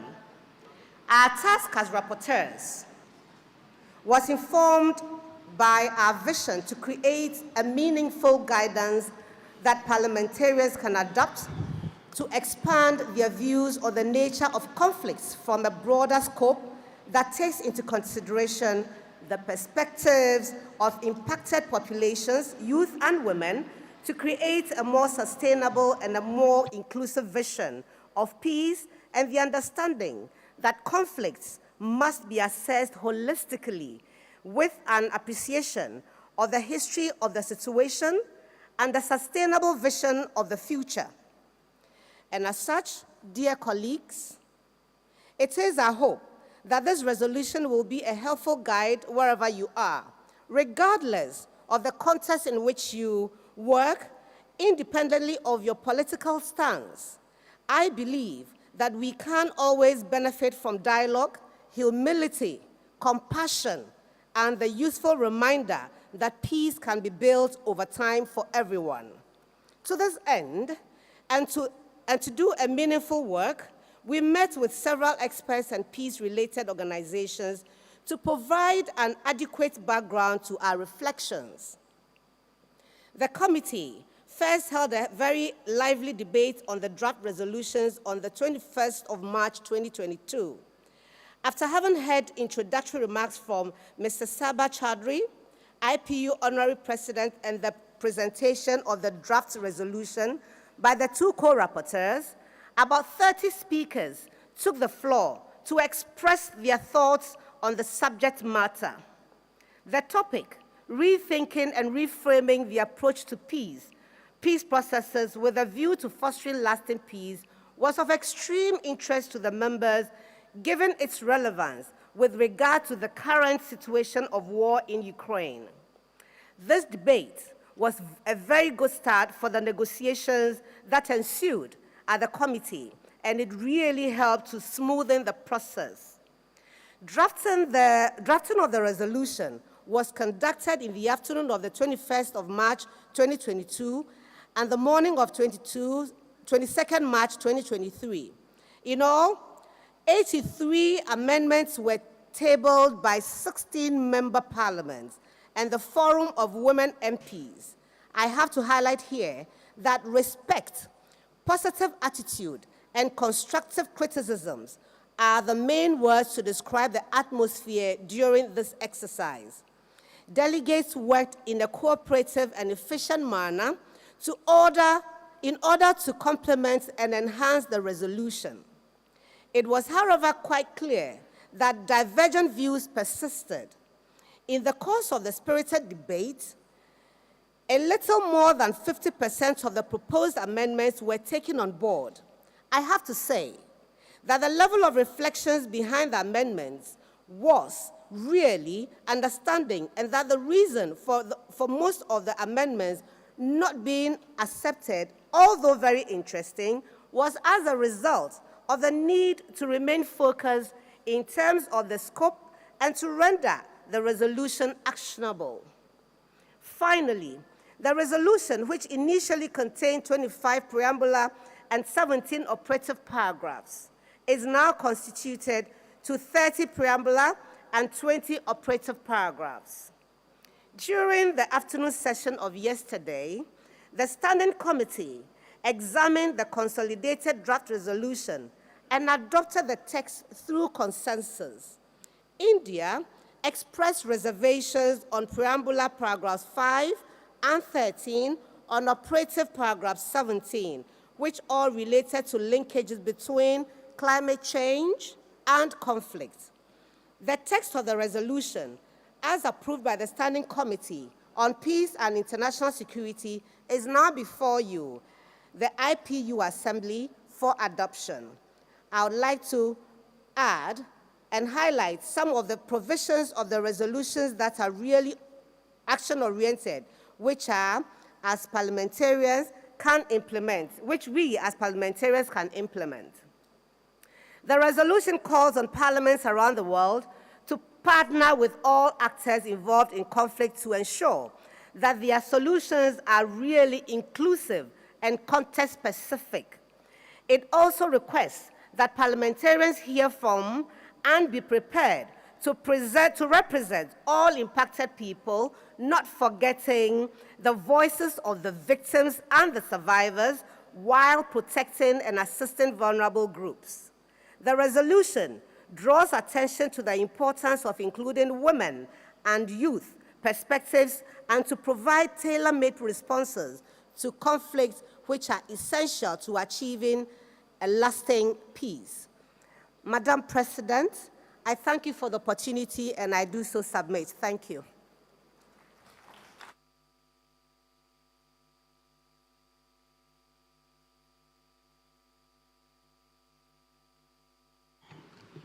Can I take it that the Assembly is ready to adopt this resolution?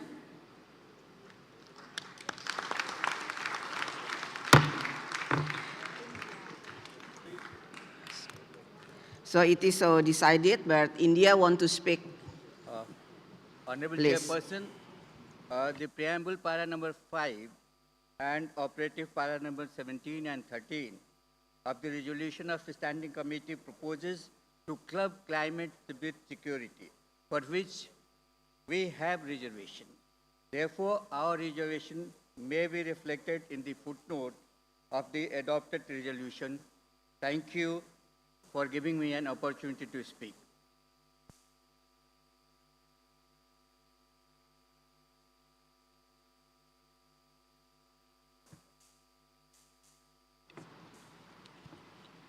It will adopt to the resolution what you called, but now we will continue to the next item. Is it okay?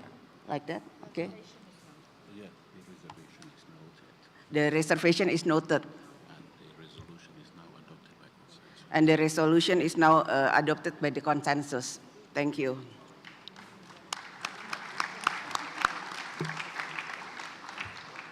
Selanjutnya,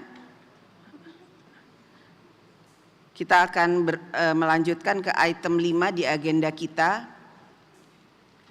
Standing Committee on Sustainable Development mengajukan resolution on leveraging information and communication technology as an enabler for the education sector, including in times of pandemic, untuk mendapatkan pengesahan.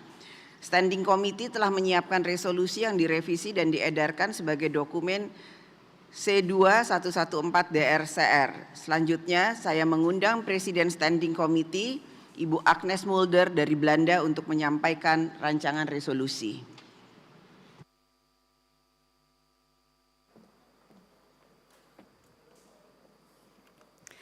Honourable Madam Chair, dear fellow parliamentarians, ladies and gentlemen, this week our Standing Committee on Sustainable Development deliberated on a draft resolution on leveraging information and communication technology as an enabler for the education sector, including in times of pandemic. The co-rapporteurs were Ms. Heli Järvinen from Finland and Mr. Sasmit Patra from India. And they prepared a draft resolution and an accompanying explanatory note. I take this opportunity to express my thanks to the rapporteurs for their great work on preparing this draft resolution and for all of the work by Mrs. Järvinen during the meetings this week. After the presentation of the draft resolution, there was a plenary debate, after which the committee considered 64 amendments submitted by 13 member parliaments and from the Forum of the Women MPs. The consolidated draft resolution was examined yesterday and it was adopted by acclamation. The committee was very united on the draft resolution. The rapporteur was open for so many amendments which aim to improve the draft resolution. And the goal of the draft resolution was to build on the experiences with remote learning that we were forced to have because of the COVID. The resolution addresses different aspects, such as ICT literacy, teacher needs, and infrastructure.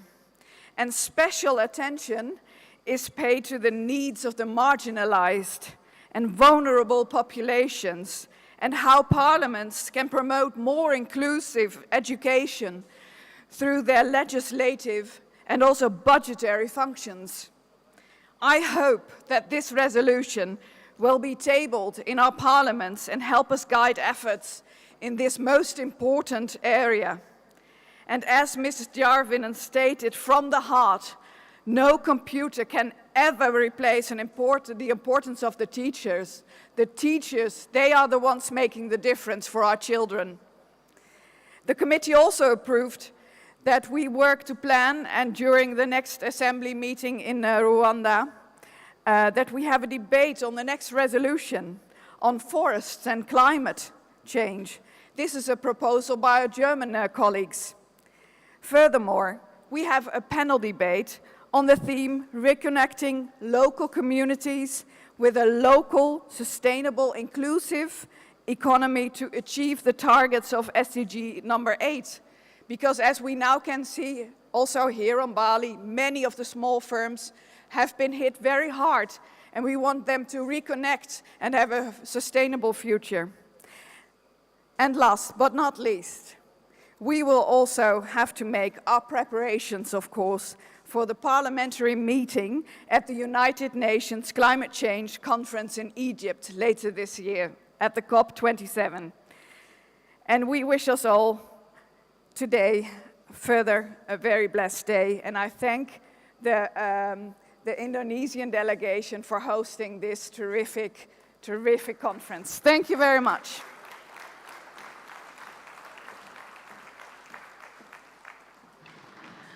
Thank you. Can I take it that the Assembly is ready to adopt this resolution? Okay.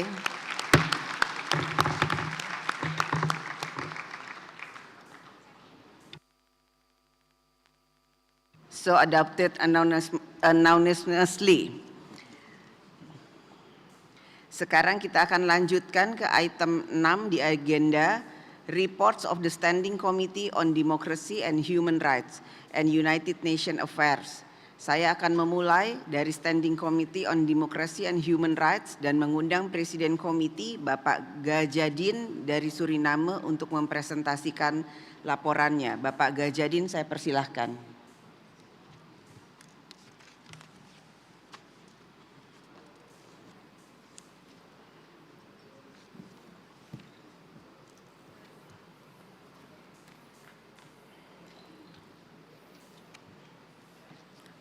Thank you, Madam Chair. The Standing Committee on Democracy and Human Rights held two very rich debates.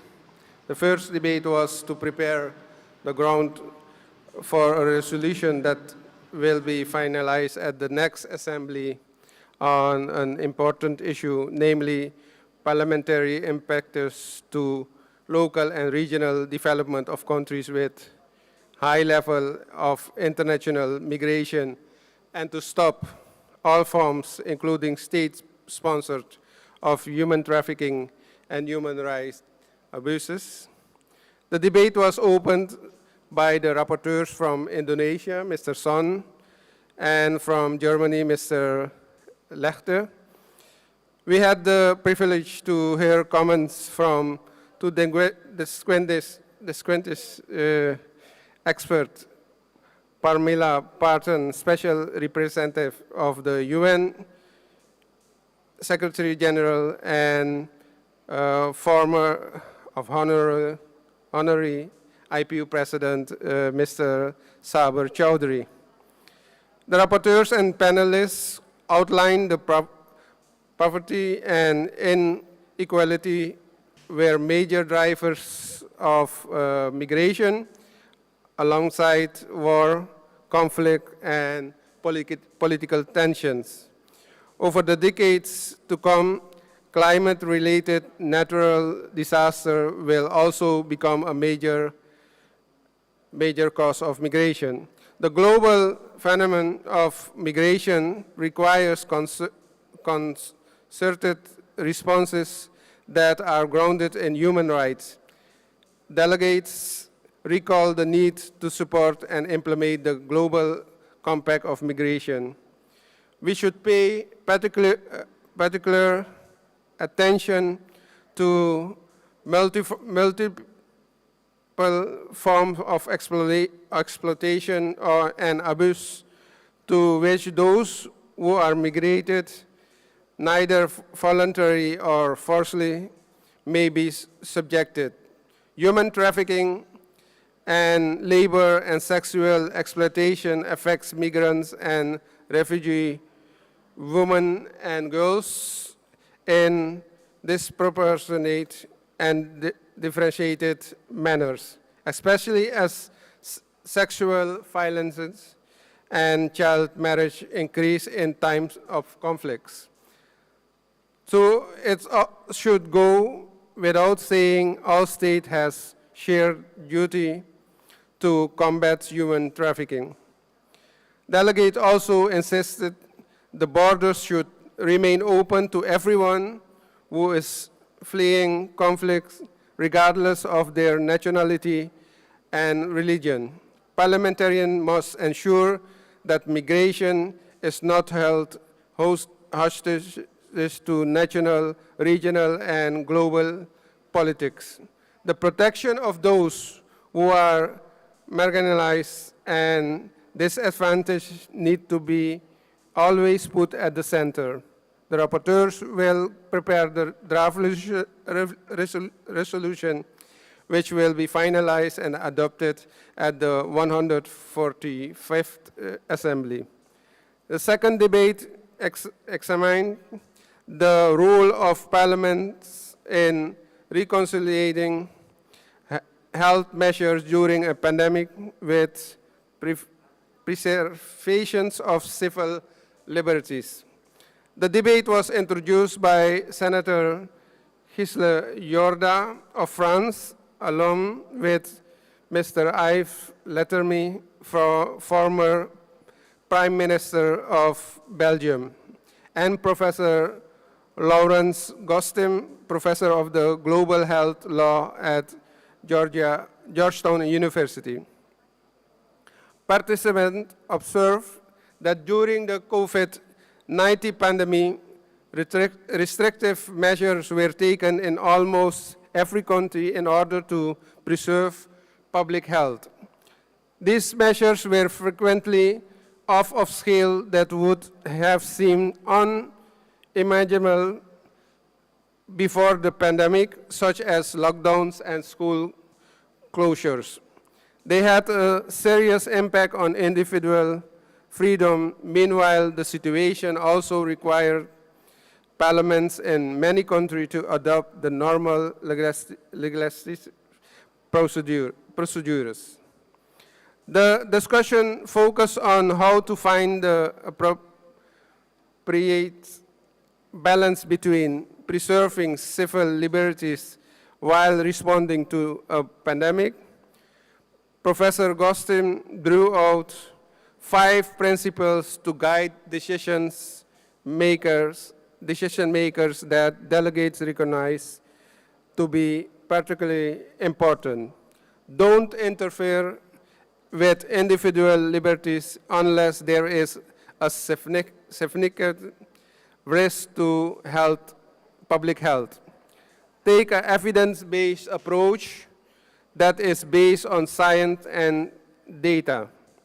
Do not do everything possible to maintain trust in science and work on public health agencies, which must be preserved from politics of the day. Only impose measures to the extent that is needed to achieve a legitimate public health objective. When there is a choice between different measures that could be taken, take the one that is least enormous of society.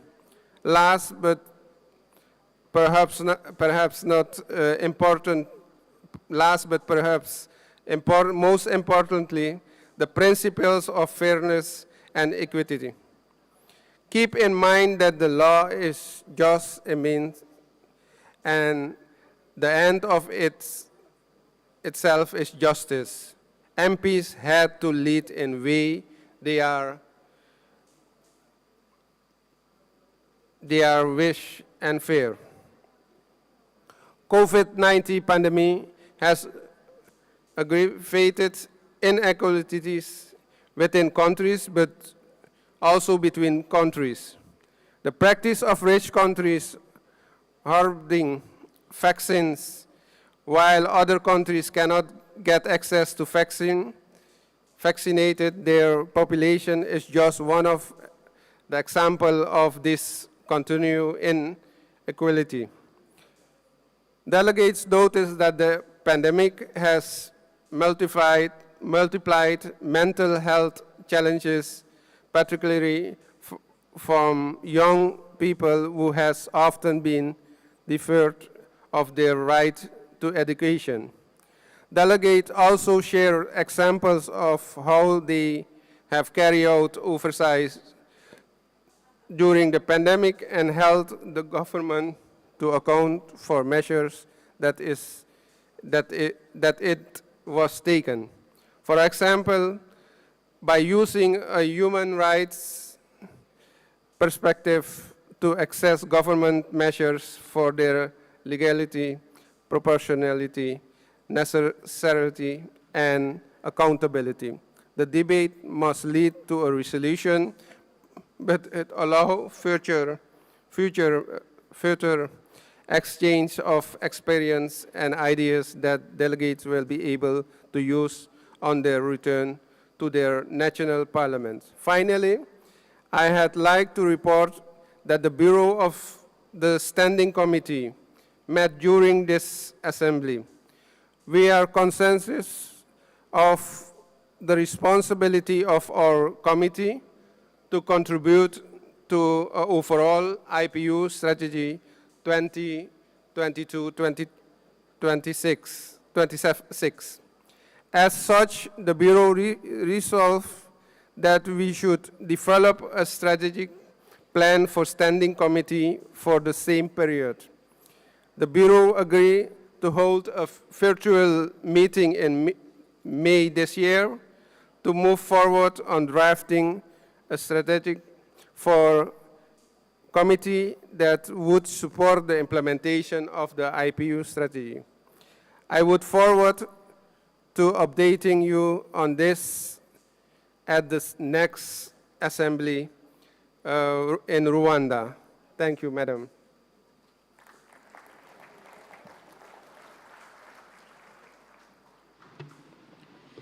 Thank you. Can I take it that the Assembly take notes of this report? So it is so decided. Selanjutnya, Standing Committee on UN Affairs. Saya mengundang Presiden Standing Committee, Ibu Abdi Nur dari Kenya untuk mempresentasikan laporannya. Ibu Abdi Nur, saya persilahkan.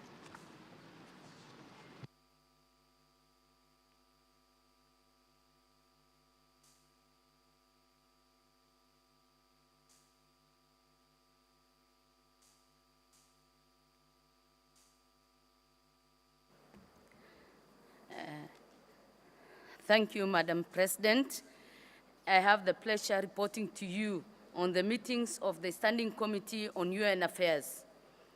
Madam President, my name is Sophia Abdi Nur from Kenya, the President of the Standing Committee on UN Affairs.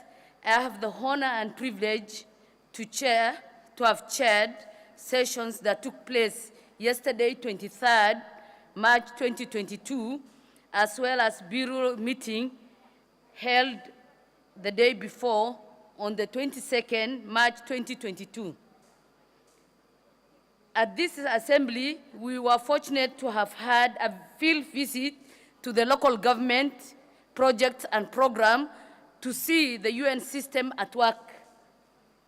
The project supported women civil society organizations in partnership with the government to strengthen violence against women's service provision for women and children living with HIV and AIDS, who experience violence and discrimination within the society. We are grateful to have the UN officials and the local host who arranged this informative visit, Madam President. Not forgetting His Excellency the Governor of Bali, who welcomed the delegates to the city and was with us throughout the visit. The committee session consisted of 2 panel discussions with high-level UN officials. The first panel focused on the UN work in Indonesia. We heard from the representative from the resident coordinator, Mr. Kazi of UN Women, Ms. Tina of UN AIDS. 24 panelists, parliamentarian delegates were in attendance. 7 took to the floor during the debate. Members were very interested and committed to work and have deeper engagement of their parliaments with the United Nations team on their return to their countries. The second panel focused on the discussion on the upcoming high-level political forum, which will examine the implementation of sustainable development goals. As IPU members, we advocate for greater parliamentary engagement and involvement in the process. Mr. Charles from UNDP Bangkok and Ms. Paddy, our IPU permanent observer in New York, and MP Honorable Cynthia made presentation. After the presentation, members were very involved and very happy to contribute. 9 delegates took to the floor and acknowledged their role in ensuring their countries implement the Sustainable Development Goals and emphasized their desire to fully participate in the process leading to their nation's reports to the high-level political forum in July 2022. Finally, we had election and we had a new member elected to our committee, Bureau, Dr. Hamda Hassan, representing the Arab countries. Thank you to our host and all the members who attended to our committee meetings, and be blessed, all of you. Thank you so much.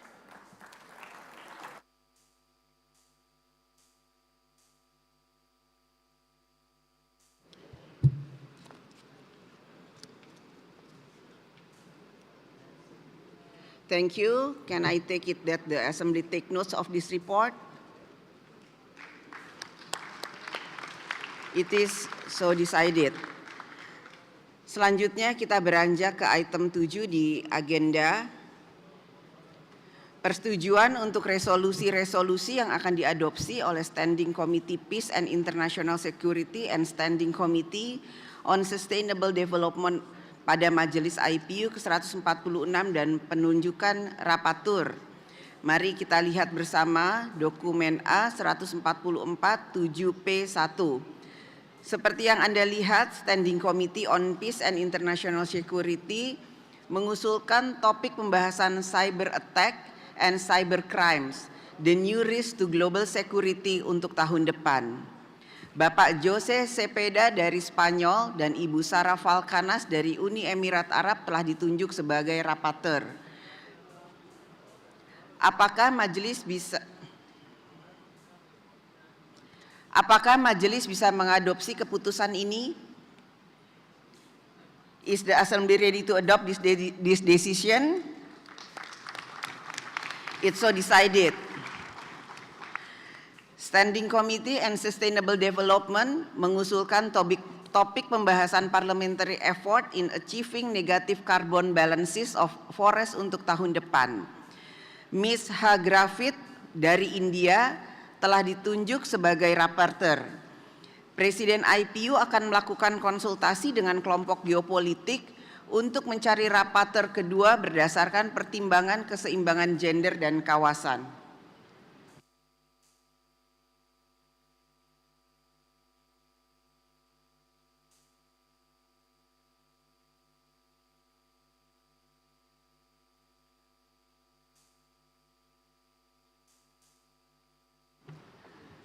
Saya ulangi, selain Ms. H. Graffit dari India, juga Bapak C. Hoffman dari Jerman telah ditunjuk sebagai rapporteur. Selanjutnya, Presiden IPU akan melakukan konsultasi dengan kelompok geopolitik untuk mencari rapporteur kedua berdasarkan pertimbangan keseimbangan gender dan kawasan. Apakah majelis bisa mengadopsi keputusan ini? Is the Assembly ready to adopt this decision? So is it so decided? No need. Sekali lagi saya ingin mengapresiasi rekan-rekan anggota parlemen yang hadir di ruangan ini untuk komitmen dan kerja bersama dalam semangat solidaritas. Sebelum kita menuju rangkaian pidato penutup, saya ingin mengucapkan terima kasih atas kehadiran Wakil Presiden Senat Rwanda yang terhormat, Ibu Esperance Nyira Safari yang akan menjadi tuan rumah.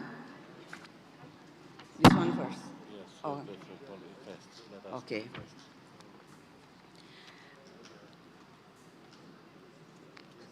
Saya ulangi, sebelum kita menuju rangkaian pidato penutup, sebelum kami persilahkan Wakil Presiden Senat Rwanda yang terhormat Ibu Esperance Nyira Safari yang akan menjadi tuan rumah sidang ke IPU 145 di Kigali pada bulan Oktober tahun 2022,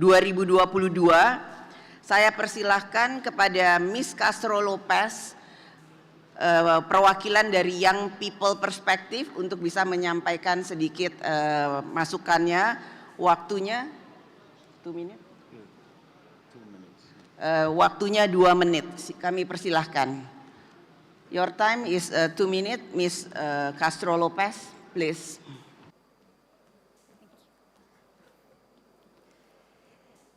Thank you very much. I would like to talk a little bit from the heart and from my passion as a young MP of this experience in Nusa Dua. I think, and I am totally agree, that Nusa Dua has changed our minds. Now, I will return as you to my country to act, to focus on climate change, to change the budget that we have, and to make actions so we can make the difference. We need to improve the legislation on climate change immediately in our countries. We need appropriate budgets to really increase the money that is going to this topic. We have to make sure that the population more vulnerable is protected. This is a topic of all generations, of your generation, of my generation, of the next generation, and we really need to be committed about this. As a young MP, this commitment, this experience in Nusa Dua has changed not only my mind, it's a mindset of all of us. We are more conscious about the problem, and we need to meet in the next assembly of Inter-Parliamentary Union and give results that we have done from here to October that we will meet us. So it's important that every of us return to our countries to act. Now, as a Congress members, we have the privilege to act. We have the privilege to make change. We have the privilege to vote. We have the privilege to talk with our presidents, with our prime ministers, with the authorities, with another Congress members to do something for our country. I'm totally sure that next generations will thank us. What are we going to do from now? So thank you very much. Nusa Dua has its point of reference about acting in climate change. So I congratulate all of us, all the efforts, our President, our Speaker, our Secretary General, and especially I would like to congratulate all the young MPs that we are here making the difference. Thank you very much.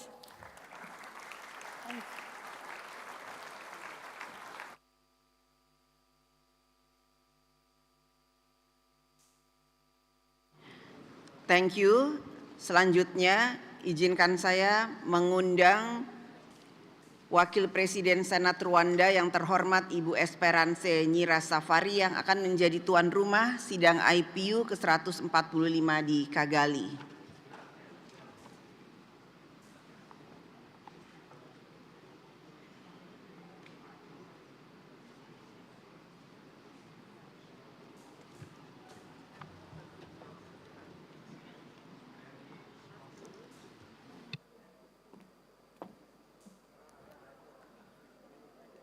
Your Excellency, the Speaker of the House of Representatives of the Republic of Indonesia, Your Excellency, the President of the IPU, Your Excellencies, Speakers of Parliament, Secretary General of the IPU, ladies and gentlemen, dear colleagues, I want to start by expressing my heartfelt gratitude and appreciation to the leadership and the people of Indonesia for the warm reception and the generous hospitality extended to all delegates of this assembly since our arrival. I thank also the leadership of IPU and the Parliament of Indonesia for the successful organization of this assembly. Excellencies, on behalf of the Parliament of Rwanda, it is with great honor and humility that I take this opportunity to officially inform you that the 145th IPU Assembly will be held in Rwanda in October 2022. Therefore, I welcome you all to Rwanda, the country of 1,000 hills. Rwanda was supposed to host IPU Assembly in 2020, but was postponed due to COVID-19 pandemic. Therefore, it is a great joy for us to host the Assembly when the world is recovering from COVID-19. Currently, 68% of the Rwandan population have received at least one dose, while 61% are fully vaccinated. The target is that 6% of the population will be vaccinated very soon. Excellencies, in this assembly we have discussed important issues. One of them is about climate change, one of the greatest threats to global prosperity and development. We also debated an emergency item related to the war in Ukraine, a proposal submitted by the delegation of New Zealand. By attending the 145th Assembly in Rwanda, as parliamentarians, we will continue to express our views on different issues that the world is facing, and we will take resolutions for action. Today, more than ever, we are in a privileged position to make a significant contribution within our mandate to ensure that the problems that the world's population is facing are solved. The Parliament of Rwanda reaffirms its commitment to organize, in collaboration with IPU leadership, a successful and enjoyable assembly in the city of Kigali in Rwanda. Excellencies, on behalf of the Parliament of Rwanda and the people of Rwanda, let me conclude by welcoming you all once again to the 145th IPU Assembly that will be held in Rwanda in October 2022. And I wish you safe return to your respective countries.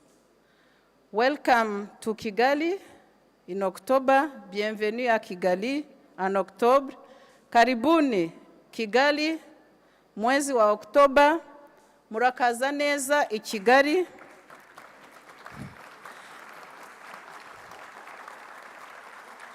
Thank you so much. Merci pour votre aimable attention. Murakoze cyane. Avant de quitter, chers collègues, je vous invite à voir une courte vidéo qui va vous faire visiter le Rwanda en quelques minutes. Je vous remercie.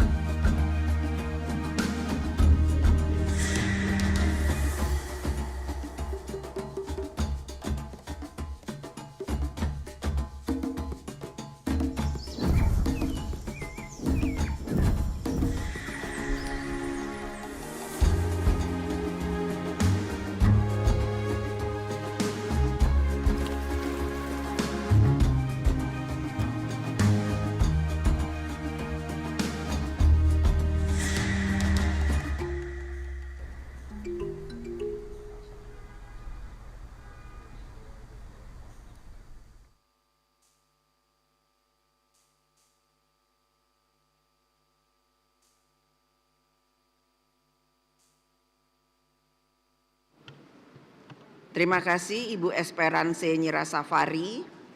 Selanjutnya kita akan menuju rangkaian acara pidato penutupan. Sebagai pidato pertama, saya mengundang perwakilan dari masing-masing grup geopolitik.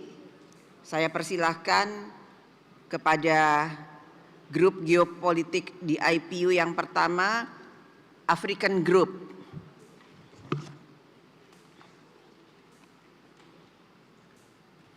Followed by 12 plus group, and then followed by GRULAC, Group of Latin American and the Caribbean, and the last one is followed by Asia Pacific Group.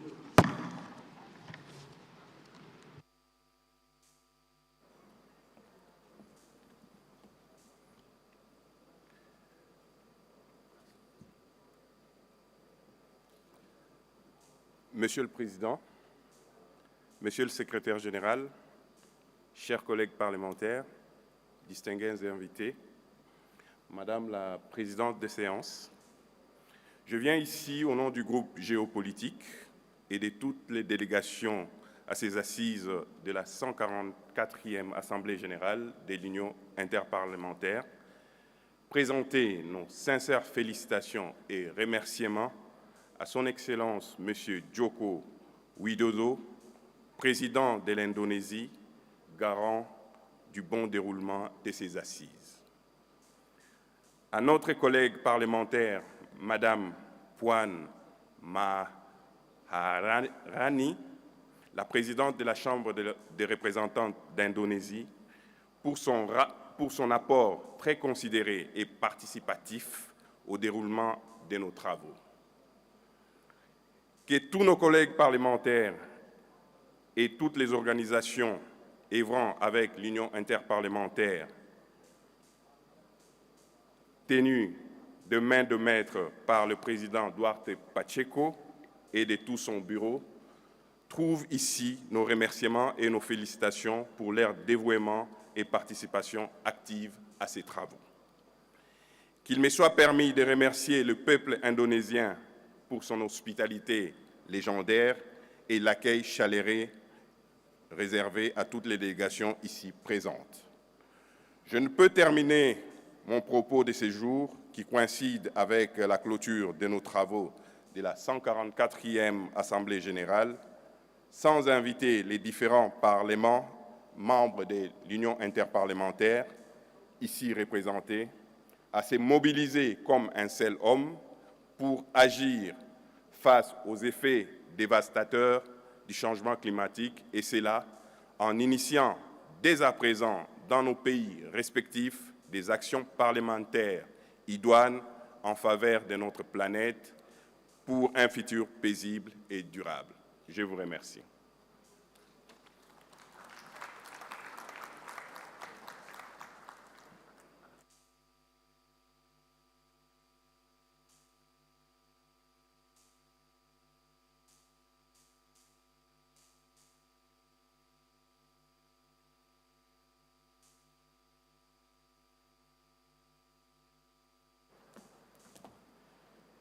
Honourable Speaker of the House of Indonesia, Mr. President, Mr. Secretary General.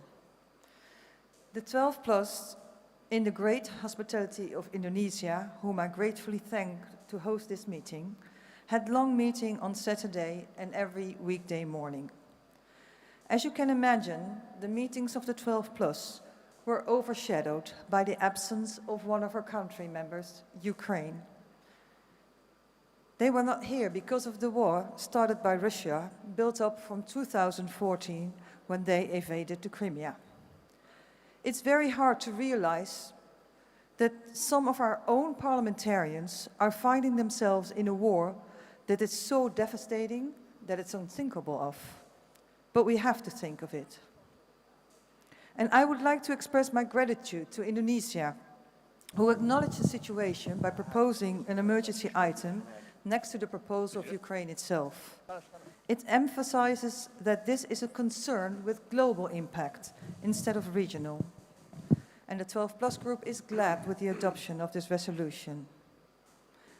I also heard very well the objections of a few countries to the adoption of the final text, as they are convinced that this is a conflict. They are convinced because they think the war was triggered by actions of Ukraine. And I would like to ask them to review that information, as there's absolutely no proof established by impartial organization that supports those allegations against Ukraine. But what we do see, and what is confirmed by impartial organizations and journalists, is the bombing of hospitals, shelters with women and children, kindergartens and fleeing civilians. WHO has documented 64 attacks on hospitals. A theater in Mariupol, which clearly indicated there were children inside, was bombed. People are dying. Civilians who never asked for this war are dying. Soldiers on both sides are dying. The war must stop. I have also heard Belarus stating and assuring us that they are not part of this war. And I would like to ask them that if they are not participating, then please close your borders for troops so that they cannot enter Ukraine from your country, keeping it open for the refugees.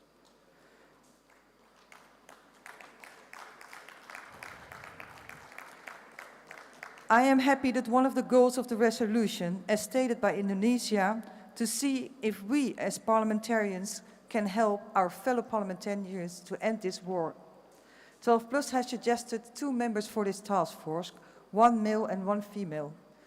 And as president of the 12 Plus, I would like to express my hope that we can be helpful in ending this war. Mr. President, 12 Plus also organized a side event on Ukraine with Lesia addressing the attendance, a person from OCSE, a mission to Ukraine, and a former general. This side event was very well attended, and also by you, Mr. President. Thank you. Now, all of this has overshadowed the main theme of the Assembly, unfortunately, I must say, because the item of global warming must remain high on all of our agendas. 12 Plus members have contributed to the excellent resolution via input during the general debate. Furthermore, the members of 12 Plus were active in the standing committees, with Ms. Whitgren as co-rapporteur in the Committee on Peace and International Security, Mr. Lechter also as co-rapporteur in the Standing Committee of Democracy and Human Rights, and one of our members, Germany, has proposed a resolution on forestry as an important part in the fight against global warming, which was adopted by the Bureau of Sustainable Development.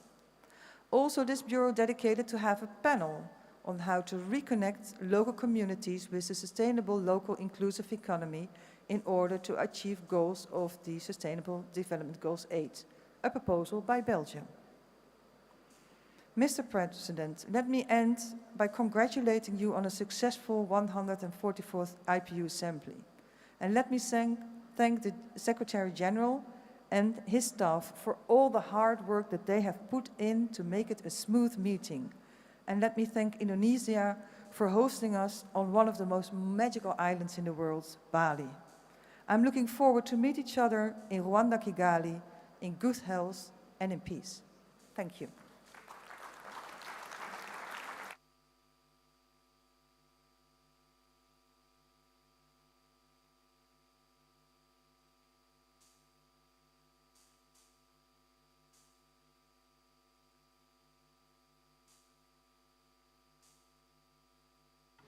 Next is from GRULAC, Group of Latin American and the Caribbean.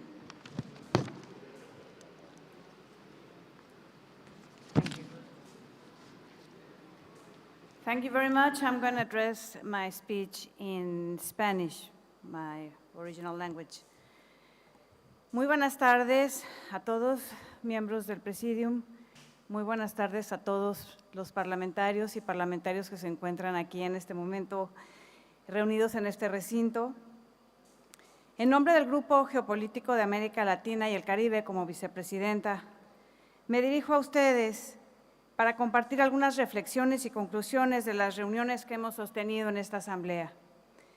Como grupo de países latinoamericanos y caribeños, hemos dejado en claro que nos es de la más alta prioridad la atención al cambio climático, en virtud de que nuestros países, en especial aquellos que se encuentran en el Caribe, han sufrido más severamente los embates de los fenómenos naturales, como los huracanes o las inundaciones, a causa de la deforestación y la explotación irracional de los recursos naturales en nuestros países. Sometimos propuestas fiscales y de economía circular para desincentivar las energías fósiles y abonar a un mundo más sustentable. Dentro de la discusión, dedujimos la necesidad de proporcionar herramientas de participación virtuales para que estos países del Caribe tengan voz en foros y organismos internacionales como es el de la Unión Interparlamentaria, y de otra manera, que si no, de otra manera viven en un aislamiento permanente que consecuentemente provoca mayor retraso económico y social. Destaco el especial interés del presidente del Grupo Latinoamericano, el senador Blas Llano, y del presidente de la Unión Interparlamentaria, Duarte Pacheco, para hacer esto posible. Vivimos un momento crítico en el que solamente la colaboración entre naciones y el multilateralismo nos dan esperanzas de una solución probable. Muchas gracias, presidente. Asimismo, hemos dejado en claro nuestro trabajo en favor de una mayor participación política de las mujeres. Ejemplo de ello es la Cámara de Diputados de mi país, México, que al día de hoy, por primera vez en su historia, las mujeres somos mayoría, siendo 251 mujeres y 249 hombres de un total de 500, logro de la paridad de género que compartimos con países como Ecuador, Colombia, Perú, Bolivia, Honduras, Costa Rica, Nicaragua, Panamá y Argentina. Igualmente, como delegación latinoamericana, tuvimos un relevante papel desde la comisión redactora del punto de urgencia, bajo la dirección de la vicepresidenta del Congreso mexicano, la diputada Marcela Guerra Castillo, y del senador uruguayo Raúl Lozano. Asimismo, nos felicitamos de haber contado con la presencia de Guatemala después de varios años de ausencia. El haber recibido a su representación nos llena de esperanza para que todos los demás países que no asisten con regularidad lo hagan. Enhorabuena. Fueron muchas las exposiciones y las posturas que declararon Chile, Guyana, Uruguay, Paraguay, Ecuador, México, Guatemala. A la presidenta del Congreso de Indonesia, señora Puan Maharani, finalizo agradeciendo muy profundamente, en nombre del Grupo de América Latina y el Caribe de la Unión Interparlamentaria, su hospitalidad, pero en especial la hospitalidad del pueblo indonesio, muy especialmente el del pueblo balinés, que nos ha dejado impresa en la memoria lecciones de verdadera humildad, calidez, tolerancia, respeto y de una forma de vida basada en la cultura de la paz. Esta, señores y señoras parlamentarios, me parece que es la lección que debemos llevarnos todos de regreso a nuestras casas y replicarlo en nuestros parlamentos. El pacifismo y la civilidad del pueblo balinés es digna de admiración y tiene todo nuestro reconocimiento. Esperando coincidir nuevamente en una próxima ocasión, les deseo a todos un feliz regreso a casa. Muchas gracias.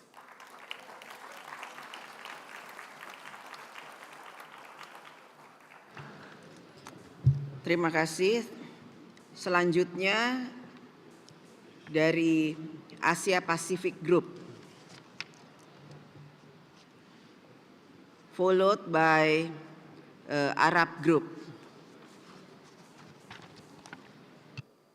Madam President of the Assembly, Mr. President of the IPU, Mr. Secretary General, at the friendly request of Vietnam, the current chair of the Asia Pacific Geopolitical Group, or the APG. I am honored to represent the APG to make a brief remarks at the closing of this Nusa Dua Assembly.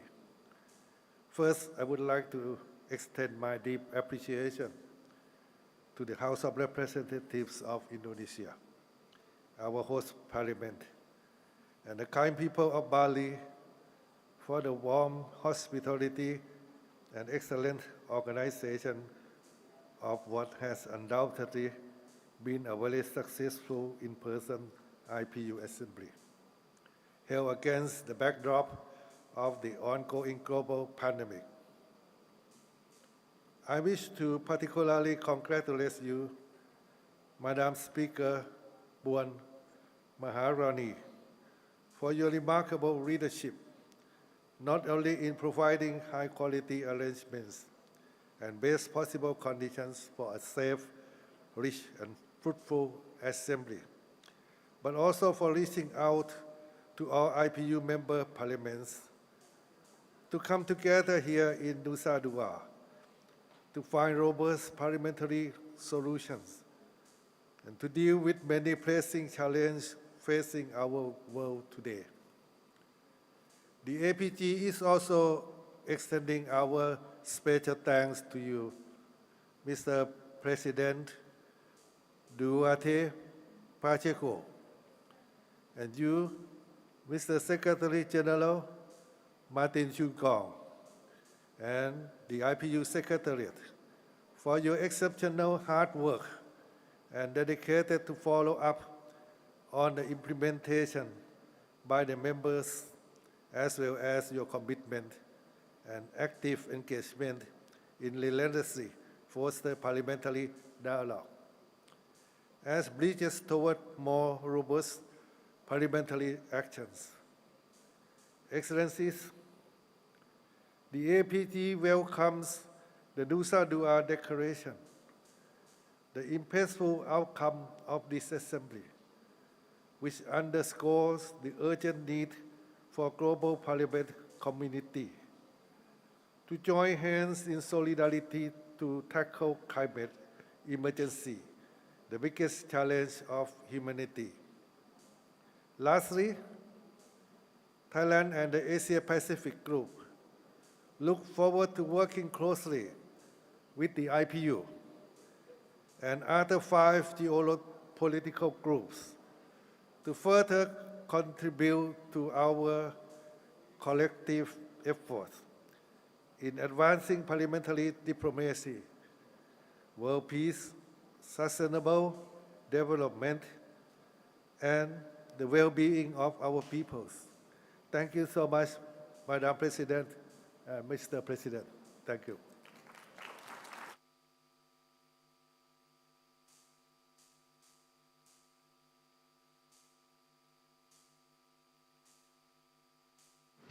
Next is from Arab Group.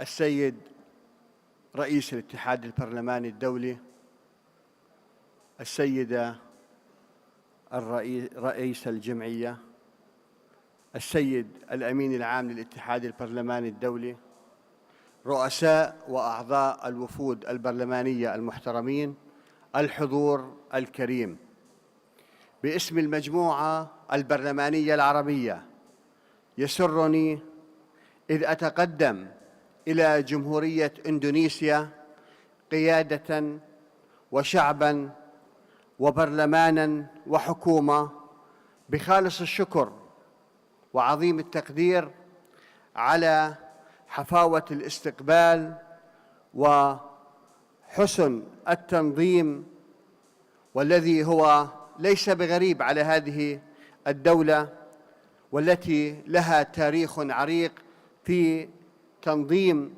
واستضافة العديد من مؤتمرات الاتحاد البرلماني الدولي. ولا يفوتني إذ أشكر الأمانة العامة للاتحاد البرلماني الدولي على المهنية العالية وعلى الحرفية التي لمسناها منذ أن بدأ التحضير لأعمال هذا المؤتمر. لكم جميعاً كل الشكر والتقدير على أمل اللقاء في كيغالي رواندا، والسلام عليكم ورحمة الله وبركاته.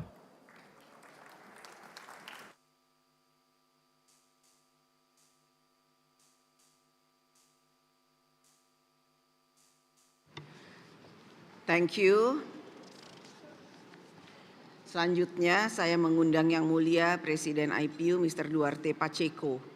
Saya persilahkan. Mr. President, please, the floor is yours.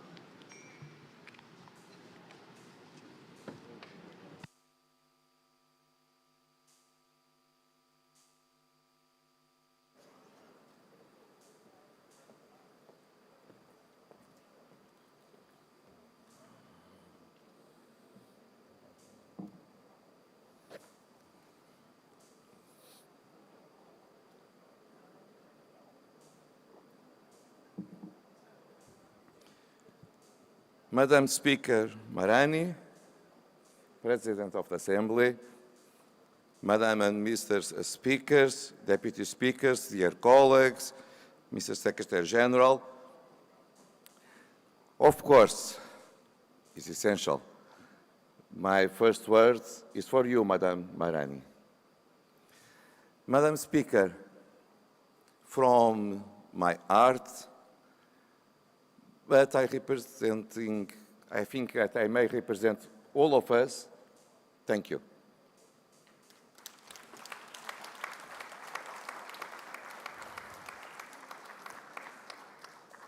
We may use other words, but the meaning is the same. Your compromise to realize the event against the wind, against all the storms. Your compromise is a success. We did it. We came to Nusa Dua, we came to Indonesia because you have a personal commitment to receive the Assembly of IPU. Thank you again. But I need to say thank you also to your Parliament, to your staff, to your colleagues in Parliament, because they did everything to feel us at home, receiving us as brothers, and so it was easy to be here for some days, working hard, because the cooperation of your staff was amazing. Thank you to all of them as well. And dear colleagues, we liked so much to be here that we come here very soon again. And so next October, we will come to the Speakers' Conference of the G20. And so P20 will happen here in Indonesia on 6 and 7 of October in Jakarta, because of course, you invite, and we are waiting to come back. And so it's a pleasure to come back to Indonesia very soon.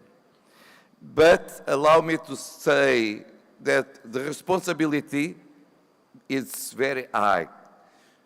To the Speaker and the Deputy Speaker of Rwanda that talked a few minutes ago, and to the Madam Speaker of Bahrain, who will host the meeting in March next year, and you next October. Because after what we did here, and after how we were received during these days, the competition is high.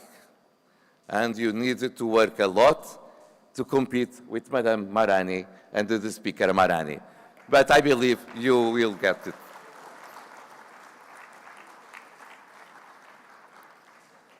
Allow me to speak in my own language speaking that is the language of 8 countries of IPU. Caros amigos, foram vários dias de muito trabalho. O grupo dos jovens, o Fórum das Mulheres Parlamentares, todas as comissões, primeira, segunda, terceira, Comissão das Nações Unidas, mais grupos especiais da saúde, grupos sobre assuntos do Médio Oriente, o grupo sobre a ciência e a tecnologia, side events diversos, realço o da Ucrânia pela sua atualidade. Tivemos uma sessão plenária específica sobre a accountability, sobre a responsabilidade e sobre a avaliação do que é que nós fazemos quando regressamos a casa com os tratados e com as resoluções que aprovamos em plenário. Avaliamos a situação de membros de parlamento cujos seus direitos humanos são negados nos seus próprios países, algo insuportável e inaceitável. Aprovamos a resolução na Comissão Paz e Segurança Internacional e na Comissão do Desenvolvimento Sustentável. Foram dias intensos. Eu sei, nós sabemos, que muitas vezes em casa há colegas e companheiros nossos que pensam que nós viemos fazer turismo. Não é essa a realidade. E aqueles que aqui estão sabem bem que isso não acontece. Porque andamos sim a correr de comissão em comissão, de grupo de trabalho em grupo de trabalho, para produzir um trabalho profícuo em prol daqueles que temos a honra de representar.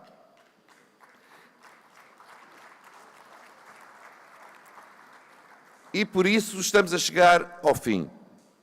E estamos a chegar ao fim com dois documentos que eu gostaria de realçar. Não falo das resoluções da Comissão Paz e Segurança Internacional e Desenvolvimento Sustentável.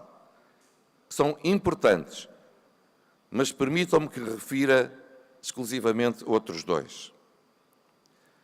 First of all, the resolution on Ukraine. More than a conflict, we have a war. A war in Ukraine, and people is suffering. And the role of parliamentarians to find a way to put an end to this conflict is essential. It's impossible not see, not hear the cries of people that are dying in Ukraine. And so, we approve a resolution. Yes, we condemn the invasion. Yes, we ask for a ceasefire now. And yes, we say that the only way to find a solution is with dialogue and diplomacy. And that's why we will form very soon a task force with MPs from all geopolitical groups that will go to present their efforts to both sides, to Ukraine and to Russia, because the war needs to stop now. And I believe that is one important message. Please, you are far away from us, but stop the war, because it's impossible to survive with the noise of this war.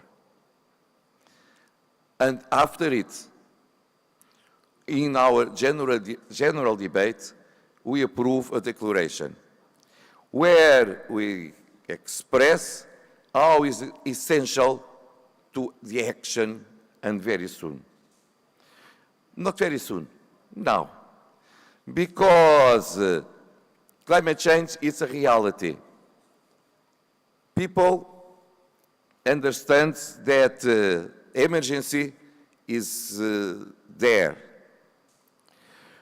We understand that in our declaration that is not time to be wasted. The consequences of climate change to increase poverty, the quality of life, the inequalities between people and countries are there. And all people, all MPs that addressed the Assembly during this Assembly, during this debate, express the commitment to fight climate change. So we need to come back to the Paris Agreement. And to say that not just a compromise, but with concrete actions to achieve what Paris Agreement establishes.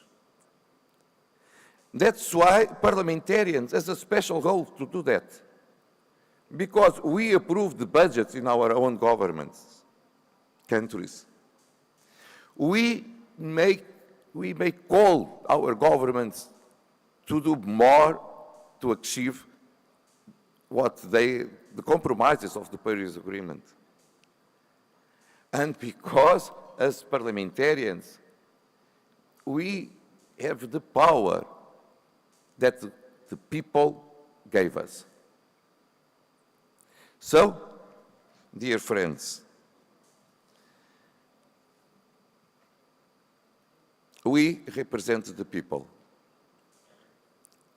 and the people wish action. This is the most important conclusion from our Assembly here in Nusa Dua.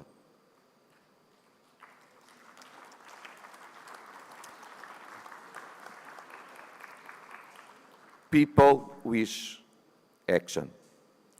People are not waiting for more words, wonderful declarations, amazing resolutions. People want more. And we have much more to do, and we have the power in our hands to do it. Please, do it at home, and we will come back to Kigali more happier, because we did what the next generation is waiting for us. Thank you so much.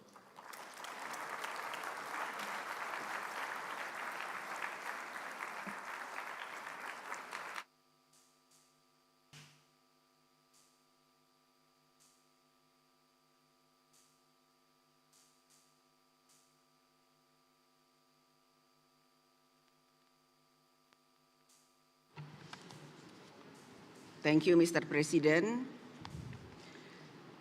Selanjutnya, saya akan menyampaikan pidato penutupan.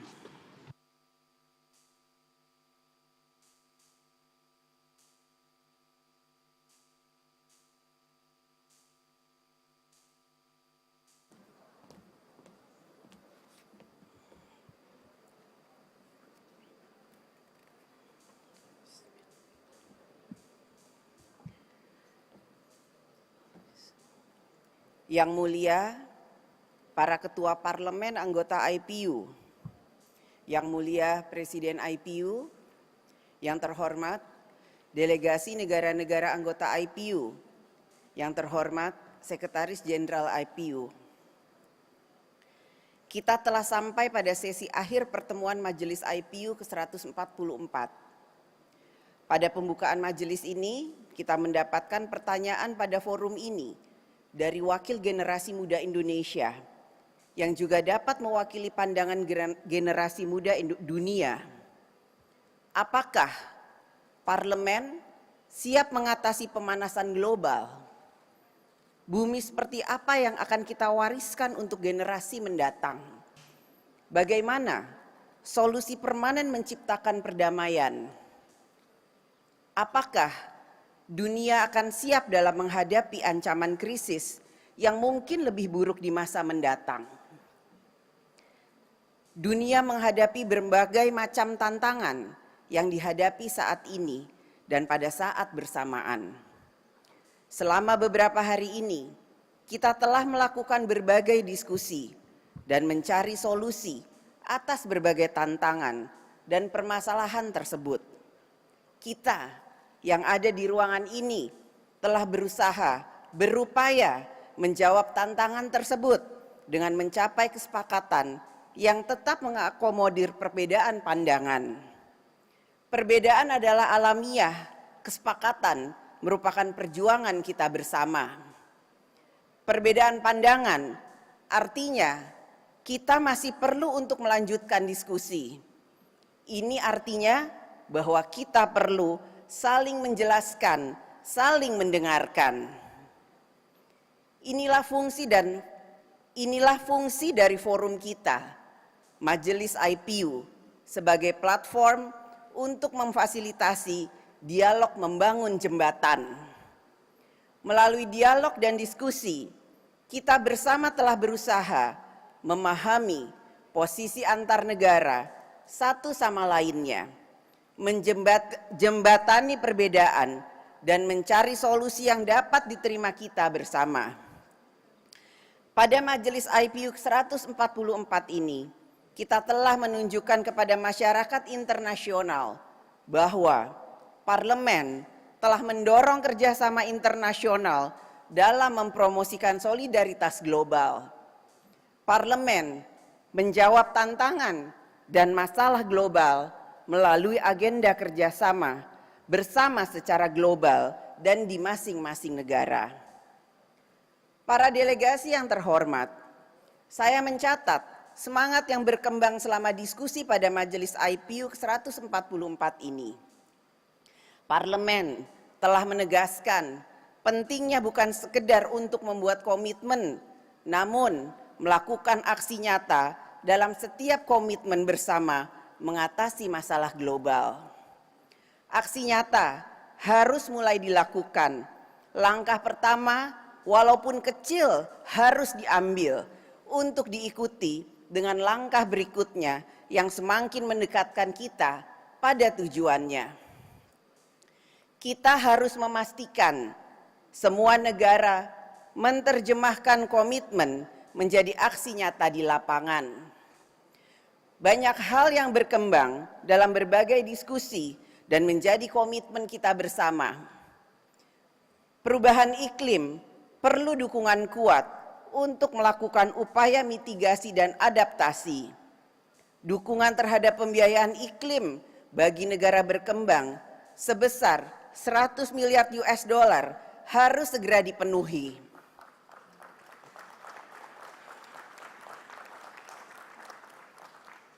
Komitmen kuat untuk menyelesaikan perang dan konflik di berbagai belahan dunia sehingga tercapai perdamaian dunia dan budaya damai menjadi kehidupan masyarakat di dunia.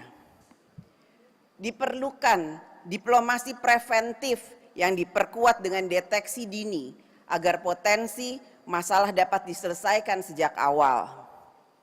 Penanganan pandemi COVID-19, selain perlunya keadilan distribusi vaksin, terdapat dorongan untuk memperkuat kesiapan, preparedness setiap negara untuk menghadapi pandemi di masa yang akan datang. Kita juga membahas isu korupsi yang menekankan peran parlemen dalam memperkuat legislatif untuk mempersempit ruang gerak koruptor. Terdapat perhatian terhadap proses pemulihan ekonomi yang perlu dilakukan dengan seimbang antara negara maju dan berkembang. Selain hal-hal tersebut, Majelis IPU ke-144 ini telah menghasilkan berbagai keputusan.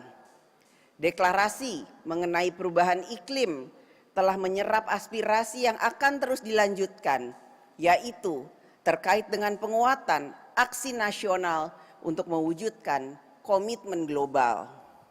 Selain itu, juga telah disepakati 2 resolusi yang menjawab tantangan kondisi saat ini.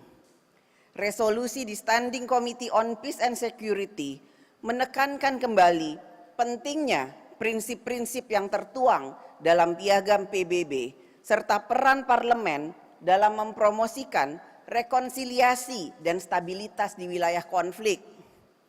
Resolusi di Standing Committee on Sustainable Development mengajak parlemen untuk terus meningkatkan peran teknologi komunikasi dan informasi di dunia pendidikan. Sedangkan emergency item telah menyepakati dokumen yang menggarisbawahi peran dialog dan diplomasi parlemen. Kita menyerukan mediasi dan penyelesaian perang di Ukraina. Resolusi ini juga merekomendasikan pembentukan task force untuk implementasi dan tindak lanjut.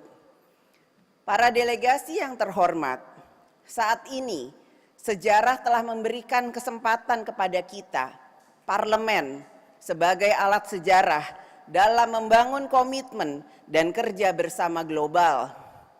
Hal ini untuk membangun suatu dunia yang sehat, tentram, dan sejahtera. Marilah kita gunakan kesempatan ini agar parlemen dapat mewariskan kepada generasi muda dunia dengan budaya cinta pada lingkungan hidup, cinta damai, dan cinta pada kemanusiaan.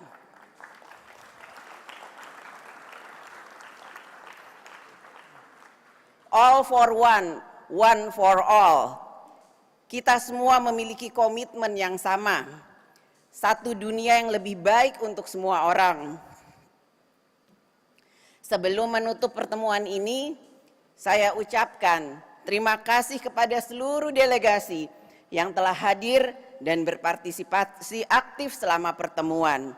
Saya sampaikan juga apresiasi kepada Presiden, Sekjen, dan staf sekretariat IPU atas kerja kerasnya untuk mendukung penuh Majelis IPU ke-144 sehingga pertemuan ini terselenggara dengan produktif dan lancar. Ucapan terima kasih juga saya sampaikan kepada pemerintah Indonesia, pemerintah daerah Bali, dan masyarakat Bali. Sebelum kembali ke negara masing-masing,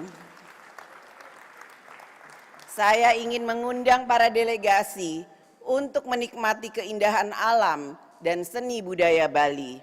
Semoga pertemuan di Bali ini menginspirasi kita semua untuk membangun dunia yang lebih sehat, tentram, dan sejahtera. Kepada seluruh delegasi, saya ucapkan selamat jalan dan sampai jumpa kembali pada majelis IPU selanjutnya. All for one, one for all. Terima kasih.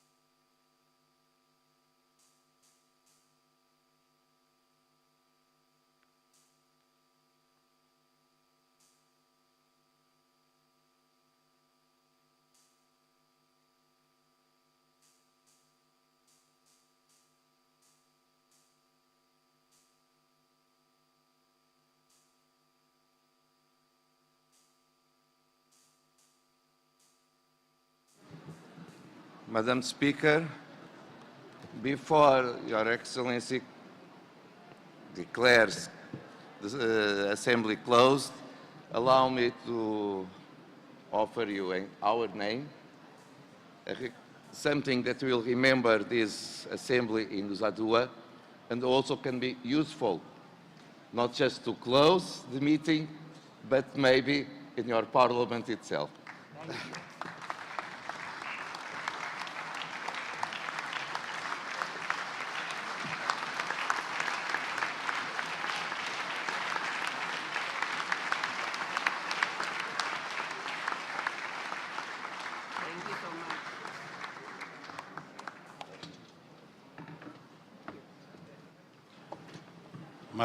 Madam President, I want to join the President in congratulating you on a very successful assembly. And I would also like to leave with you here a little bit of the IPU. And on behalf of myself and my colleagues of the Secretariat, we would like to offer you this piece of the IPU. This is a replica of the House of Parliament in Geneva, the headquarters of the organization, and we'd like to offer this as a token of support.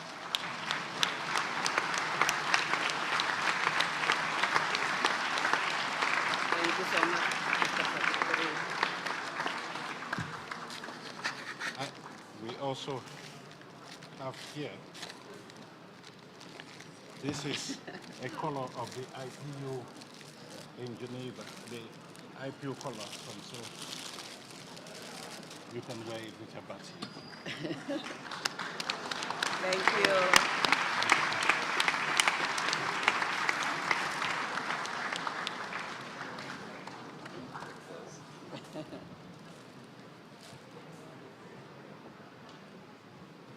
Akhirnya kita sampai pada penghujung acara dan saya ucapkan sekali lagi thank you. Terima kasih atas kerja bersama selama 5 hari di Nusa Dua. Sampai jumpa di Kigali.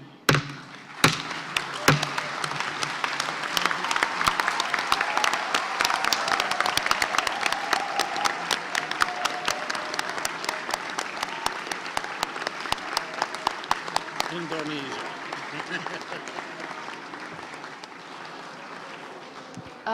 Dear colleagues, before the press conference, may I invite the Madam Speaker is kindly inviting the staff of the IPU Secretariat to the podium for a quick photo, group photo. Thank you.